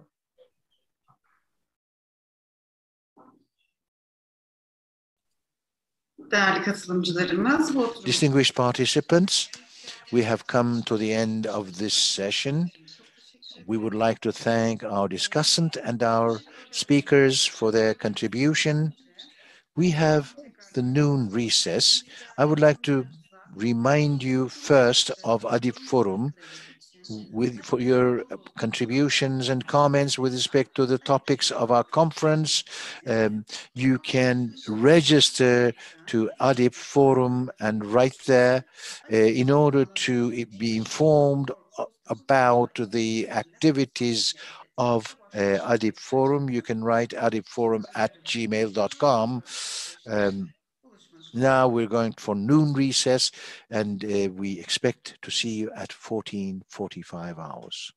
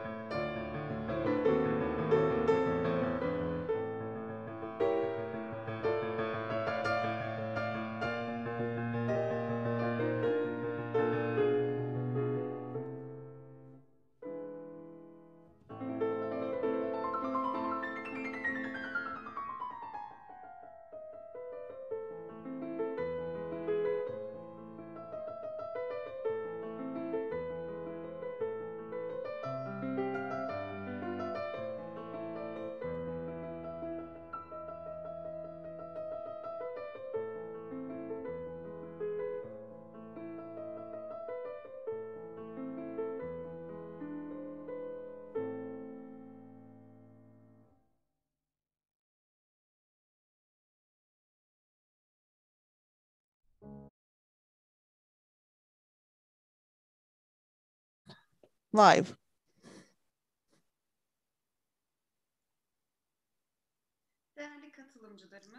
Distinguished participants, following our break, we are here together. The first session in the afternoon is the multiple conversions from Roman to Ottoman Anatolia.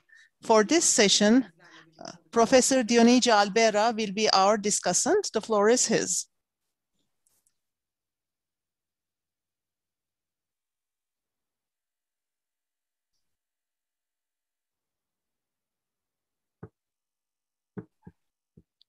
Sayın Albera. Thank you. Thank you very much. Welcome to everybody to this session on multiple conversions.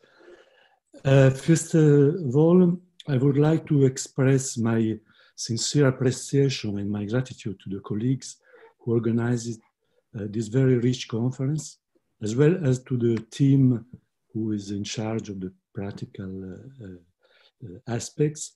I have learned a lot from the various presentations, and the topic of this conference is related to one of the main centers of interest that I am pursuing, namely the interface of people of different religions at the same shrines, at the shared sacred places, mainly in the Mediterranean region. And many years ago, the British scholar Frederick Hasluck, in his pioneering work on the interactions between Christians and Muslims in the Ottoman Empire, has already showed the complex relations between the transfer of sanctuaries and the mixing of faithful. I just would like to add, before introducing the speakers, to add a short announcement. In the last years, I have curated with other colleagues an exhibition on shared sacred sites. This exhibit started in Marseille and then traveled to several places, Tunis, Thessaloniki, Paris, Marrakesh, New York. 2 years ago, it has been presented in Istanbul at Depot, and in some weeks, a new venue will be displayed in Ankara at CERN Modern Museum from the beginning of May to late June.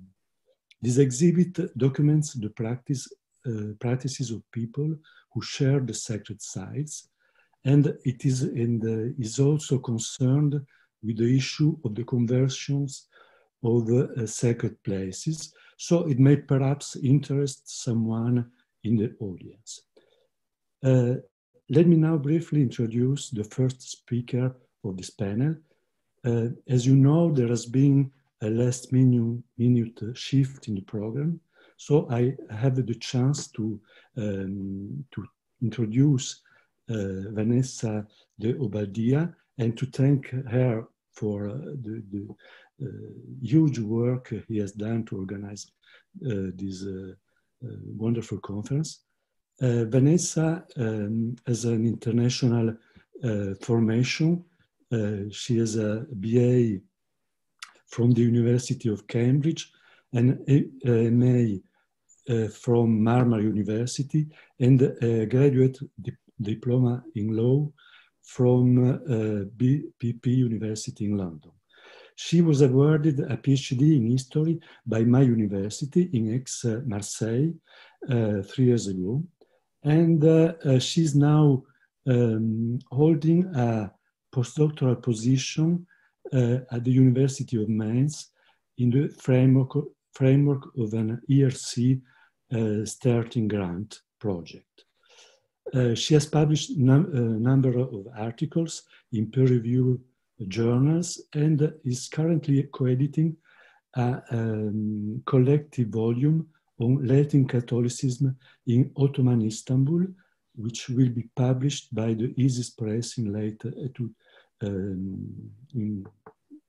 this year, before the end of this year. I'm waiting for this publication. And her research interests include doctrine and practice in Islamic law, non-Muslim and their communal and religious institutions in the Ottoman Empire, and the study of historical and contemporary charitable endowments. So the floor is yours. So I'm happy to hear you now. Thank you very much for your kind introduction, Professor Albera. It's my pleasure to be able to present my research on this panel and to be part of the session with such distinguished academics. If you'll just bear with me, I will share my screen.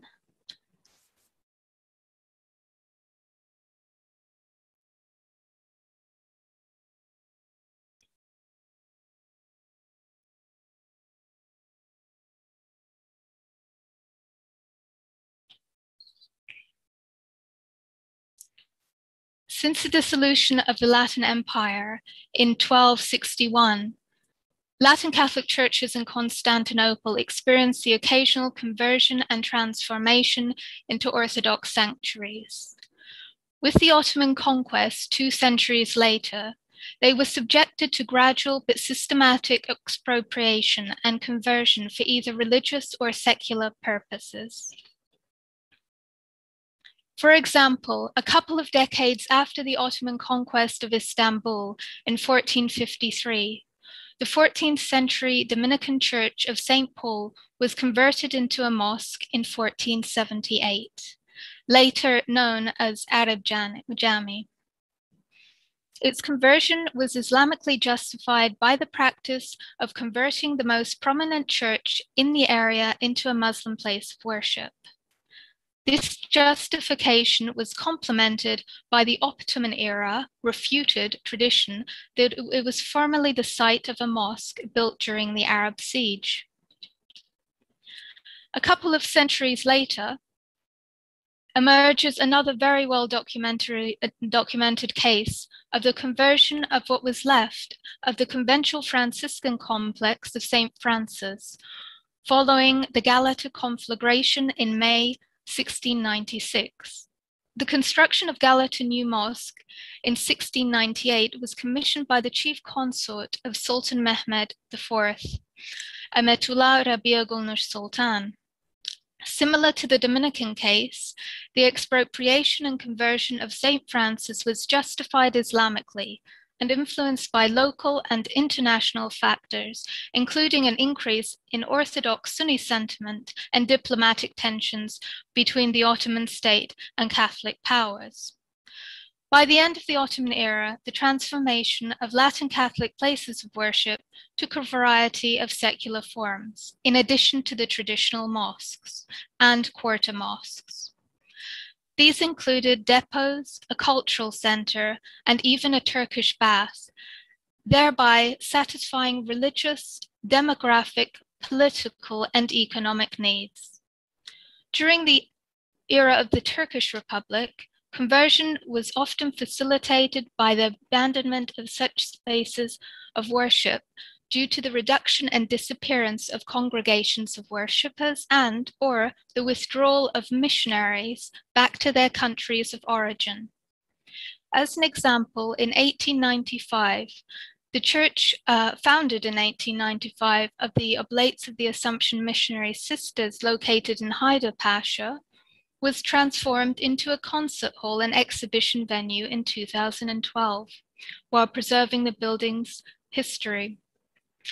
The latter situation is also reflected in the following case study of the conversion of a late Ottoman era Latin Catholic church in Giresun into a secular space during the Republican era. After this very brief overview, I shall focus on my case study of Giresun Children's Library. The city of Giresun is located on the slopes of a volcanic promontory on a peninsula in the eastern Black Sea region. While the exact date of the construction of the fortress and settlement is unknown, Giresun had a rich history boasting Hittite, Roman, Greek, Byzantine, and Genoese traces, and remained an important commercial and military center. The Ottoman Sultan Mehmed II captured Giresun without force of arms on his return from his conquest of Trabzon in 1461. Subsequently, it developed into a port city and began to adapt an Islamic character. Giresun also housed flourishing communities of Greek, Armenians, and Jews, both in its main town and outlying villages, working in trade, commerce, and skilled labor. However, the wars and population displacements and exchange of the early 20th century caused their decimation, resulting in a detrimental impact on the economy of the province. By the late 19th century, it is recorded that there were 9 churches functioning as Christian places of worship. Today, there are none. It is in this coastal town, with its abundance of wild cherry and hazelnut orchards, that the third branch of the Franciscans decided to found their new mission. The order of Friars Minor Capuchin had first entered the Ottoman capital in 1587 as chaplains to the French ambassador. Their mission soon flourished in Istanbul and expanded to other parts of Ottoman Anatolia, Smyrna, Mardin, and the Black Sea region.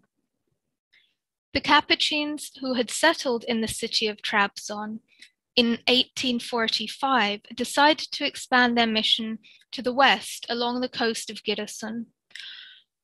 Through the mediation of the French embassy, the Capuchins petitioned the Ministry of Foreign Affairs in 1910 with a request for the permission to construct a church and bell tower in addition to a friary on 3 pieces of land located in the district of Çınarlar, which literally means sycamore, in Giresun, for which the friars had in their possession 3 title deeds.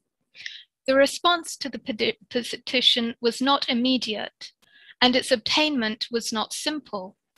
This is attested in a letter dated the 3rd of August, 1911, from the French consul, in which he expresses the satisfaction of the French embassy as well as the joy of the French consulate at the successful obtainment of an imperial decree after a lengthy process.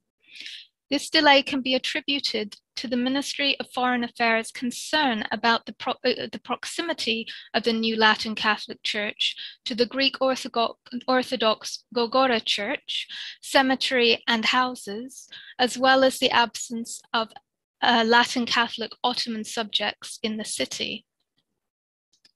Regardless, on the 14th of June, 1911, an imperial decree was issued in the name of the Ottoman Sultan Mehmed V Rashad, and in it the Sultan confirms his assent to the granting of a permit for the construction of the church, bell tower, and friary. The measurements of the building were specified as follows: a church with a length of 23, a width of 10, and a height of 13 meters, with a bell tower at a height of 18 meters. A friary with a length of 22 meters, a width of 9 meters, and a height of 14 meters. The construction of the church was overseen by the French architect Pierre Collaro. The church was constructed with a rectangular plan and a single nave. The main facade had a triangular frontal with grooved stone columns on the corners. On all 4 facades, there were Gothic windows with a pointed arch. The square bell tower was adjacent to the east facade of the church. The church's entrance was through a monumental porch, which was separated from the main part of the building by a 2-winged wooden door. The stained glass windows and the tile mosaics of floral and geometrical designs covering the floor were unique elements which created a striking visual impact upon entering the main hall.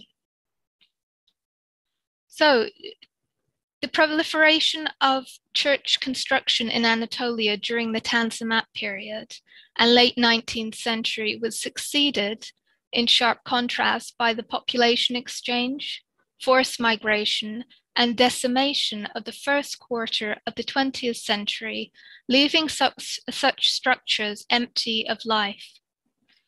The impact continued to be noted even in 1952, as described in the reports of the last British consul in Trabzon, Vorley Harris. Churches located in rural Anatolia were primarily transformed into mosques, some of them into museums, and a minority into libraries, exhibition halls, arts and cultural centers. In the Black Sea region, the more notable transformations include the conversion of the Byzantine church of the Hagia Sophia, located in Trabzon, into a mosque in 1584, then into a museum in 1964, before its reconversion into a mosque in 2013. In addition to in Giresun itself, you have the example of the 16th century Basilica of Gorgora, which was transformed into a prison between 1948 and 67, and was redesigned as a museum of the same name in 1988. So the Ministry of, when it comes to the conversion of the church, this was decided by the Ministry of National Education when it chose to move the children's library from its original place in a section of the Cumhuriyet Secondary School, where it had originally opened in 1952. The Giresun Public Library Directorate then undertook repairs on the church, and the library was inaugurated in 1967. With the exception of the shortening of the bell tower to the same height as the building, restoration was undertaken without altering the edifice's facade and interior. The question that arises, why its conversion into a children's library? In 2018, Özgür Demirkan published an interesting study on the refunctioning of the church in the context of urban identity. He attributes its conversion to a library to two main reasons: to the city's urban and population growth, and to a deficit in libraries in an area with numerous schools. This point is supported by a piece in Işık newspaper published in 1925, which highlighted how the shortage of educational buildings was addressed by the transformation of those previously used by non-Muslims. How did the political events on a local and national level impact such conversions? The Republican era initiated a process of radical urban transformation within the framework of modernization and secularization, which initiated in the central cities and expanded into the rural cities and towns in subsequent decades. In Giresun, the 15th century Sultan Selim Jami and its surrounding buildings were demolished in 1933. In the 1960s, important secular symbols were added to Giresun city center in the form of a bust of Ataturk in 1963 and his statue in 1966, in front of the most symbolic building in the city, the new City Hall. In 1967, the Capuchin Church was transformed into a children's library. Shortly after, in 1971, Turkey enacted a law banning private higher education institutions, resulting in the closure of the Greek Orthodox Theological School of LAKI. Could such actions be said to represent a systematic, albeit unenacted, national policy for the erasal of religious, especially non-Muslim traces? The transformation of the church into a children's library certainly contributed to the secular identity of Giresun's modernization project. Yet while conversion of the Latin Catholic Church was advantageous in terms of functional benefits, both social and educational, as well as aesthetic, to what extent could it be claimed that it represented a loss for the Latin Catholic community? The building was unused, and the adaptive reuse of the building, in fact, helped conserve a part of Latin cultural heritage. Thus, the Giresun Church may have had the shortest functional lifespan, 1910 to 1967, of all of the Capuchin churches in the Ottoman Empire, but its transformation ensured the conversion of the building's fabric and the preservation of its heritage. So when we look at the, in terms of validity or invalidity of the recognition of the Catholic Church as a place of worship, could it be said that the conversion of the church into a secular space in a Muslim majority state reflects an implicit denial about its validity as a place of worship? If this can be said to be an accurate assumption, then the Giresun case study is a refutal. While the building underwent a functional transformation, there exists unquestionable continuity in terms of architecture and mission. In terms of architectural elements, the original building has essentially remained unaltered. With the exception of the shortening of the bell tower, no significant structural intervention has taken place. From the shape of the edifice alone, it can still be identified as a church, both externally and internally. Externally, its religious identity is manifest through the retention of Gothic-style windows with pointed arches on all four facades, and by the monumental porch with its cradle-style roof, vault, and columns. Most explicitly, on the main facade, the windows are terminated by a cross, and directly above them are a set of cross motifs slanting upwards. On the east and west facades of the building, placed on either side of the Gothic windows, are two small round windows with the Star of David.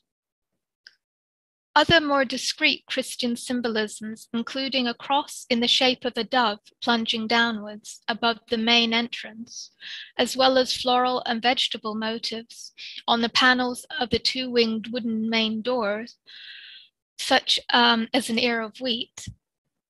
Internally, the stained glass windows and the tile mosaics on the floor are strong visual indicators of the building's original use, complemented by less obvious elements, such as a wooden spiral staircase leading to the platform and circular rosettes on the platform sections of the east and west walls. In relation to religious mission, the essence of the mission of the founders of the church, the Capuchins, has been preserved to a certain extent. The two important roles played by the Capuchin mission throughout Ottoman territories were the edification of society and the provision of children's education. Therefore, soon after the construction of their church in Giresun, they established a parish school on the same grounds adjacent to the church. Sisters from the religious order of St. Joseph were brought to administer the school, which became known as the French School of the Sisters of St. Joseph. Albeit unintentionally, the Capuchin Church's transformation into a building serving children's education was a continuation of an essential element of the former Capuchin mission in Giresun. Today, the library has over 17,000 books and over 28,000 members. There are many books, including reference and periodicals on topics such as children's literature, history, psychology, and social sciences. In addition to books, there are CDs and DVDs of educational and documentary nature, science and nature, plastic models, and educational board games such as chess.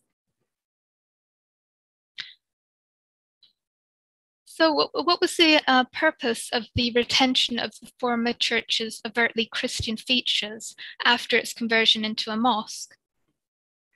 especially in view of the Islamic injunction for the removal of non-Muslim features on converted buildings?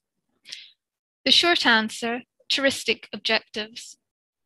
The Children's Library is under the management of the Republic of Turkey's Ministry of Culture and Tourism, rather than the Giresun municipality. And this is clearly shown on a golden colored plaque suspended to the right of the main door behind a prospects panel headed by large capital letters, Republic of Turkey, Ministry of Culture and Tourism.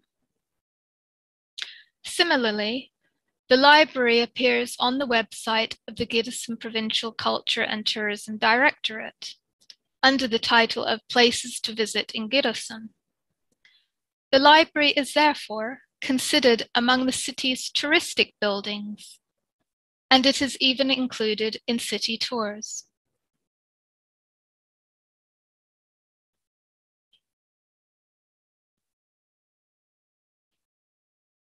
As regards political stances, governmental efforts have been made to highlight the building's original function with a sign resembling a street sign written in capital letters and placed directly outside the front iron fence to the left of the main gate that reads Children's Library, former Catholic Church. Likewise, the golden colored plaque on the wall outside the library's main door provides a short but imprecise description of its history. Therefore, full recognition is given of the building's former and original function as a Latin Catholic church. At a social level, recognition of the validity of the religious space of the other can be discerned through the press. Newspaper reports have been overwhelmingly positive about the conversion and have even given due recognition to the building's religious history, with some even emphasizing the continuation of its distinct religious character, such as the title of a report by a newspaper called Akşam, dated 24th of February 2019, which says, its exterior is a church, its interior is a library. In addition, in an undated and unauthored report by Haberkaus, the building's architecture and features were praised before it concluded that it is one of the most beautiful examples of non-Muslim buildings in Giresun, with its facade arrangement, interior floor covering, window shapes, and decorative ceiling, unquote. Regardless of the overwhelmingly positive reporting, suspicions were inevitably voiced about the intention behind the preservation of explicit religious features, with a report in the newspaper with a religious leaning called Yeni Akit, titled Christian Propaganda in Library, in which it asserts that young minds are being confused with Christian and Jewish figures. Yet, such can be described as mere marginal opinions. In conclusion, the Giresun case study represents a unique example in the long and varied history of the conversion of Latin Catholic places of worship under Ottoman and Turkish rule. The preservation of the building's original structure and religious symbolism, albeit for touristic objectives, provides recognition of the validity of a non-Muslim space of worship. Yet it reflects a memory of a once rich religious diversity in Anatolia, which is ever diminishing in contemporary Turkey. Thank you very much for your attention.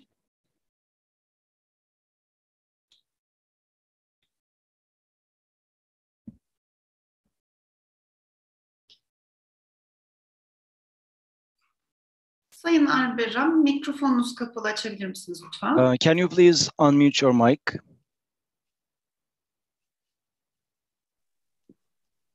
Can you hear me? Şu anda duyabiliyorum. Thank Yes, you. we can. Okay, thank you, Vanessa, for your wonderful presentation. And now we shift to the second presentation made by Eileen de Tapia. So I'm very glad to introduce her as a friend, as a colleague. She's teaching now, she's professor at the University of Freiburg in Germany. And she defended her PhD thesis on the relations between Romes and Muslims in 19th century Cappadocia. And this was a work in the framework of a partnership between the École des Hautes Études en Sciences Sociales of Paris and the Boğaziçi University in Istanbul. She has been a lecturer at the Galatasaray University and also a postdoctoral fellow at the Aix-Marseille University, at my university. So I had the chance to discuss many times with her. Her main research focuses on religious interactions between Romans and Muslims, on shared worship at the sacred places, and religious heritage in Turkey. So I think the floor is yours. Thank you very much for the introduction, dear Dionigi Albera. And I would like also warmly thank ADİP for the invitation and all the organizers of this impressive and so amazing conference. Thank you very much. So I will share my PowerPoint.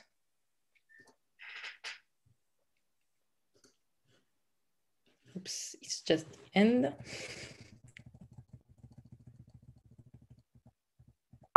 Okay. In 1923, the exchange of population between Greece and Turkey ended the Greek Orthodox or Rum presence in most parts of Anatolia. In the region of Cappadocia, the Rum communities, which were mostly Turkish-speaking, had prospered economically from the mid-19th century, mostly thanks to migration movements towards big cities, Istanbul ahead, and philanthropic activities. They especially built new huge churches which remained without faithful after 1923. In the first Republican decades, some of them were converted into mosques, others were destroyed or simply abandoned. Many were desecrated and turned into stables, warehouses, or factories. Among these churches, the Kimesis Theotokou Church of Nevşehir, today known as Meryem Ana Kilisesi or Church of the Virgin, experienced a particular fate. This presentation will follow the different lives of the Meryem Ana Church of Nevşehir from its construction in the late Ottoman period up to now, including its transformation into a prison, but also more recent developments that have turned it into a new symbol of local heritage and have led to contestation against its degradation and calls for its preservation. The region of Cappadocia in central Anatolia was mostly inhabited by Muslim Orthodox Christians, the Rums, and Armenian communities who were all settled in towns, but also in villages. The Rum communities of Cappadocia had the specificity to be mainly Turkish-speaking. They used Turkish as their primary language and wrote Turkish using the Greek alphabet. We generally call them the Karamanlıs. In the 19th century, the Rums of the community of Nevşehir were part of these Karamanlı, so Turkish-speaking Rums. They were concentrated in three adjacent districts of the town, the Rum Baş Mahallesi, Rum Orta Mahallesi, and Aşağı Mahallesi. These three districts were known as a whole as the Rum Mahallesi. This area is today known as the Cumhuriyet Mahallesi. In the 19th century, Nevşehir, as its name suggests, was still a quite recently established town since the village of Mushkara was turned into the town of Nevşehir during the time of Nevşehirli Damat İbrahim Pasha, who was the Sadrazam, one of the Sadrazam, the main one maybe, during the Tulip era in the beginning of the 18th century.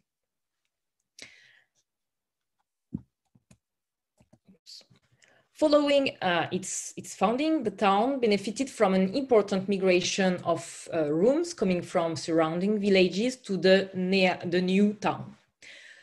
Throughout the 18th and the 19th century, the Room population of Neapoli, as the Rooms called it, became increasingly dense.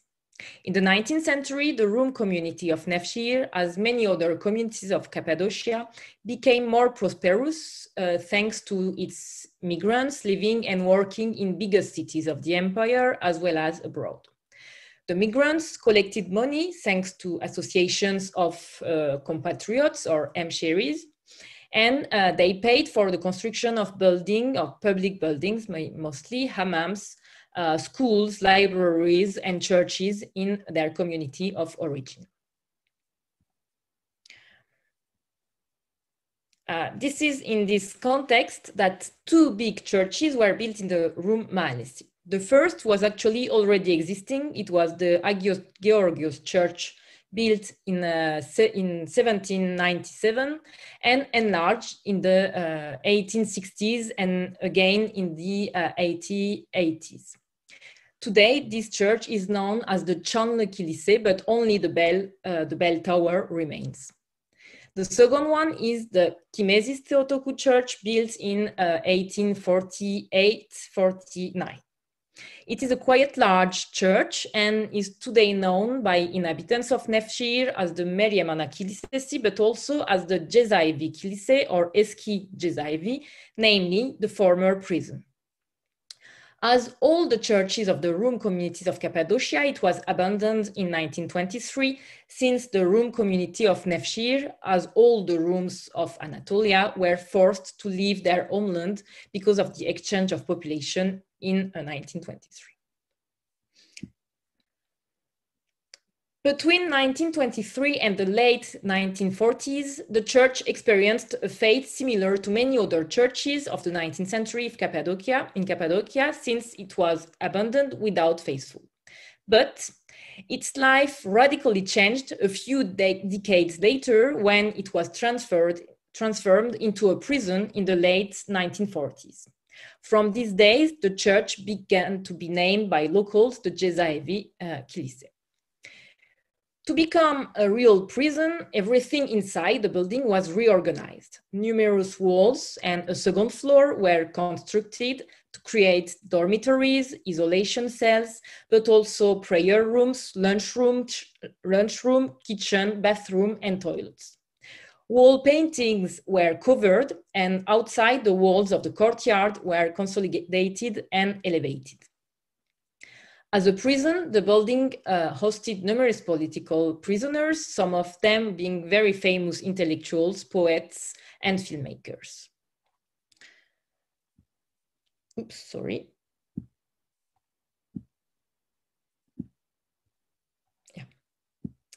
Yeah. One of the first prisoners was the writer Kemal Tahir, who was sent there in 1948. In 1951, it is the poet Aziz Nesin who was exiled to the prison of Nevşehir because he was keeping writing political pamphlets in the prison of Istanbul. He was first incarcerated. Another poet, Hasan Hüseyin Korkmazgil, also spent a few months in the prison of Nevşehir. This is here that he met for the first time Aziz Nesin. As a last example, in 1961, the filmmaker Yılmaz Güney was arrested and sent to the prison of Nevşehir. He spent 20 months in this prison where he wrote his first novel, Boynu Bükük Öldüler.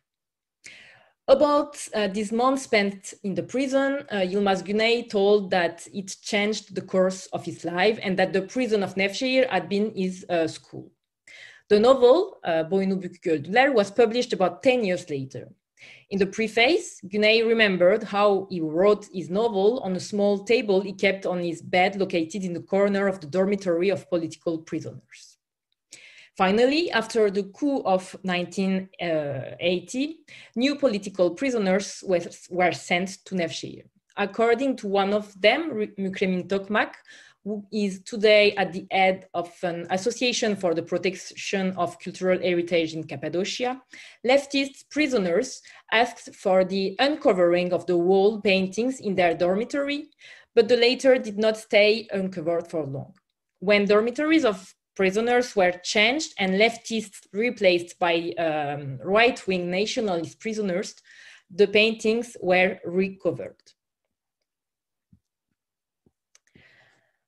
In 1983, with the opening of a new modern prison in Nevşehir, the Cezaevi Kilise was closed and abandoned again.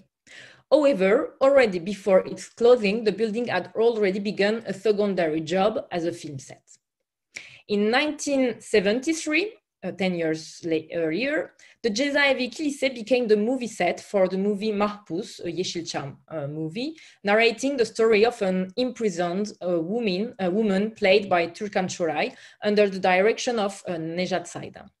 The movie won the Altın Portakal Award, so it was one of the famous Yeşilçam movies. In the closer past, the ruins of the building were again used as a shooting place, not for a movie, but for a TV series or dizi called Emanet.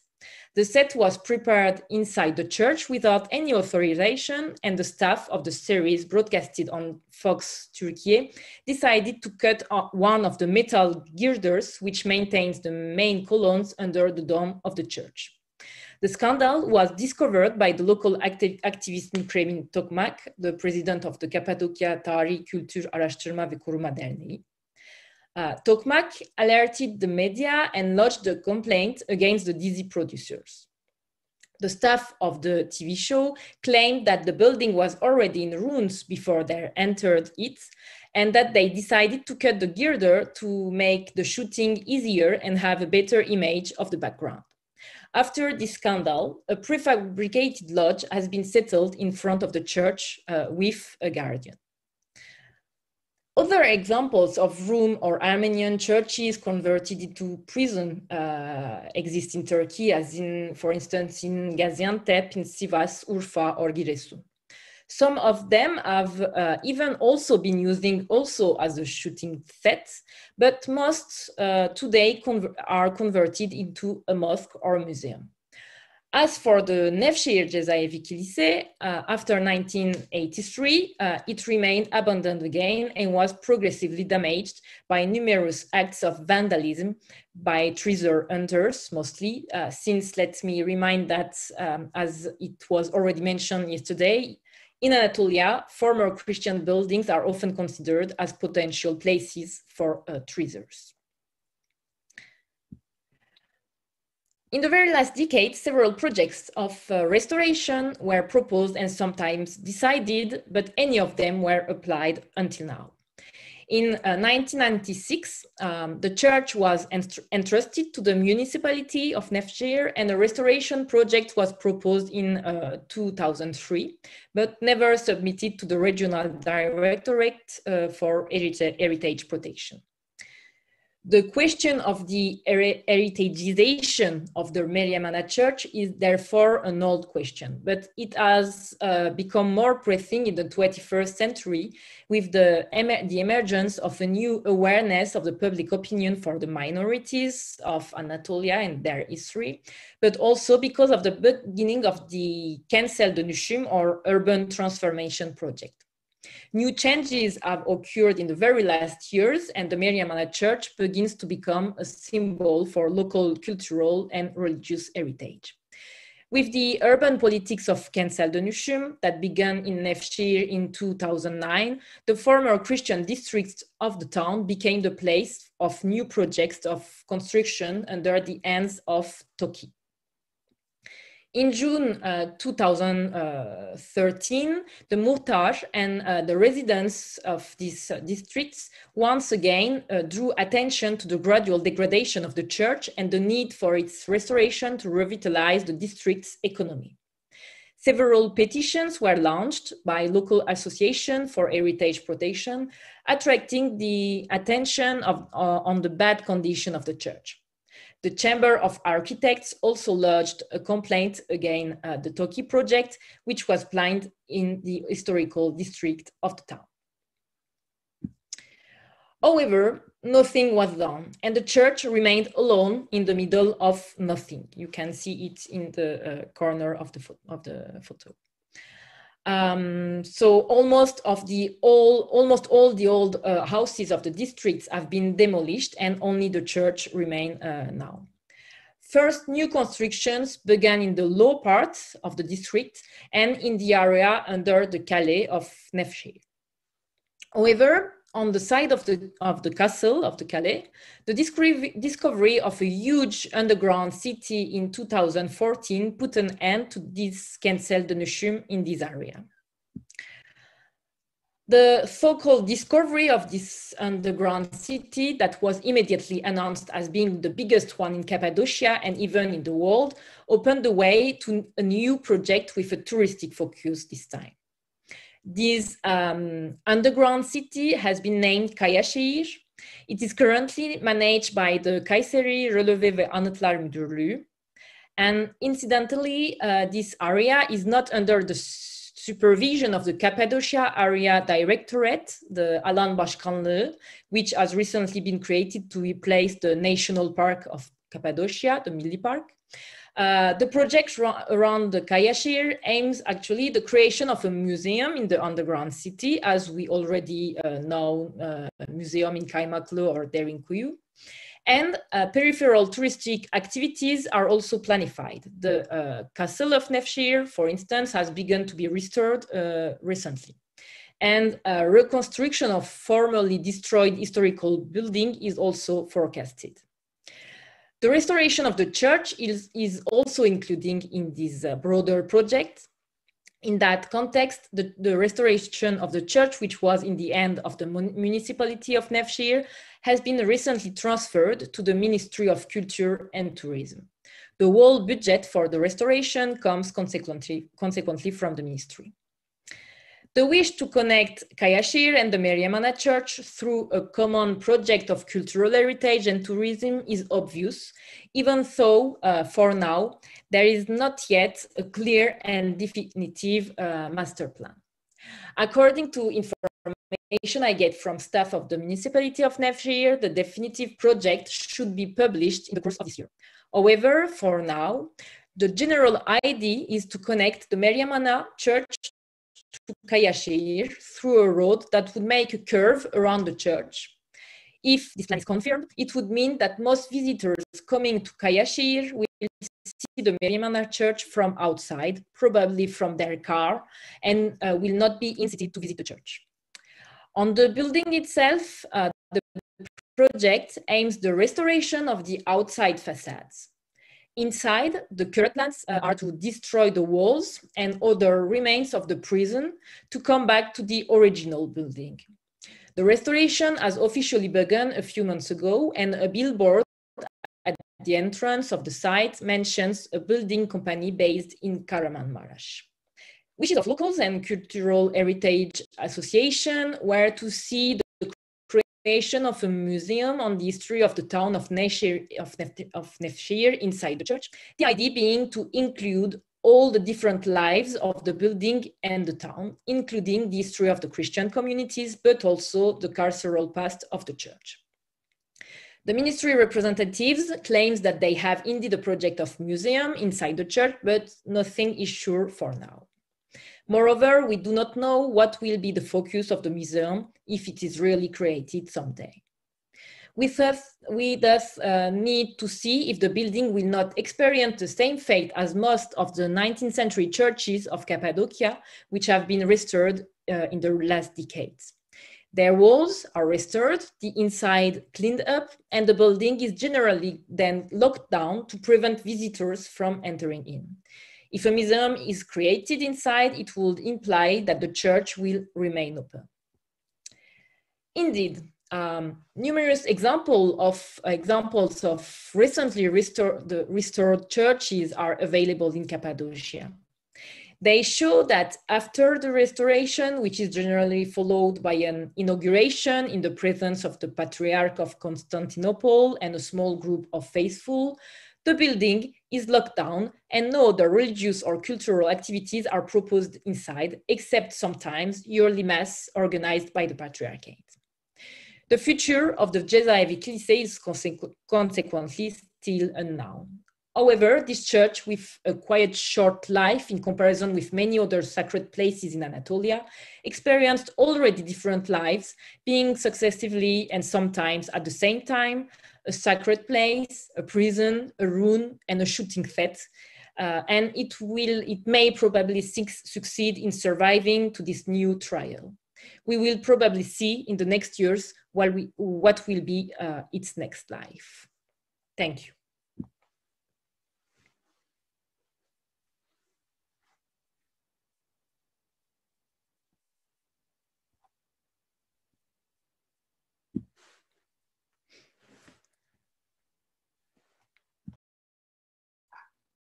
Sayın Albera, buyurun lütfen. Thank you very much. Thank you very much. Professor de Tapia, and for this presentation, also for these images, which were very, very appealing and that show very well what is happening in this region. Now we can shift to Professor Beatrice St. Laurent. She received her PhD in Islamic art at Harvard University, and her doctoral thesis focused on the late Ottoman period of Bursa, the first Ottoman capital. She is now professor of art history in the Department of Art and Art History at Bridgewater State University in Bridgewater, Massachusetts, the United States. And she has been involved in research on the restorations of the Dome of the Rock and Al-Aqsa Mosque for 30 years. And she has published many book chapters, many articles on this subject. And she's currently completing a book on 7th century Jerusalem, as well as another book on the recent restoration of the Dome of the Rock and Al-Aqsa Mosque. She will speak now in this conference on religious monuments of Bursa and their abandonment or transformation in the late 19th century. So the floor is yours. Thank you.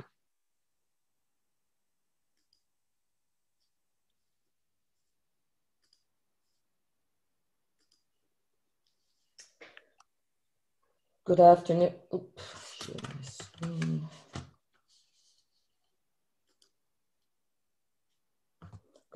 Can you hear me? Good Yes. afternoon.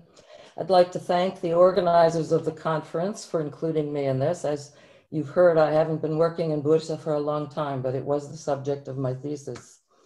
So, there. Bursa is the first capital of the Ottoman Empire with a legacy in the Greco-Roman world. Bithynia, Byzantium, is an interesting stage to examine the reuse of religious spaces, Jewish, Christian, and Muslim, and for this paper, limited to monuments surviving from the Tanzimat and Abdulhamid periods. This paper examines the status of some religious monuments, their transformation to other purposes, or abandonment in the face of political change and population movement. Bursa, previously called Prusa, was always a city that thrived on its commercial activity of both trade from the south and for its local silk industry, which was heavily developed during the empire and exploited by Europe, notably France, in the late Ottoman period.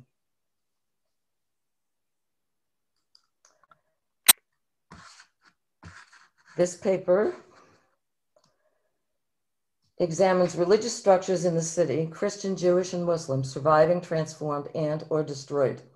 The city setting at the base of Uludağ, or the second Mount Olympus, overlooking the Yeşilova, or the Green Plain in this period, is divided south by north by two rivers, the Gökdere in the east and the Çilimbos in the west, which power the factories of the prolific silk industry of the city.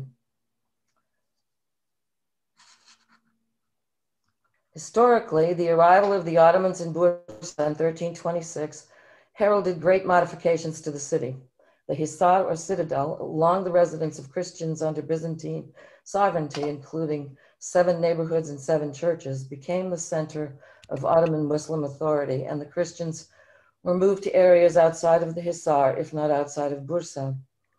With the shift in political authority, formerly Christian monuments were dedicated to new purposes, new Muslim functions, or destroyed, such as the monastery of Saint Elias that was replaced by the tomb of Osman. There was already a well-established Greek neighborhood of Surdibi, Çakırhamam Mahallesi, just below Tophane in the northeastern corner of the Hisar. That neighborhood included a large church, which does not survive. The other early Greek neighborhood was that of Balıkpazarı, located between Kapalıçarşı and just north of Surdibi, and also had a church, the Church of St. John the Baptist, the ruins of which are incorporated in a park, and there also was a silk factory in that neighborhood in the 15th century.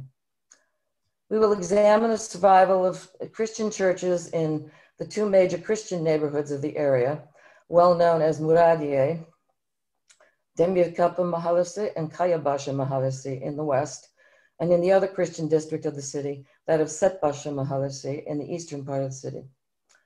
Muradiye Külliye created a Muslim center in the largely Greek Christian neighborhood and was the neighborhood of hotels for visiting foreign tourists. Setbaşı was the more upscale neighborhood of the Armenians, factory owners, both Christian, Muslim, and European foreigners who lived in Bursa at the time.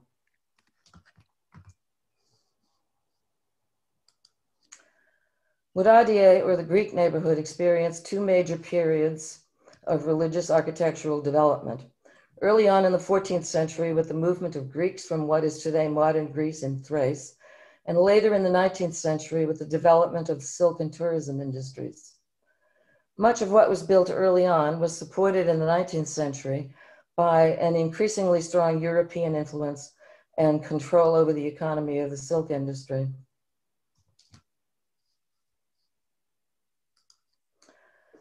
There were 2 churches in Muradiye district. Demirkapı was the first, located on the hill overlooking the plain at the time.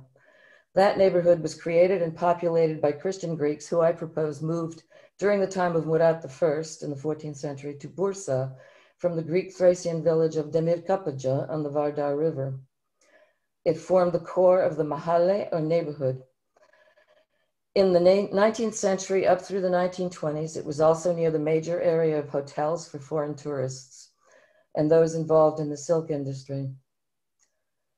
The new Greek Orthodox Church was the Church of the Archangels, built in the 14th century, dated by inscription above the entrance.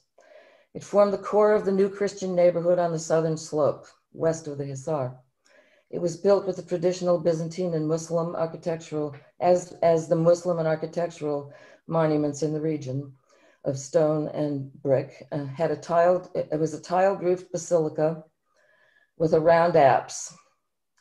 It's hard to know if what survived is from the 14th original or the 19th century restoration or rebuilding in 1835 under Mahmud II. The church lost its entire congregation in the 1923 exchange of populations, and in 1926 it became the property of the Yilmaz family, functioning as a silk spinning factory until 1985, when it was abandoned. This building still stands and is still visible on Google Earth. The second church is in Kayabaşı Mahallesi, which is also known as Simavian Mahallesi, settled by Greek Christians, quote, from Semavian or Semavian Dan, quote unquote. Semavian was not the correct term, but the Greeks who were moved here during a period of resettlement during a challenging political period. They no doubt came from Simavna, today Kyprinos in Thrace, which was conquered by the Ottomans by the mid-14th century and located west of Dimitoka, not far from Edirne on the border with Turkey today.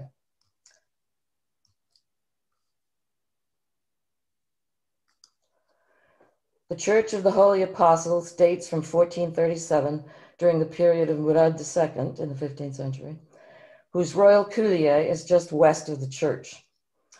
The church was of alternating layers of brick and stone, that same traditional building material of both Byzantines and the Ottomans. It is reported that the current structure was one rebuilt in the 18th century after a fire in 1787, again during the reign of Mahmud II. The church went out of use in the 1923 transfer and has served as a silk factory and tuna tobacco depot since that time. At the end of the 19th century, the church with its bell tower was intact in an Abdullah Frère photo. Wrong clicker. Oop. Sorry.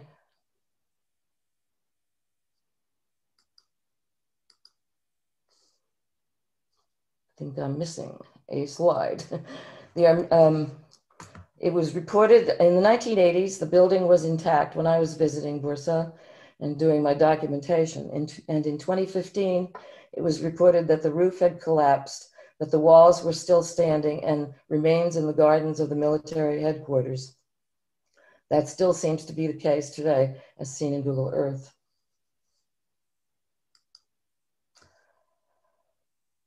The Armenian neighborhood of Setbaşı, east of the Gökdere River, was heavily rebuilt after a major fire in 1863. There were once two Armenian churches identified as the Armenian Protestant and Armenian Catholic churches, dating from the 18th and 19th centuries. Protestant church was located on İpekçilik Caddesi, south of and near the Setbaşı Köprüsü, a bridge. It was on the right side of the street of the multi-ethnic Muslim and Armenian neighborhood of silk factory owners. Please note on the slide the French church, which I'll be speaking about later, for its location.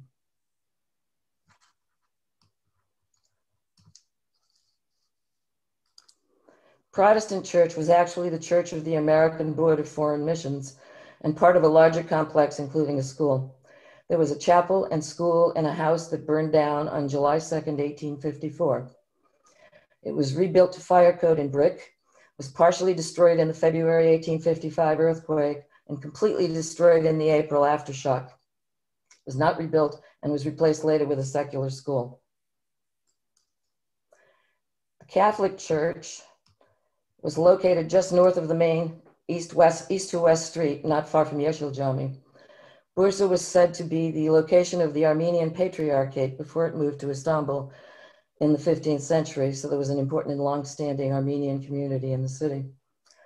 The building was an 18th century house transferred to the Armenian Catholics in 1831. Since 1923, it's been used as a tobacco warehouse and is presently abandoned. In 2016, it was up for sale for $1.5 million from a private owner, and more recently, in January 2021, was offered at $800,000. Since it was registered as an historic monument in 1986 and may or may not be protected by UNESCO since 2014 as a heritage site, which is a project that I advised on with Giora Solar, who led the UNESCO team. The current owners are descendants of tobacconist Salih Kiracıbaşı, president of Bursaspor Football Club.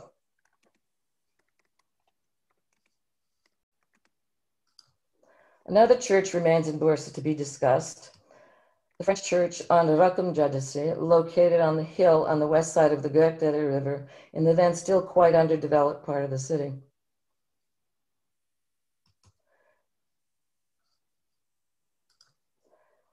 It was built by the Filles de la Charité of the Order of the Lazaristes, who had been in Bursa since 1857 or 1858.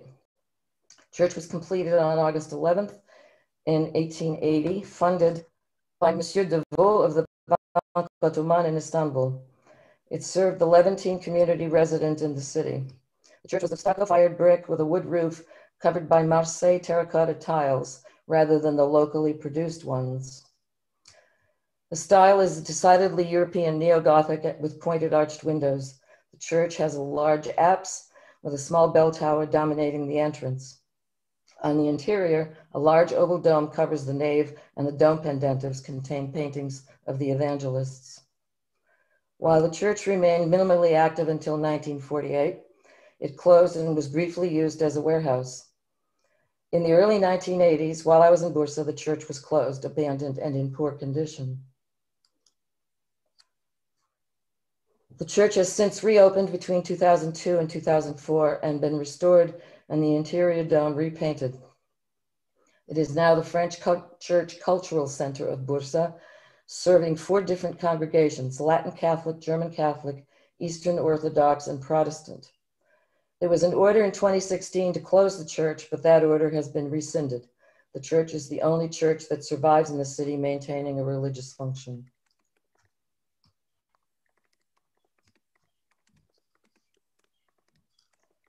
Jewish community in neighborhood of Yehudilik was based on Arab Shukru Caddesi, and it was well established in the 14th century and remains located at the southern base of the Hisar, just off of Altıparmak Caddesi. There were originally 3 synagogues in the neighborhood. The original 14th century community of Armenian Jews, as local Jews were known in the Byzantine period, and Spanish Ladino-speaking exiles expanded the size of the community in the 16th century. In 1886, the population numbered 2,800. Before World War I, 3,500, dropped to 1,865 in 1927 due to migration to South America. In 1939, rose to 2,400. By 1969, 300 to 450 remained. By 77, dwindled to 92, 97, about 100, and I don't have a current count. The oldest synagogue is the Es Chaim, dates from the 14th century and was used for 600 years but burned down in 1940. The other 2, Mayor and Gerush, were established by Spanish exiles in the 16th century and survive to today. Mayor, founded by exiles from Majorca, was in regular usage until 1975 when it closed for services due to financial difficulties. The building interior is centrally planned and has columns surrounding the core of the structure, holding the Torahs. According to one report, it is still used for special events and washing of the dead, but since 2003 remains in danger of destruction. The Gerush, or cast out or exiled, is the largest, seating 500 men and 200 women, and was built under Sultan Bayezid II and restored by Leon Parvile after the 1855 earthquake, along with Yeşil Cami and Yeşil Türbe. The interior of Gerush has a circle of columns surrounding a centrally placed main bima of the synagogue. The Torahs placed in the center in the Ehal of the Ark came from Spain with the Sephardic expulsion and migration. Spanish-inspired Moorish decor adorns the interior dome. There are 2 tevas or pulpits, one in the lower area for men and another in the women's gallery. I visited this synagogue in 1982, having to fetch the key from a resident who lived up the street. For this time period, it's significant methodologically for this study to examine all aspects of changing use of religious Evkaf endowment property during the Tanzimat. The Ministry of Evkaf, the Evkafi Humayun Nizarati, that managed the Waqf or Waqf endowment financed and owned properties was established by the mid-19th century. These also affected Muslim religious property that was made available for sale during the Tanzimat.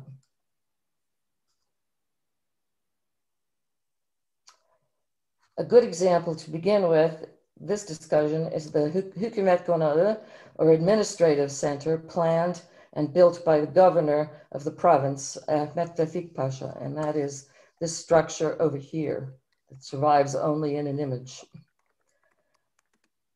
The land was bought in 1860 and the konak was built in 1863 on a Waqf property,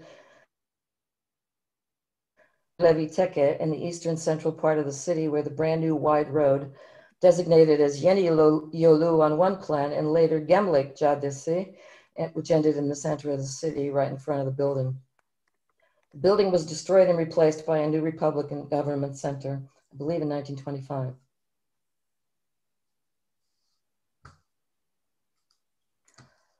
A second example is the Belediye, or City Hall, which was built on Vakf property of a ruined structure tied to the 14th century Orhan Cami next door. Belediye is on the right, Orhan Cami on the left.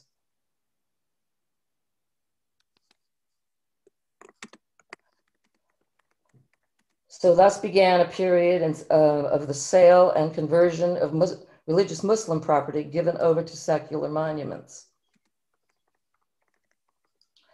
I'd like to end on a lighter note. There is an anecdotal story of the governor of Bursa, Ahmet Vefik Pasha's enlargement of the road to Çekirge to the west of Bursa, providing easier access to it to the baths. In the path of straightening the road, there was an impediment of a Sufi sheikh's tomb. Supposedly, Vefik Pasha brought notables with him to the tomb and told Yuriyen Dede, the sheikh who walked, to walk. He put his ear to the tomb and said that the sheikh had no desire to remain buried and walked away. The tomb was soon after demolished. So it was not just Christian and Jewish monuments that were altered and destroyed, but Muslim ones that gave way to the path of change in Bursa.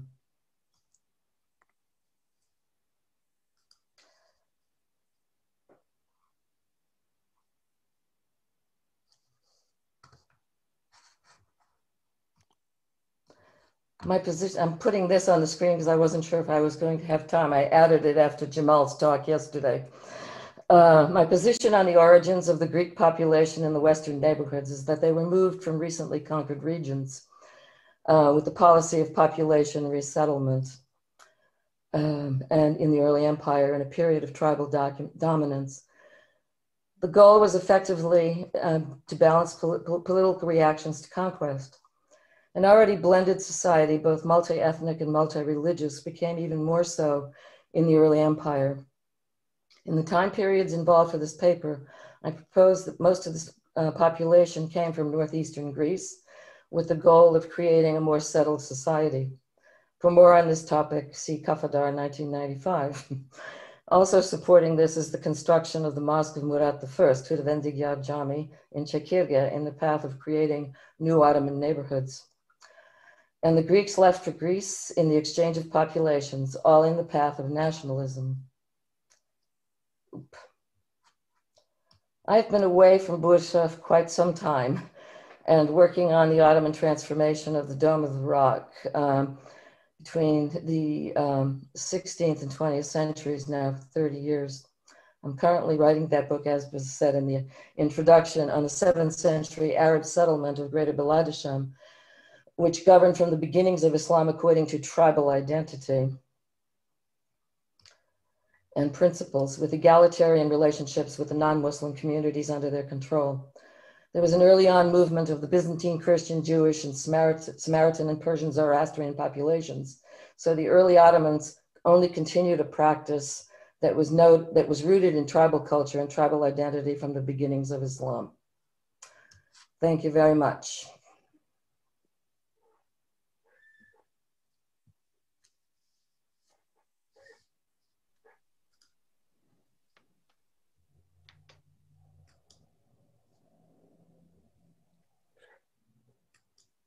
Thank you very much, Professor Saint-Laurent, for your presentation and for sharing with us your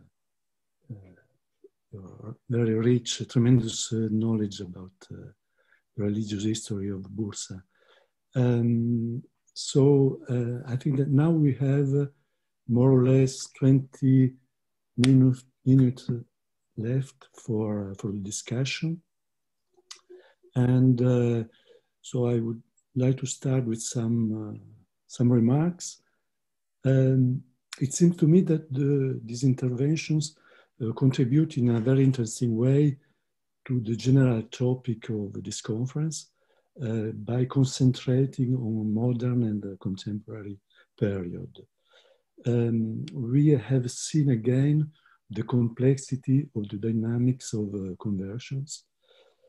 As Professor Kafadar suggested yesterday in his keynote, we should make a distinction between hard conversions and soft conversions, which are gradual in time without a sudden decision.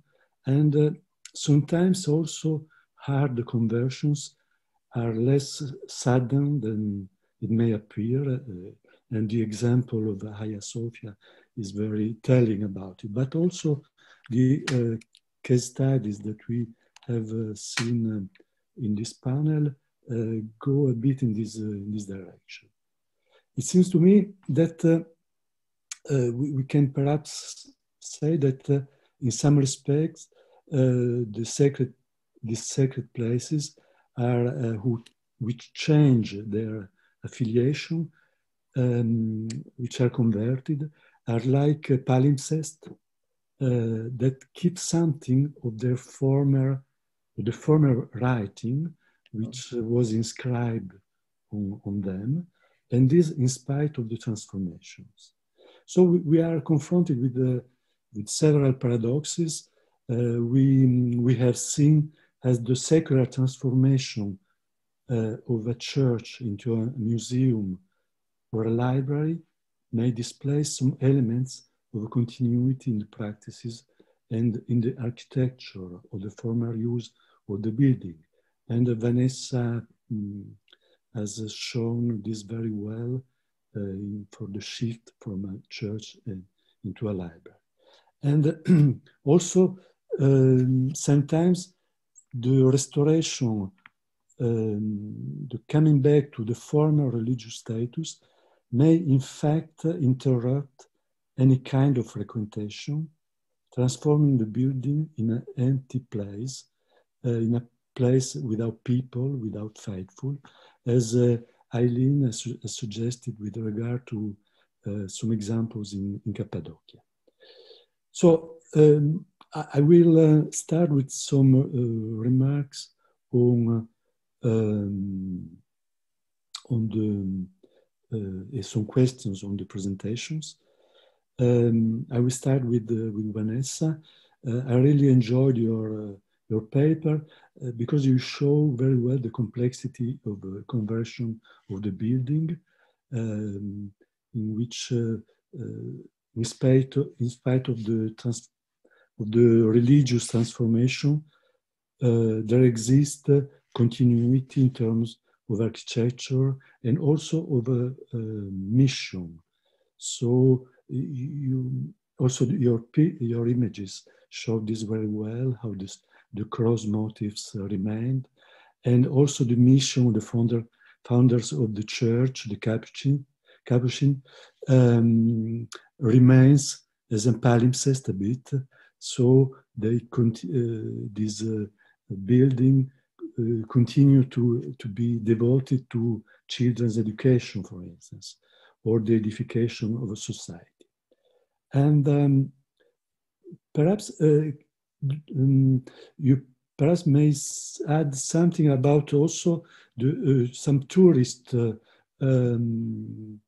aspect. Is this a new habit of the church as a library also used in order to advertise the city for visitors? So this is a question. And also another question, you mentioned the absence of Latin Catholic Ottoman subjects in the city at the moment of the edification of the church. So do you have information about the clientele that was attending this church at the beginning of the century, that was attending the church, the school too, before the transformation into a library? And a third question concerned the Giresun Basilica of Gogora that you mentioned, that was transformed before into a prison and then into a museum. So I see some parallels with the case studied by Eileen. So perhaps you can tell more about this in this perspective. So these are my questions. If you can. Hey, can you hear me? Yes. Okay, thank you very much for your comments and your questions.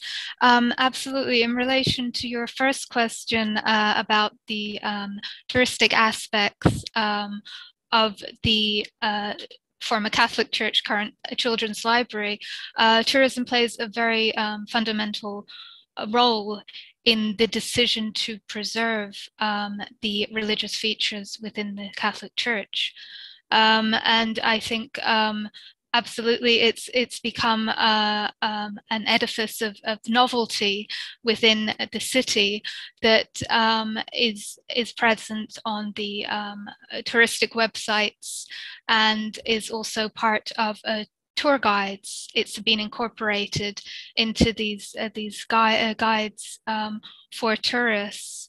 So I think like many of the edifices that have been converted into secular spaces more than mosques, there is an emphasis on trying to promote them in terms of tourism in order to attract people's attention to the continuation, as it were, of the preservation of an edifice of a historical significance, albeit for an alternate purpose. With regards to your second question about the absence of Latin Catholic Ottoman subjects, what was usual in the founding of missions in not necessarily large cities. At the time, Giresun was a relatively small city in different parts of the empire. The main purpose was to focus on missionary activities and apostolic mission, focusing on non-Latin Catholics. So it was usually the Orthodox and Armenian communities, which they would, whose conversion they would encourage. And this was often catered to through educational institutions, which would serve not only local Latin Catholics, because we need to remember in Giresun we had foreign merchants who were Latin Catholics, and they would most probably have had children, families with them. So these educational institutes would cater to Latin Catholic children, obviously, but also to the local Armenian, Jewish and Orthodox communities, especially because they would teach languages, and it was encouraged for these children to learn foreign languages. But I don't have exact details as to the number of children from the different denominations who attended the school, or who in fact attended the churches. We know that there in Giresun there was a presence of Armenian Catholics who would have most probably attended the church. But obviously, due to the current restrictions from the pandemic, I have not been able to access all of the archival sources which would be necessary for this study. In relation to your third question, I do not have a lot of information about the Gogora Church, but definitely in relation to Eileen's very interesting presentation, there is undoubtedly a link. We see that edifices in certain periods were often converted to be used for specific purposes,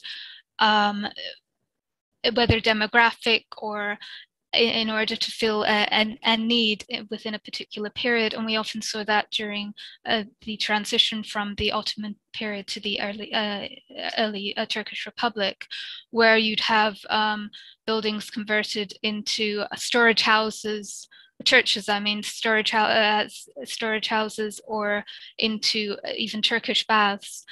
and in order to serve an immediate need.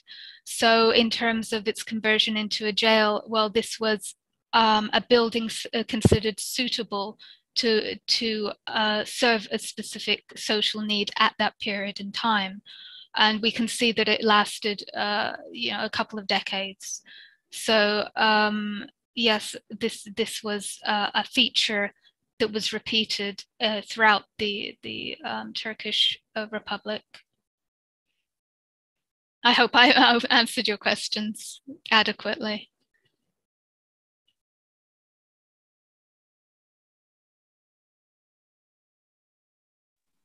Thank you very much. I think that it would be worthwhile to have some comparative work about this transformation in prison and in museum at different periods. Could be interesting, I think. I guess, but perhaps Eileen could say something about it. Thank you again for your presentation, Eileen, about these different lives of this place, which was a church, a prison, a ruin, a movie set, and also for permitting us to go inside your laboratory, because it is a work in progress, and you are looking at what is going to happen.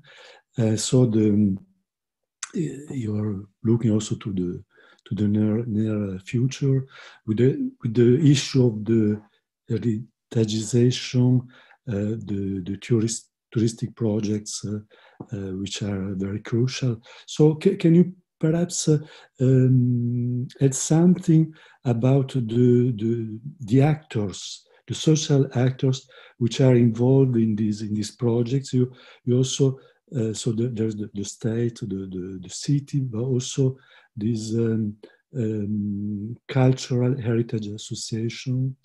Did you have you been able to work already on this association on their sociological profile and so on? So this was you also mentioned that a former prisoner of this is now the head of an association, and I have also another question about the life of this place as a ruin, and more specifically about these treasure hunters,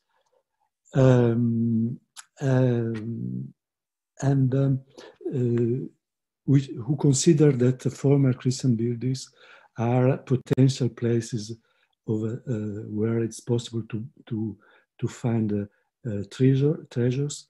And I was wondering if you had been working on this. So it reminds me a very huge tradition of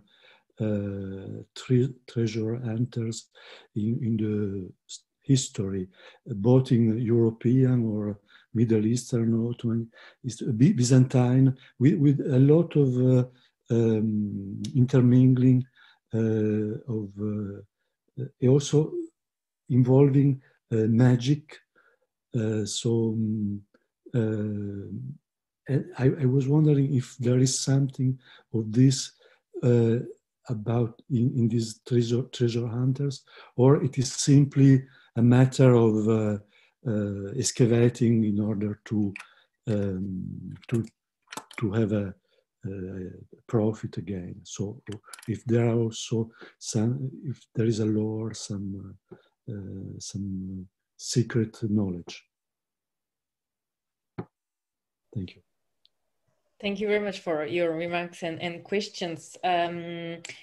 Concerning the actors, it's a bit difficult because you have many actors and everything is currently changing again and again because of this Kaya project, which has been discovered in a very few years. So until a few years ago, it was the municipality of Nevşehir which had ownership in a way of the church. But with the change, with the discovery of the Kayashir underground city, also with the change, with the cancellation of the National Park of Cappadocia, which has been transformed into another way of another, how to say, institution, let's say, everything is changing in a very short time. So it's difficult to have a clear vision of who is or which institution is looking at which parts of this project. But we have, of course, also the associations, the civil society, which pay very careful attention to this particular site, but not only, of course, for Cappadocia.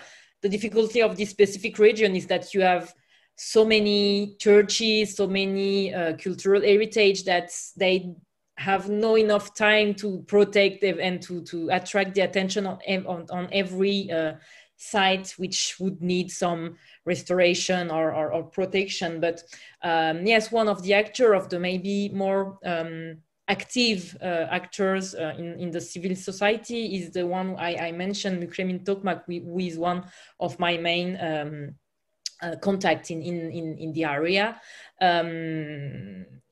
He is also a political activist, but he is mostly very, very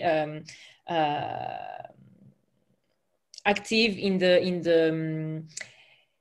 the preservation, but with not so much money and so much financial support. So it's more in a way, he tries to attract the attention of the media, of the local medias, of the national medias, media, for when there is a scandal like the TV series which entered in the church without authorization. So it's more in a way a group of actors who try to attract the attention of the media and of the institutions, the political institutions, on the difficulties they can find in different sites, such as the Church of Mariana in that specific place. But it's often very difficult for them to be heard by the municipality or by the Ministry of Tourism and Culture. So the compromise between all these different actors is generally very, very difficult to find. For the treasure hunters, it's a very huge tradition, as you said, yes, in Anatolia especially, and I know that in all the provinces of Turkey today, still today, you have people who think that, especially in the Christian former districts, and especially in the religious buildings, you could be able to find any treasures or gold or money or things like that. I don't think it's connected to any magic tradition thing or belief.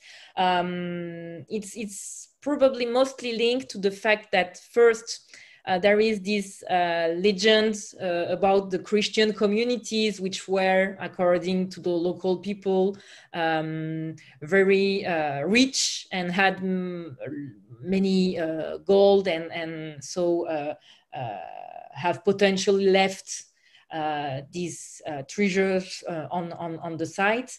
And it's also connected to the idea that for the room, for instance, at the moment of the exchange of population, the room communities or the room families maybe thought that they would be able to come back and left their money or their gold inside some kind of secret places. So there is this this belief that maybe we could be able to find something, especially in buildings like the church is so.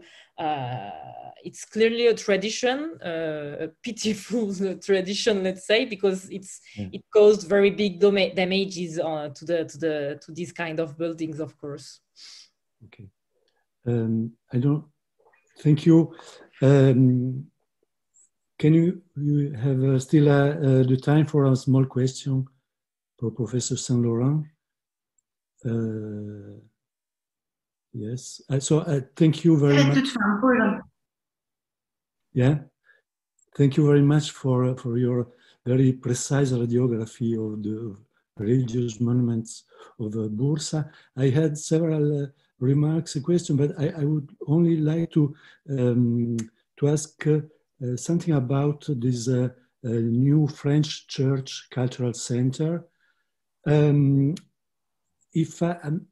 You also mentioned this as a Protestant church, and then there are different congregations that are using it, Latin Catholic, German Catholic, Eastern Orthodox too. So can you say something very rapidly about this kind of religious function, if there is a sharing of this place or not? What I know is that it is being used by these various religious groups and is much more of a religious center for the foreign population that still resides in Bursa, the Levantine population as well. That's all I know about it. I have not been in Bursa for a very long time. Since 2009, actually, I haven't been in Bursa, but I keep getting called back to Turkey to either publish or speak because I can't avoid my thesis and my involvement with Turkey. So I hope that you will be able to come back to Bursa and to study this.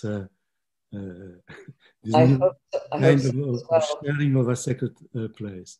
Yes, I also have a Turkish sister who lives in Istanbul and still teaches at ADİP. So I'm very much in touch with my colleagues and friends in Turkey. Thank you very much. So thank you very much to all the presenters. And so we are at the end of this session. And please remind that you may register in the ADİP forum for your discussions and for the contribution on the address that you know. Thank you. Now we leave the floor to our presenter. Çok teşekkür ediyorum Profesör Albera. Yalnız bitirmeden önce... Thank you very much, Professor Albera. I guess there are 3 more questions in the questions part before we finish. With your permission, we can cover those questions as well before we close. I believe you can see the questions under the answered column. No, I cannot see the... I saw the question, but they disappeared. Tamamdır. Teşekkür ediyorum. So it is okay then. Thank you very much. I saw the question, but now they are not. I don't know if you can restore them.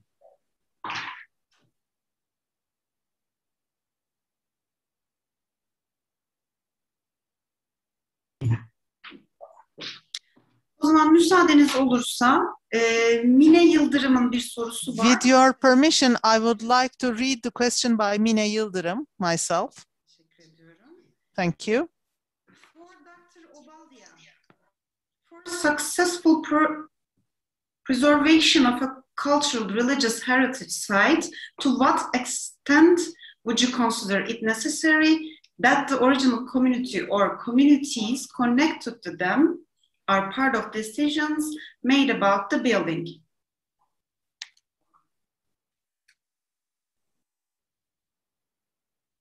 Dr. Obaldía. Thank you very much for your question, Dr. Yildirim. Yes, I think it's very important. I saw the first part of your question and the subsequent too. It's a very important question. I will give a short answer, however, and that is no, consultation did not take place. And I think it's important when we are speaking about the Latin Catholic Church that we remember that the Catholic Church was not a local church. Rather, it was a foreign church.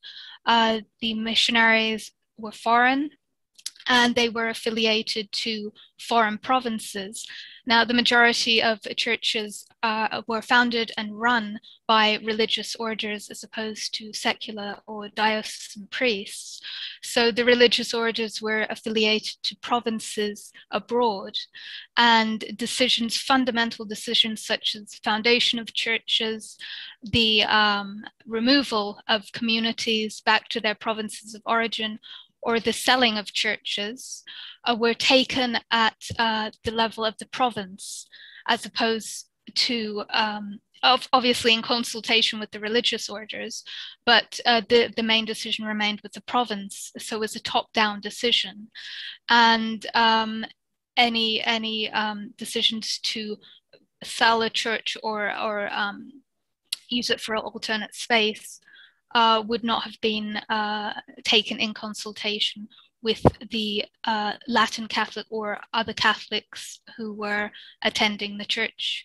In the case of the Giresun church, the loss of the church was more a result of the lack of registration of the church following the foundation of the Turkish Republic.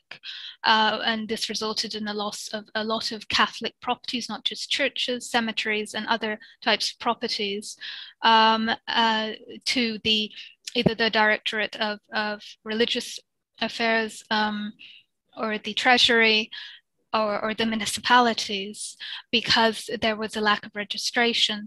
So the decision was actually taken out of the hands of the religious order, as opposed to being an active decision on their part. So thank you very much for your question.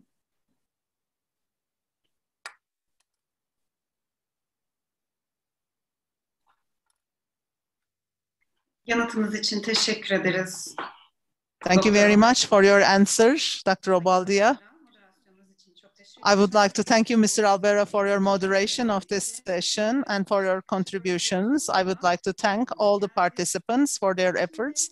So we are concluding this session. Before our next session, we have a 10-minute break. After the break, we will see you as our audiences once again.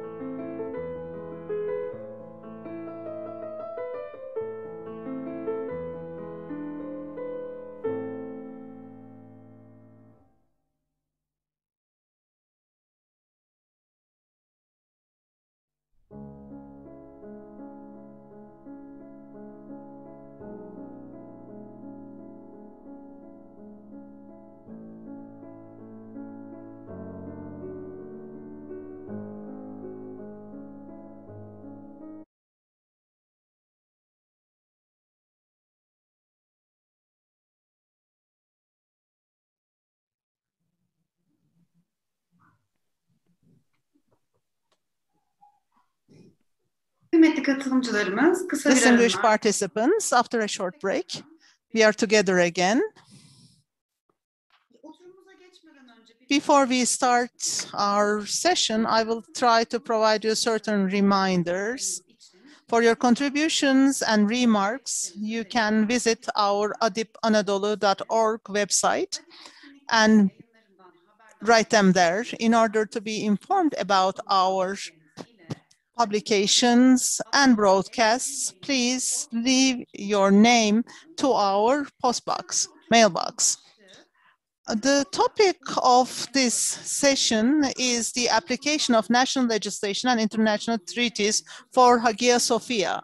And I would like to now invite our discussant, Dr. Mine Yıldırım from Freedom of Belief Initiative. Yes, the floor is yours, ma'am. Thank you very much. In this conference, we had very informative sessions. I would like to thank the Anatolian Religion and Beliefs platform. I would like to congratulate them as well. There was an important sharing of information and a platform for discussion for all of us, which was valuable, and they definitely deserve a sincere thanks. As our presenter said, in this session, we will be focusing on a specific venue, and we will be talking about the national and international legislation. Throughout the Republican history, Hagia Sophia transformed twice. There were two different transformations, let's say. It has such an influence and places of worship that go through significant conversions, their reasons and their influences. It won't be possible to cover all these aspects in depth. However, I believe in this conference, we made great efforts to this end. We at least had some general perspective about the subject matter, the cultural influences, the influences about identity, and the rituals and the practices were topics that we covered. The collective memory and lives of the religious communities. We had several topics covered. In these conversions, laws and regulations have important roles to play.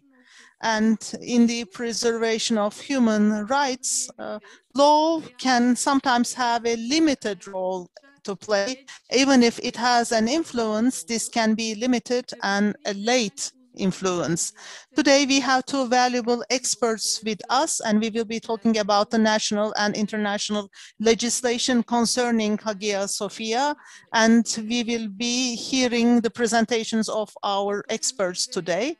We have Dr. Hammer with us and Mr. Cem Sofoğlu as well. Dr.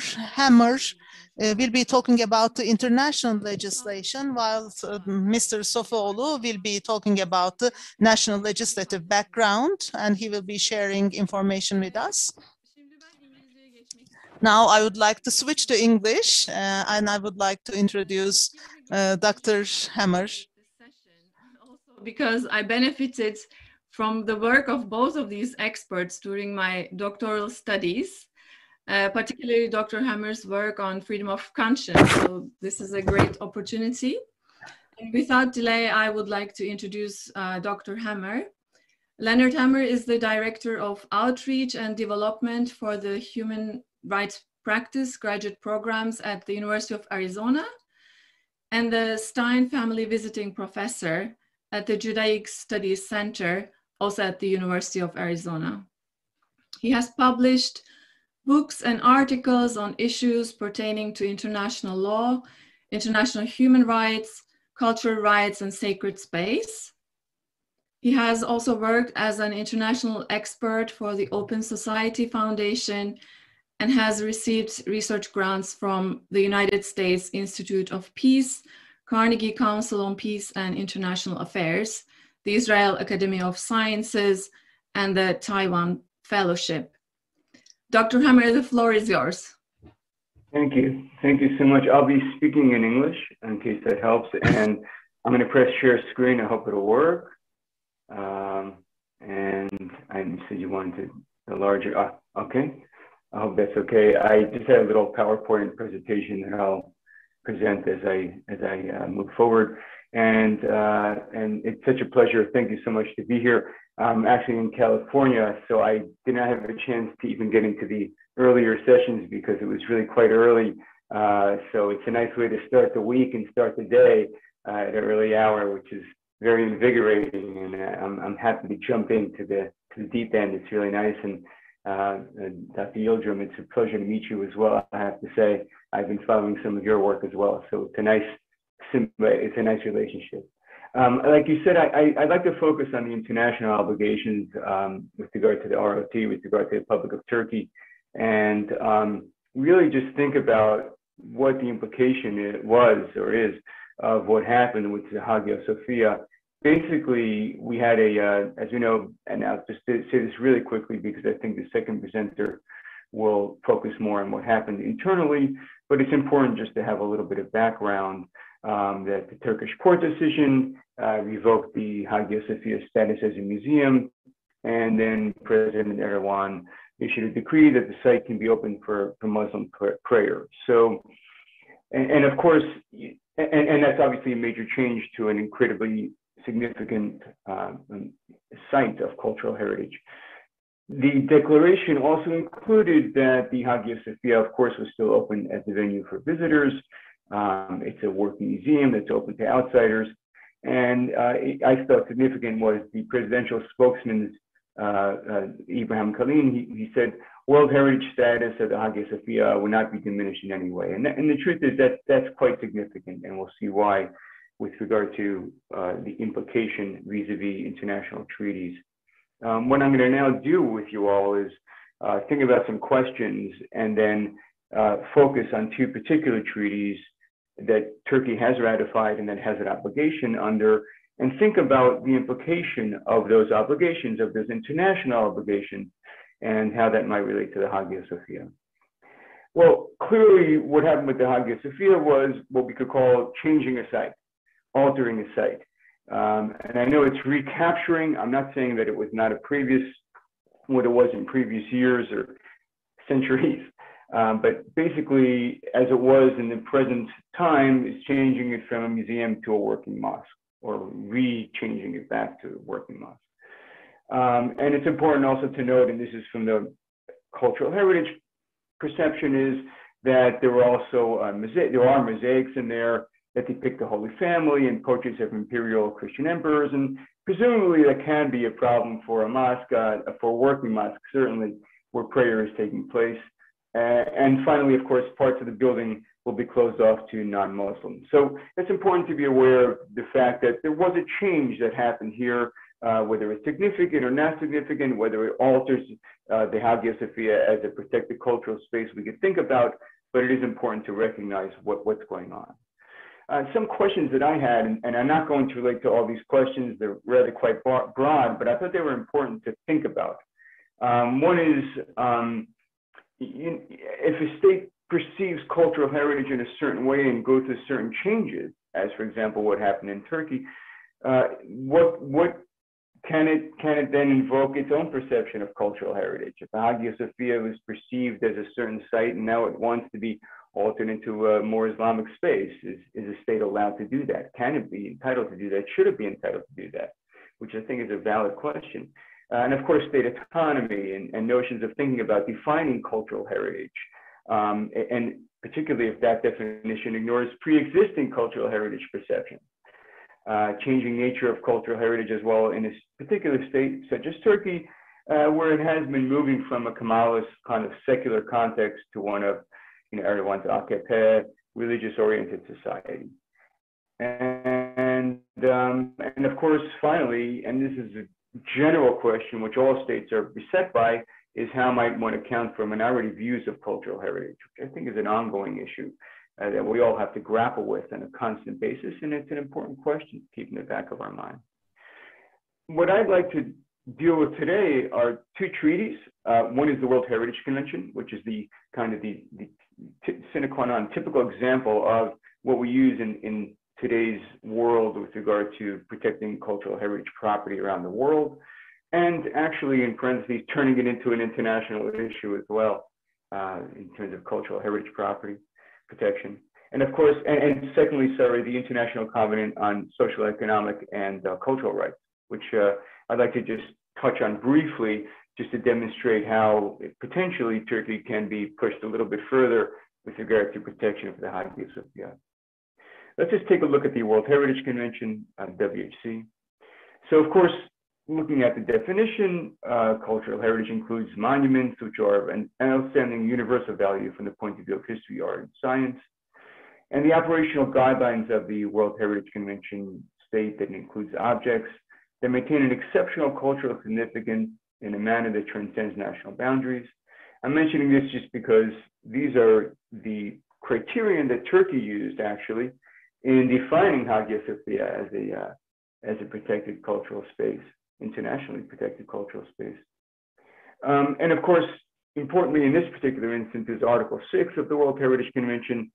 State parties are to act along with the international community to protect, conserve, and publicly present such sites using its maximum resources. And we'll see that's also important because for Turkey to make this change to a space, significant or not, can be, of course, debated, but it certainly was a pretty important change. It kind of invokes some of its obligations under the treaty. Now, thinking about this further, we could talk about the notion is that, well, what is the significance? What's the implication of having the World Heritage Convention and having its action? So, excuse me. One is that you want to allow for international opinion and focus with the state is afforded some latitude. In other words, by a state designating a site as a World Heritage Convention protected site, what you're doing is you're internationalizing that space. You're not removing sovereignty. You're not removing necessarily state control. But a state is saying that they're allowing for some type of international influence, international involvement in a particular site that's located within their sovereign space, within their own state. And of course, under the World Heritage Convention, the state is afforded a great deal of latitude, a great deal of space to operate. But nevertheless, the notion is that you're allowing for an international focus. You're allowing for the inculcation of international opinion with regard to particular spaces. In this particular instance, in 1985, the Republic of Turkey, the ROT, deemed the historic area of Istanbul, which specifically included the Hagia Sophia, as a World Heritage Convention protected site.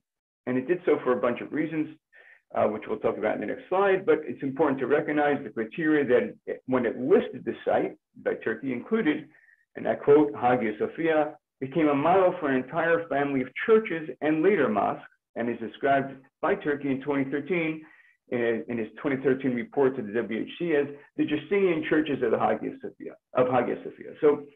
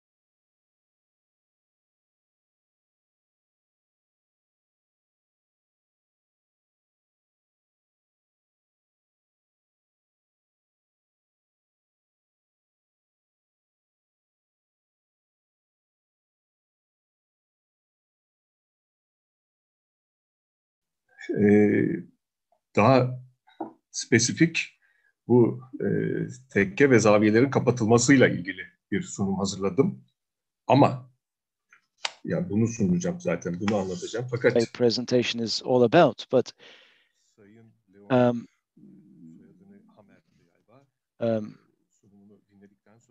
having listened to Leonard's presentation, where he talked about the conversion of Hagia Sophia and Korah, and there are two court cases to overturn the decrees issued by the presidency. So there are ongoing court cases as we speak in the administrative court, and I know of these court cases, and so I'm just going to talk off the cuff during the introduction and tell you what I think about the recent developments. I listened to Leonard's presentation. So I'm going to be playing the role of the devil's advocate, if I may, and convey my personal thoughts to you first. But these places, both Hagia Sophia and the Korah church, I'm personally opposed to their conversion, and I don't approve it. But as Mr. Hammer also said, and Yıldırım Hanım also indicated previously, that these places of worship, the judicial processes can only do so much. Unfortunately, when it comes to politics and religion, you cannot solve these issues through law. The solution needs to come from politics, and then only after that, legists can find a legal basis or a legal infrastructure for a solution. So yes, we can only expect so much from law. And Mr. Hammer, he also talked about the right to sovereignty of the state, and I think along the same lines, the states have right to sovereignty when it comes to matters of this nature. And when you look at these two ongoing cases, I'm not too hopeful that these and those who took this matter to the court, to the constitutional court, in the courts of first instance,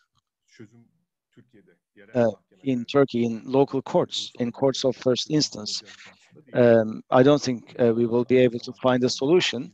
I think this will go all the way up to the Constitutional Court, and they're hoping to exhaust all the local remedies and then take it to the European Court of Human Rights. But I personally think that European Court of Human Rights is going to see this as a matter of sovereignty of the state, and as such, they're not going to find it admissible, because otherwise, if the Court of Human Rights impinges on right to sovereignty, then that would undermine their own authority. And this is how I see it. This is a matter of sovereignty. In 1934, it was the cabinet who turned the mosque, because this building from 1453 all the way up to 1934, more than 400 years, it was used as a mosque, and then it was converted into a museum in 1934, and 90 plus years afterwards, of course, we no longer have a cabinet. The system has changed. We have an executive presidential system in Turkey, and a presidential decree says that the place is to be turned into a mosque, reconverted into a mosque. And I think they can do this from a legal point of view. The state has the mandate to pull this off. Mr. Hammer talked about two international agreements. One, let me cite the entire name, Cultural Natural Heritage Protection Covenant or Agreement. And the other is the International Convention on Cultural and Political Rights. So as for the first agreement, World Heritage Agreement, Turkey actually adopted it in '82, and the other, it was during the EU accession process, and it proved quite contentious at the time. But I was personally quite pleased with the fact that Turkey acceded to that convention. But certain quarters in Turkey did not want Turkey to adopt that agreement, and they opposed to it. So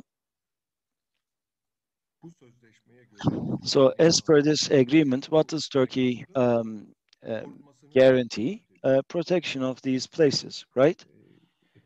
And Turkey protects these places by turning it into a mosque.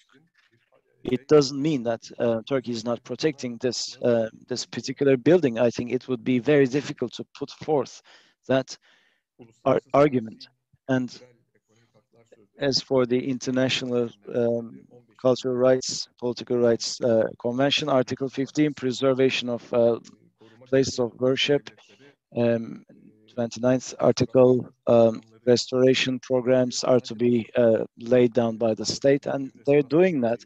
The restoration is always ongoing at Hagia Sophia. I mean, there's always this scaffolding, which has always been there for years. So the entire building is always under restoration. I visited Kora Museum way back, and I don't remember any restoration activities there then, but now the whole building is under restoration. And also this building was used for 500 years as a mosque, and then it was turned into a museum, and it was reconverted into a mosque. So is this a mosque? Is this a church? We're talking about 1,000 years. I think it was built in year 500 something. Antonius and Isidorus, these two architects, built this in Eastern Rome. We shouldn't call it Byzantine Empire. It was the Eastern Roman Empire, and it functioned as a church for 1,000 years, and then it was turned into a mosque in 1453, and then for 500 or 400 years it was used as a mosque. So is this a mosque? Is this a church? And I think that this is highly contentious. So here's what I say. It's all about the right of sovereignty of the states, and the states exercising their own discretion. And again, to quote Mr. Hammer, cultural heritage of minorities, yes, 3,000 Doğu Roma'dan kalan Greek members of the Greek Orthodox community live in Istanbul. 3,000 people. We have this minority who are citizens of the Republic of Turkey, but Lausanne Treaty defines them as a minority. So,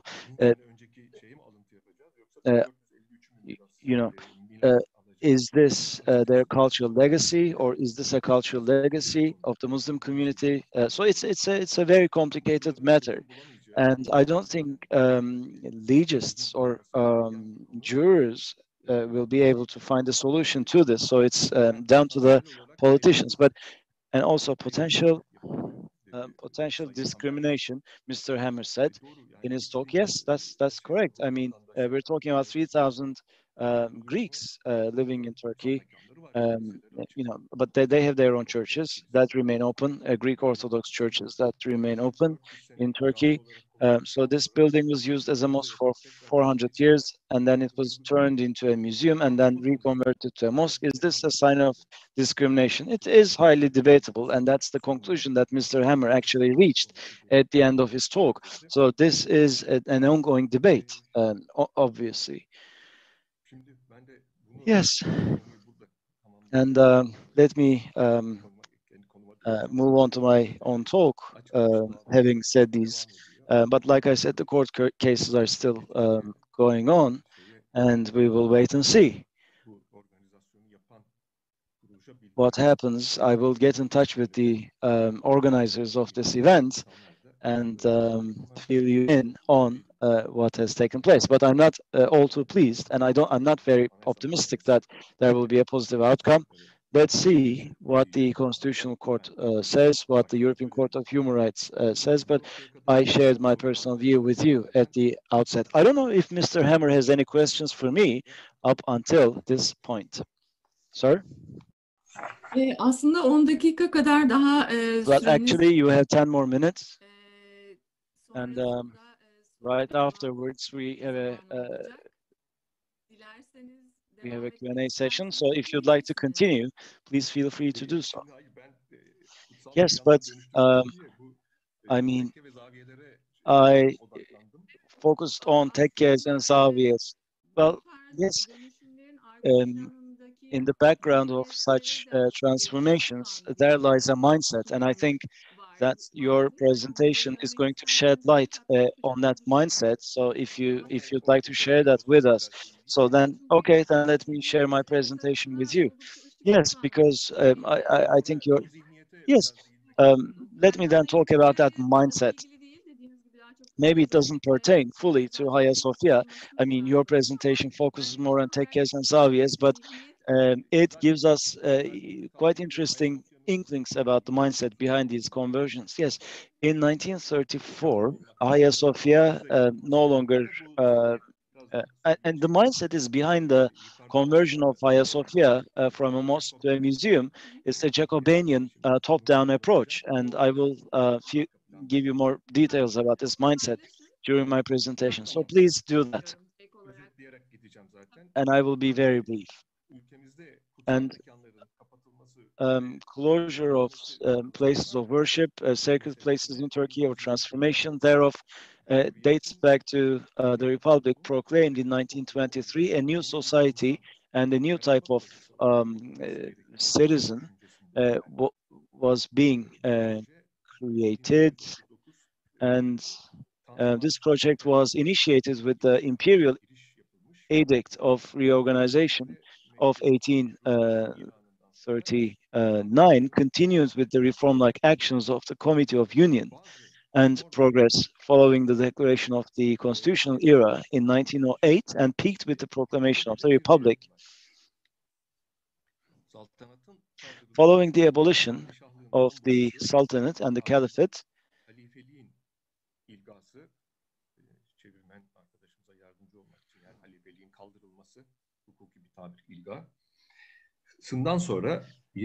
the new regime and its elites could now start building the aforementioned new society and the individual. We must say that the Republic and its founders took the French Revolution as an example in creating this new society. It is important to mention that Ottoman sultans such as Selim III and Mahmud II followed the example of French military and bureaucratic establishments in particular. That the Committee of Union and Progress members were deeply affected by the way of thinking brought along by the French Revolution. Fraternity, equality, and the like. And the leaders of the War of Independence continued to be influenced by France. For example, Mustafa Kemal Atatürk was proficient in French. And I watched a documentary recently, and he spoke great French, and his books are on display at Anıtkabir. He would always read in French.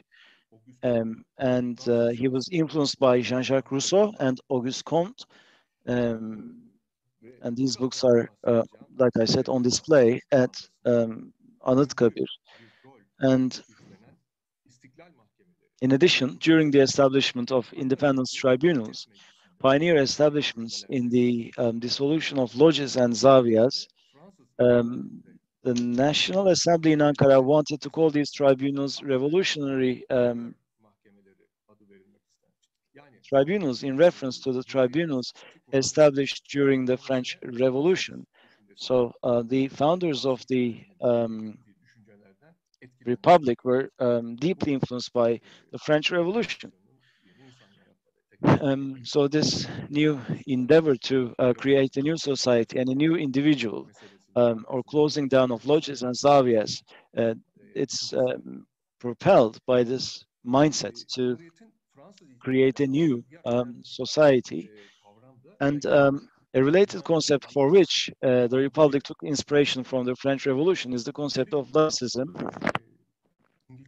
The new Republic chose to adopt the more radical practice of laicism, a product of the French Revolution, instead of secularism, a practice which is a more moderate version of laicism that originated in Britain.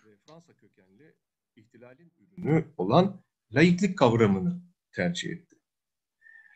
Şimdi Cumhuriyet'in yeni insan yaratmak için çıktığı yola bir bakalım. Let us now take a glance at the path the Republic took to create new individuals. Primarily, this new individual was expected to be civilized, cultured, and in the words of the leader of the Republic, to have reached the level of contemporary civilization. To reach this level, a significant step was to be taken, as in the example of France.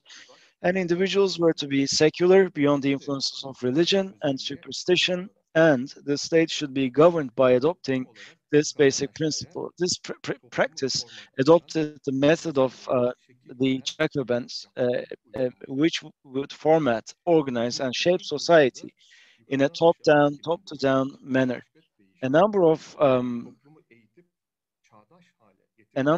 revolutionary tools were used during the first years of the Republic to shape the society in a top-down manner. In other words, to educate and modernize it. Legal instruments were used. In 24, law on the abolition of the Caliphate and the Directorate of Foundations, and also the law on the dissolution and prohibition of lodges and zaviyas were passed. And like I said, in 24, the law on the abolition of the caliphates and the Directorate of Foundations was passed, and law on the unity of education, which is called Tevhid-i Tedrisat in Turkish, and finally the law on the maintenance of order, Takriri Sükun, that dates back to 1925, which gave way to the prosecution of the participants of the Sheikh Said rebellion at the independence tribunals and the closure of lodges and zaviyas. These were radical measures taken to decouple society from the influence of religion and laicize it.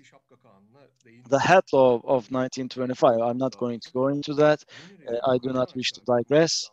The new regime held the opinion that in order to establish a top-to-down social order, some organizations inherited by the old regime, the Ancien regime of the Ottoman Empire, had to be liquidated. Amongst these, religious orders and lodges and zaviyas they operated were at the forefront, since they were centers of reactionism and superstition, according to the new regime, which adopted a positivist way of thinking. It was not within possibility to tolerate these establishments. And in addition, it was assumed that the religious orders had organized in lodges and zaviyas to oppose the newly founded republic, and as such constitute a potential threat. In fact, they were not way off the mark. In Iran, mullahs toppled down the Shah regime. They were proponents of the Islamic regime, and they organized in mosques and prepared for the revolution in the mosques.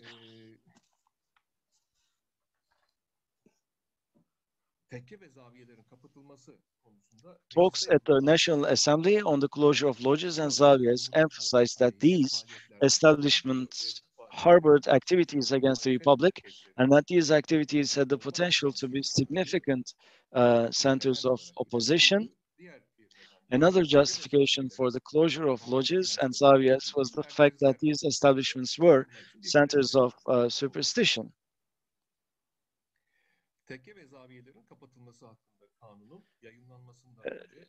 To quote Mustafa Kemal Atatürk's Kastamonu speech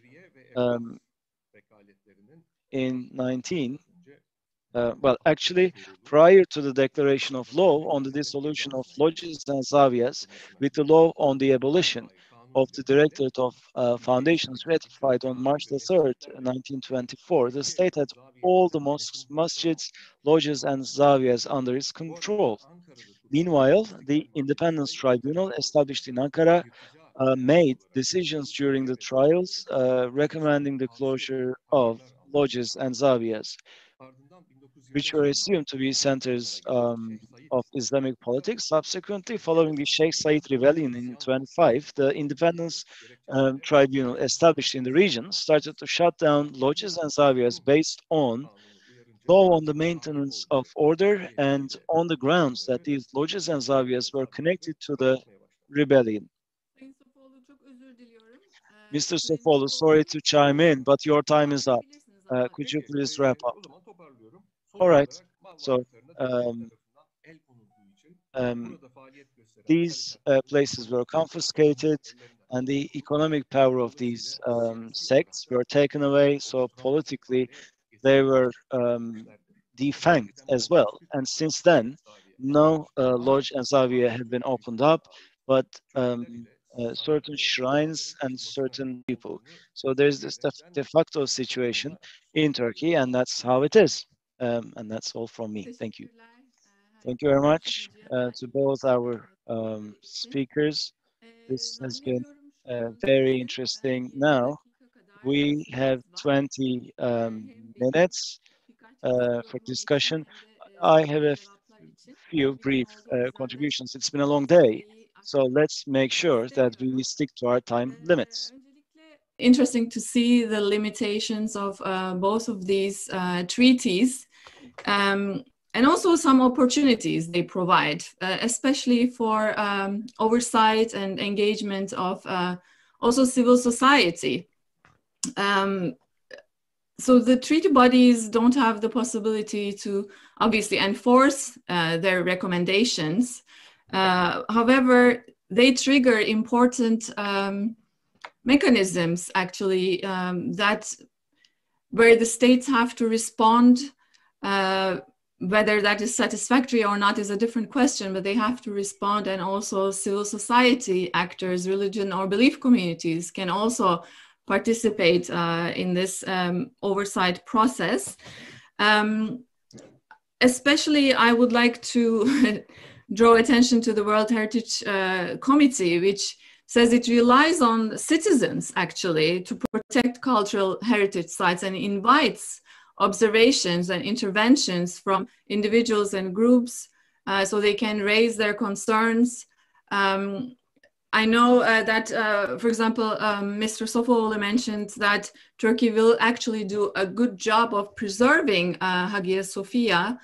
But for example, yesterday morning, we heard from Dr. Umut Azrak, if I remember her name correctly, that she had visited the Hagia Sophia and she saw that actually the mosaics of Mary and Jesus were curtailed all the time. So not only during prayer times, but because people were praying inside the Hagia Sophia, not only during prayer times, but also other times. So it was always veiled. And as far as I understand, it was important for the World Heritage Committee that the art effects are accessible to everyone, at least at certain times. So I don't know, I think it's important to continue to monitor the situation within Hagia Sophia and access of everyone, not only Christians or Greek community, but of everyone, because it is considered to be of universal value. So it's not only of value to the Christian communities in Turkey. I also wanted to say a few things about the International Covenant on Economic, Social, and Cultural Rights, which also has the periodic reporting process. And Turkey submits regular reports to the committee, as Dr. Hammer mentioned.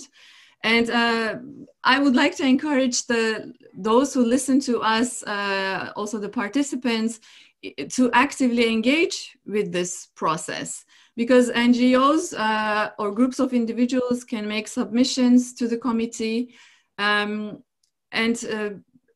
if they need more information about this, they could certainly get in touch with Etkiniz, which is helping with this conference today, and also the Alevi Philosophy Center or Freedom of Belief Initiative. So there are organizations that can help groups or institutions to be part of this oversight process.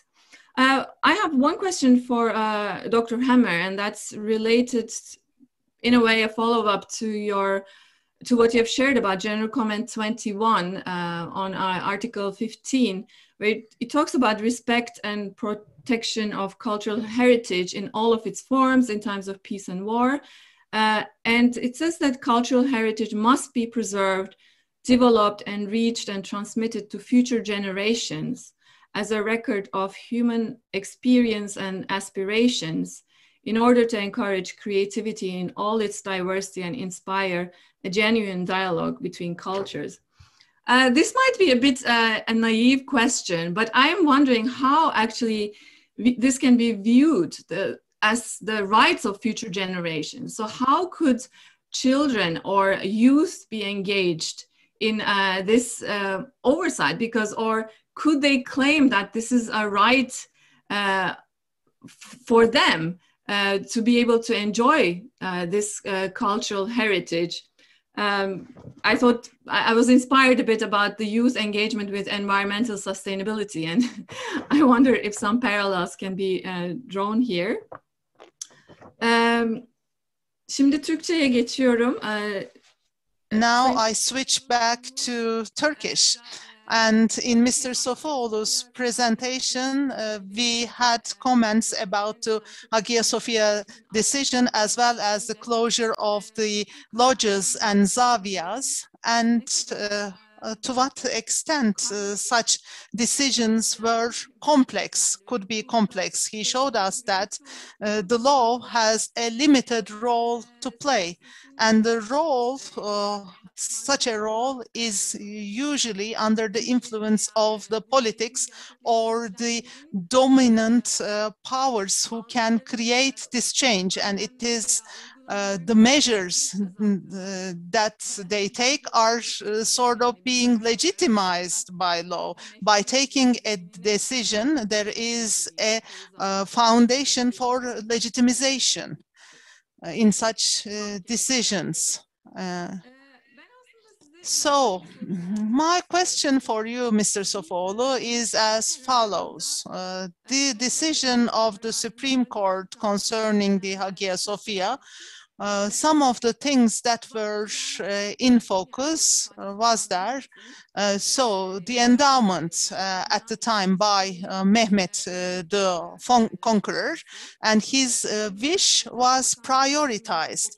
And in the cabinet decision of 1934, that decision was found against law and it was cancelled.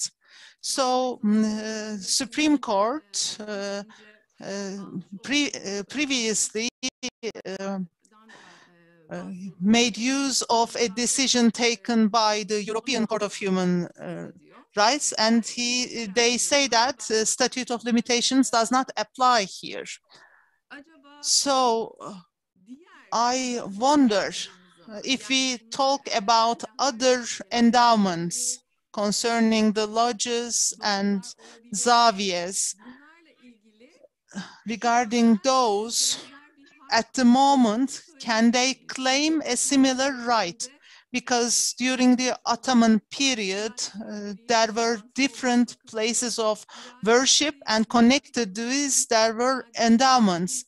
So, contrary to their will, these can be used, like there are churches that are being used for producing tapestry, and there are buildings used as children's libraries, which are converted from mosques. So can we be confronted with a series of court cases in an attempt to cancel such conversions?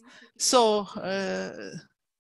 I can continue with the coming questions, but I can immediately answer your question, in fact. For the effective use of, let's compile all the questions. I don't think this will create a problem for the presenter. As you desire, she says.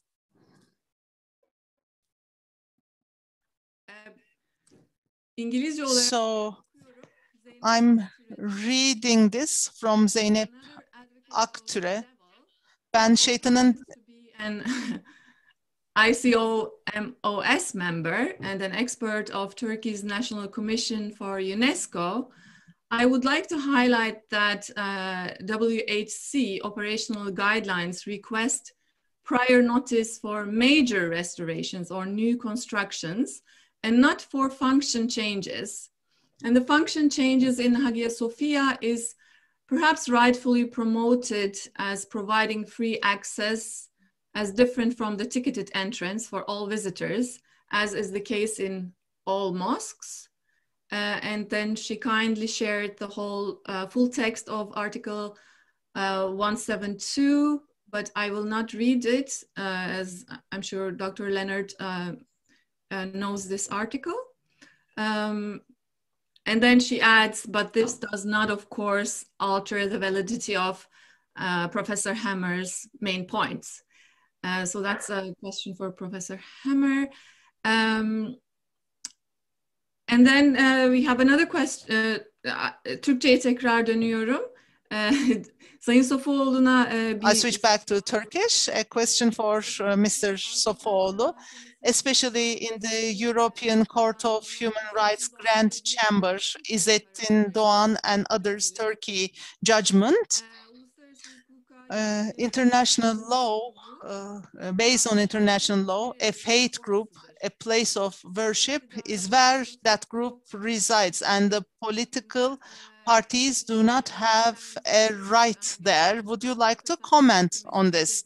So in the, you said that such a change when brought to the European Court, I am not optimistic about the decision you said. So can you comment from this perspective? So this was a question from İştar Gözaydın. So we nearly have 10 minutes until we finish. I will give 5 minutes each, if you like. And let us start once again with Dr. Hammer. Awesome. Thank you. Thank you very much. Great comments. And Professor Sofuoğlu, it's such a pleasure to hear what you had to say as well. I'm just going to address some of what you said, because it was really insightful and very beneficial, I think, to our discourse here. And that is that it's important to recognize that post-1935, certainly post-World War II, there's been an alteration as to how we perceive sovereignty and how we perceive the actions of the state and what it can or cannot do. You could call it a global governance type of approach or a constructivist approach to international relations. But what I'm getting at is that clearly changes happening to a place like Hagia Sophia reflect changes in the political winds, if you will, in a particular society, in particular changes that are happening to a particular state. The potential difference is that we now have greater involvement of international bodies, certainly post-World War II. And when we look at the World Heritage Convention post-1972 or 75 onward, states really recognize the role that it has to play. And that's kind of what I was thinking about and really, kind of playing with and thinking about what that influence can have or might have on Turkey, although I agree it's not much in terms of any substantive way. But it was good points what you made, and I think it's just important to account for the alteration that happens to Turkey. ECHR, I totally agree with you. I didn't deal with it because it's going to be really hard to find a basis of protection therein, pursuant to how the rights are interpreted under the ECHR, but potentially under the minority aspect. But again, I think it will be difficult to demonstrate, and they probably will not touch it. I kind of agree with you on that. Dr. Yildirim, that was great on the engagement of youth. I love that. Those issues are actually, interestingly, just to combine the two parts of the discussion, are meant to be, certainly engagement of youth, are meant to be in WHC plans. When you designate a site as a World Heritage Convention site, so you're then supposed to have some type of action plan, and there's always a push for engagement of youth in a kind of broader sense. I'm not sure I'm exactly answering your question, but that is the idea there, and there's almost no doubt in my mind that when they, and I have not, and this might be another good article to think about it, looking at the General Comment 21 from the Convention on Economic, Social, and Cultural Rights, and thinking about, well, gosh, to what extent did they account for and take into account, integrate the WHC? And I'm pretty sure they did, just looking at some of the notes that went on there, but it does merit, it would merit, I think, more of a look into that. I hope that answers your question, and not entirely, I think, but it touches.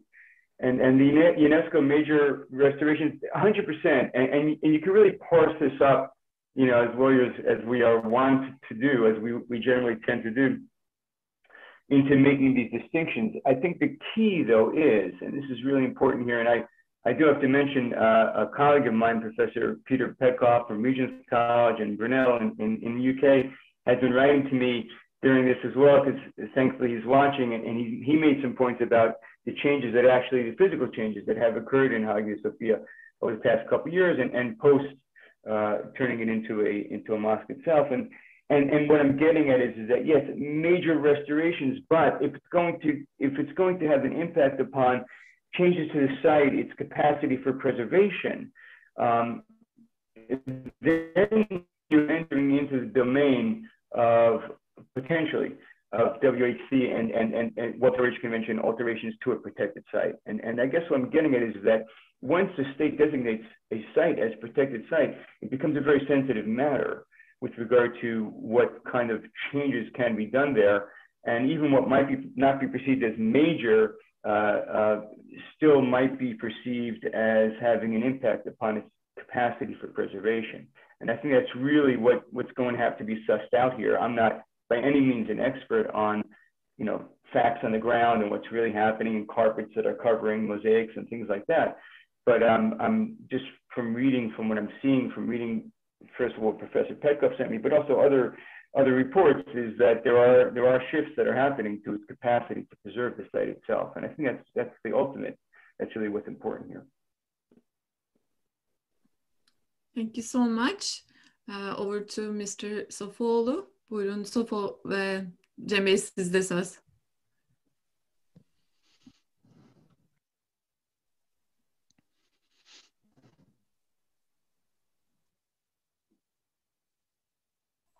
Cem Bey, sizi duyamıyoruz şu an. Cem Bey, can you please unmute your mic? Thank you.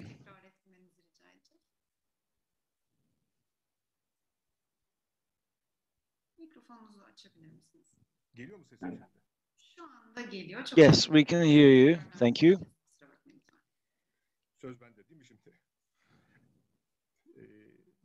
Sayın Hamer'e Mr. Hammer, let me say a few words about what he said and then entertain the questions. These physical changes are not acceptable and in contravention with the agreements that we have talked about. I haven't seen them myself, to be frank. I haven't been to the Hagia Sophia, but the physical changes there, the fact that the curtain is always closed, to the best of my knowledge, it can then be used as a museum, i.e. it's open to visitors, save for namaz hours. But if there's a curtain, there's no point in going there, especially for foreign visitors, right? Or for Turkish visitors for that matter, because these people go there to see the mosaics, and if they can't see them, then there's no point. And this is in contravention with the agreement. I agree with that, and Turkey should not do that. As for Court of Council of State, I don't know what to make of it. In the past, this association took this to court twice. I forget the name of the association. It was turned down twice, and the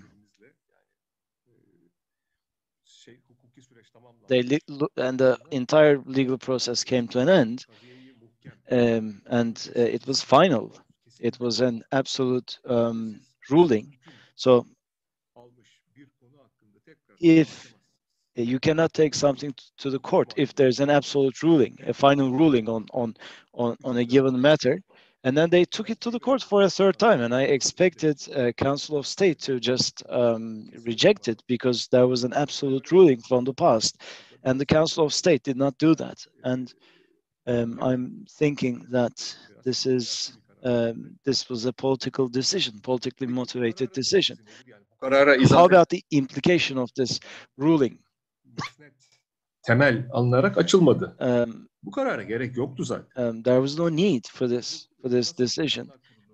It was a cabinet decision to turn the mosque into a museum. There was no court order in 1934, and today the presidential decree could have turned it from a museum to a mosque. So there was no need to get the blessings of the Council of State, right? And I'm thinking that they used it as a pretext, a political pretext, to tell us that they adhere to law, to the rule of law. So they simply used it as a pretext. But I don't think legally they needed that, because, like I said, there was a final ruling, and the Council of State shouldn't have even looked into the third application. But just to be able to say that there's a court ruling, they got the Council of State to basically announce that decision. This was one of your questions, and the other had to do with foundations, if I'm not mistaken. And Fatih Sultan Mehmet Han Vakf, in Vakfs you have, it is bequeathed to the next generations, and Fatih Sultan Mehmet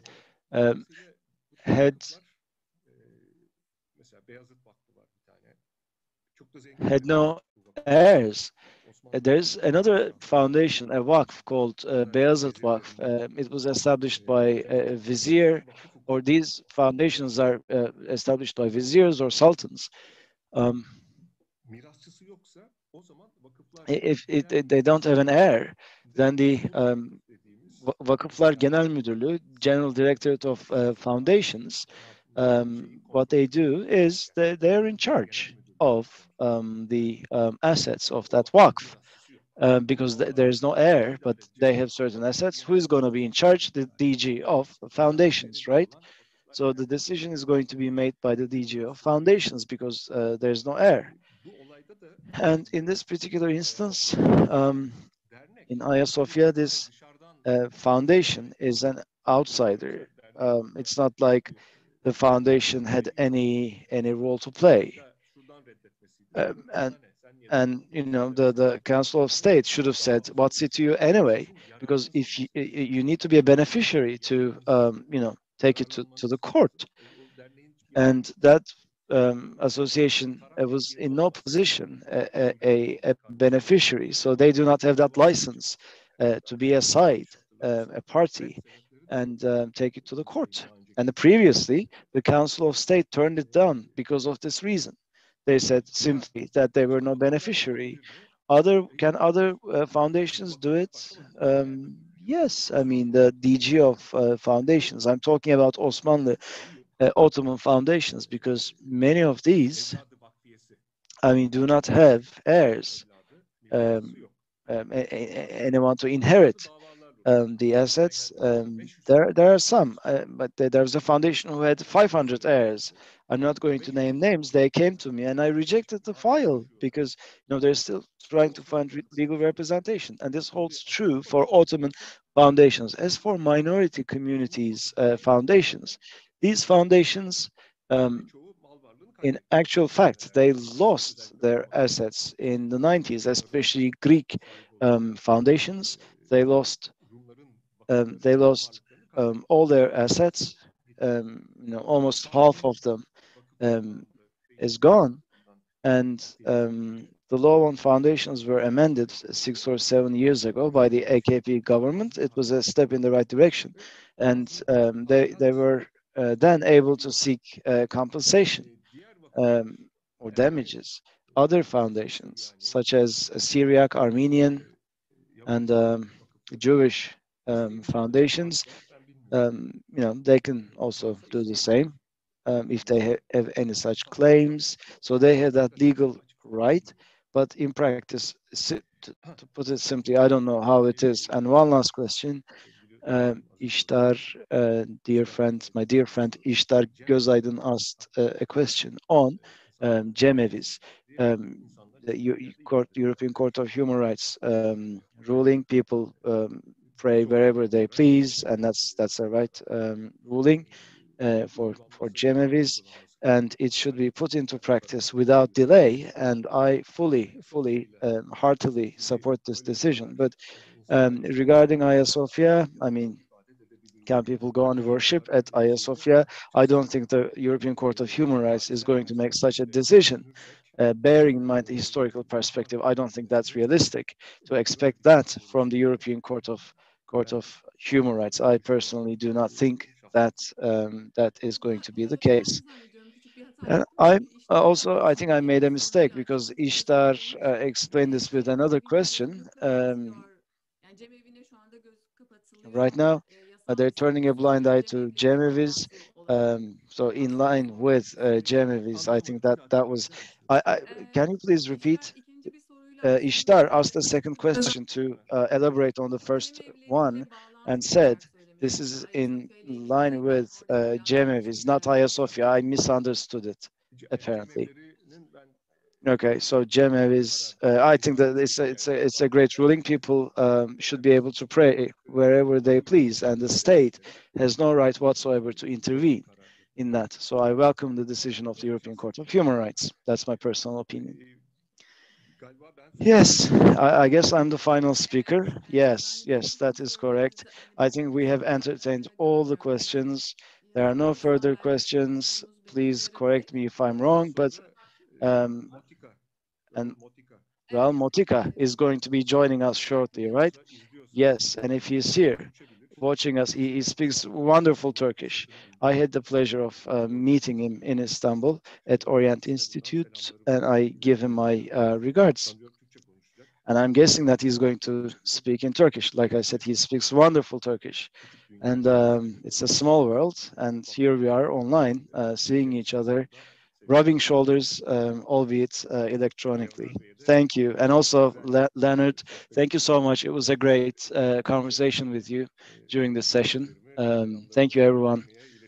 All my love to California. Thank you very much to both our speakers for their wonderful presentations, and for answering our questions. This was very informative, and I'd like to then give the floor to our MC. Also, if you'd like to continue the discussion, please feel free to join the ADİP forum to continue this interesting conversation. And now I hand over the word to our MC. Thank you very much, Ms. Yildirim, for your moderation, as well for this wonderful session. We'd like to thank our speakers, as well as our participants, our listeners. Before we conclude our event, and by the way, due to unforeseeable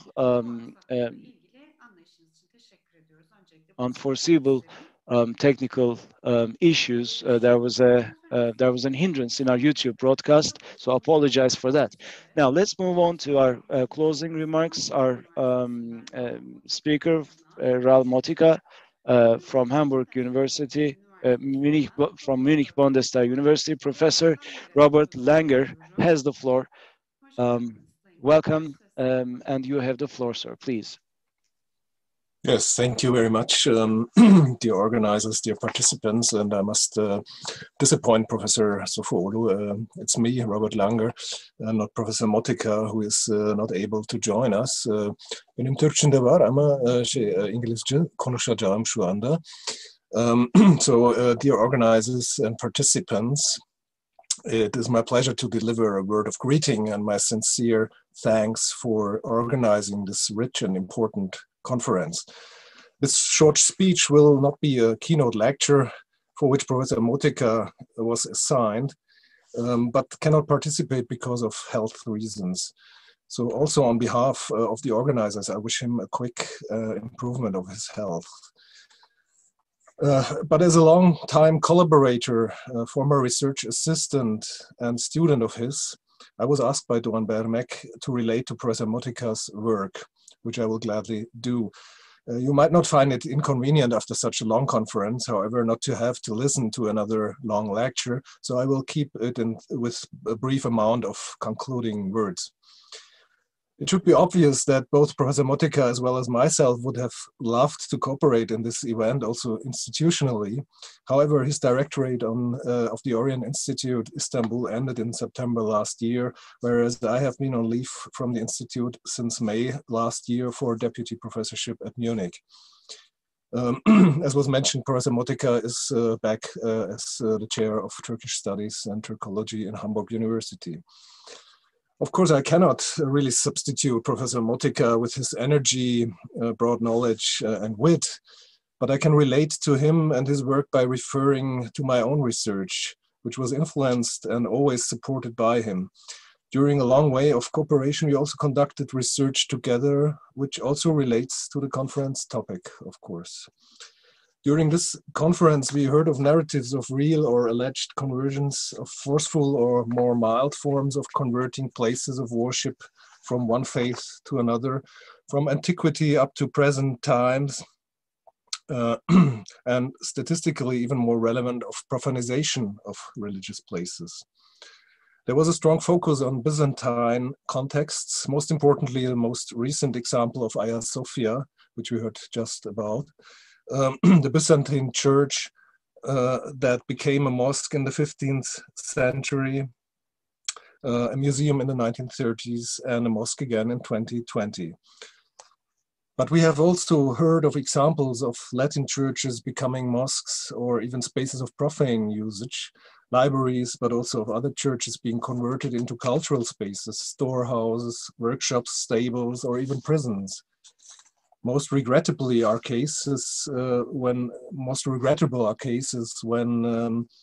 sacred and heritage structures become abandoned and eventually destroyed. We also heard of the closure of the tekkes and zawiyas of Muslim orders, the historical forceful takeover of dergahs from one Muslim order by another. Likewise, the reuse of Christian churches by other congregations than those that initially built them, which at least catered for a continuation of religious space within urban or rural contexts. We have also heard of examples of places being used subsequently by different religious traditions over millennia, such as Doliche or Dülik Baba or places in Urfa, both in southeastern Anatolia. Also considering connected legal processes and conflicts, it became clear that conversion of religious places is related to unequal power relations and therefore also to subjugation, marginalization, humiliation, discrimination, and consequently also to suffering and violence. However, we also saw that conversion or reappropriation could guarantee the continuation of public religious spaces, like, as I said, at Dülik or Doliche, for example. Coming to my own research in relation to the conference topic, it starts with my doctoral research in Iran on the contemporary Zoroastrian shrines in Iran. These shrines partly emerged from agricultural cult places, which in pre-modern times were used by both Zoroastrians and Muslims. The latter often were recent converts to Islam, admittedly, being later converted into exclusively Muslim shrines or into exclusively Zoroastrian community centers. So one aspect I want to stress here is that conversion can also mean to reduce ambiguity in favor of clear-cut boundaries when a shared use of religious places becomes impossible in light of modern clear-cut identities. We can observe the same processes in modern India with formerly shared Hindu-Muslim spaces. And I was very much inspired by research by Professor Motika, especially on Iranian contexts. The research I started together with Professor Motika, which was and still is one of my and his research foci, was on the Alevi tradition and its practices and rituals. We have heard of the conversion of and closing of Bektashi and Alevi places in Anatolia. We have also heard of the emergence of new Alevi places in urban contexts, the Cemevis. Even the conversion of old Bektashi places into modern Alevi centers or of general holy places with saintly tombs into Cemevis. As we have observed in the German diaspora, just like Sunni or Shia mosques, Alevi Cemevis are established in formally profane spaces, such as in abandoned industrial buildings. We can observe in the case of modern migration, the conversion of profane into religious spaces too. However, I would like to conclude with another development in the Alevi diaspora context in Germany, which is an example for peaceful and amicable conversion of religious spaces. To give a positive example too. With the demographic decline of smaller Christian communities, such as, for example, the Methodist Church or the New Apostolic Church in urban areas of Germany, such as the Ruhr area or Berlin, such communities sold their buildings to Alevi communities. This was facilitated by personal amicable contacts, sometimes established in interreligious meeting circles, but also by the fact that these Christian churches of Methodist or New Apostolic branches often do not feature prominent elements of the church architecture of the larger Christian branches. For example, they usually do not have a bell tower, and in terms of space design are constructed more like profane assembly halls. Although such conversions were attacked in public discourses who were not aware of the specialities of Alevism, but perceived this as a Muslim takeover of churches, it must be remarked that the Methodists especially would not have given their building to a Sunni or Shia community to transform it into a mosque, but were aware of the distinctive features of and notions of an Alevi Cemevi. In more general terms, it was, I assume, also more acceptable to them that the religious use continues instead of a profanation, which occurs in a notable number of instances in Western Europe too, when abandoned churches are either demolished or converted into restaurants, bars, etc. So to conclude with a favorable outlook, besides forceful and humiliating conversions, we can find cases of amicable conversions in contemporary times, between minority communities at least. But also examples of pre-modern, ambiguous, mostly folk religious, shared religious spaces, such as the Zoroastrian Muslim shrines I mentioned in Iran, of which only one continues nowadays in a modern form, featuring symbols of both faiths. May that, I shall say, serve as a model for interreligious tolerance and sharing of public spaces, including religious ones. So thank you again for organizing this event, especially to Doğan Bey and to Vanessa R, to all those participating, and for your attention. Thank you. Sayın Langer, kıymetli sözleriniz için çok teşekkür ediyoruz. Thank you so much, Mr. Langer. And right after this introduction, I would like to give the floor to the members of the organizing committee of the conference. First of all, Dr. Obaldía will take the floor. The floor is yours. Your microphone is off, unfortunately. Çok teşekkür ederim. Motika. We likewise echo your words in hoping that he has a full recovery. And thank you also for your insightful keynote speech, in which you have summed up so beautifully the diversity, complexity, as well as the ever-changing processes and debates relating to conversion and transformation of places of worship in Anatolia. And we thank you for having accepted our invitation at such short notice. Distinguished guests, esteemed colleagues, and dear friends, we have come to the end of ADİP's two-day international conference on the conversion of spaces and places of worship. We thank you for your interest and valuable contributions. I wish to repeat my opening comments, which I gave at the beginning of our conference, by thanking the many individuals whose invaluable contributions and efforts made the realization of this conference possible. I begin by thanking our participants, our distinguished guests and panelists and discussants for having accepted our invitation to participate and for their varied and fascinating contributions, which have truly enriched this conference. Secondly, we would like to recognize the dedication and tireless efforts of the conference organizing committee, comprising of Doğan Bermek, İştar Gözaydın, Yuri Stoyanov, and the whole ADİP team, especially Sevan Ataoğlu, in the organization of this conference. We especially would like to recognize Dr. Yuri Stoyanov, who was unable, unfortunately, to join us. We wish to recognize his noteworthy contributions to our conference and for the many prominent academics whom he invited to participate. Thirdly, we would like to thank Kubaba Travel and Tourism Agency, especially Mert Kip, for the meticulous organization and their professionalism throughout the 2 days.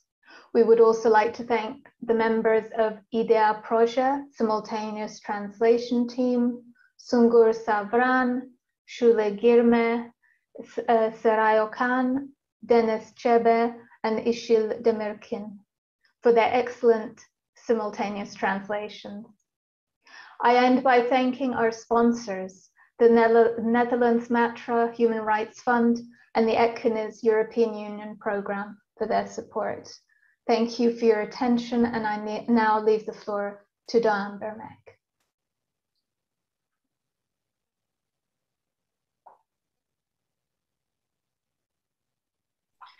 Sayın Bermek, mikrofonunuzu açabilir misiniz lütfen? Sayın izleyiciler, çok sevgili dostlar. Distinguished participants, very dear friends, we have come to the end of this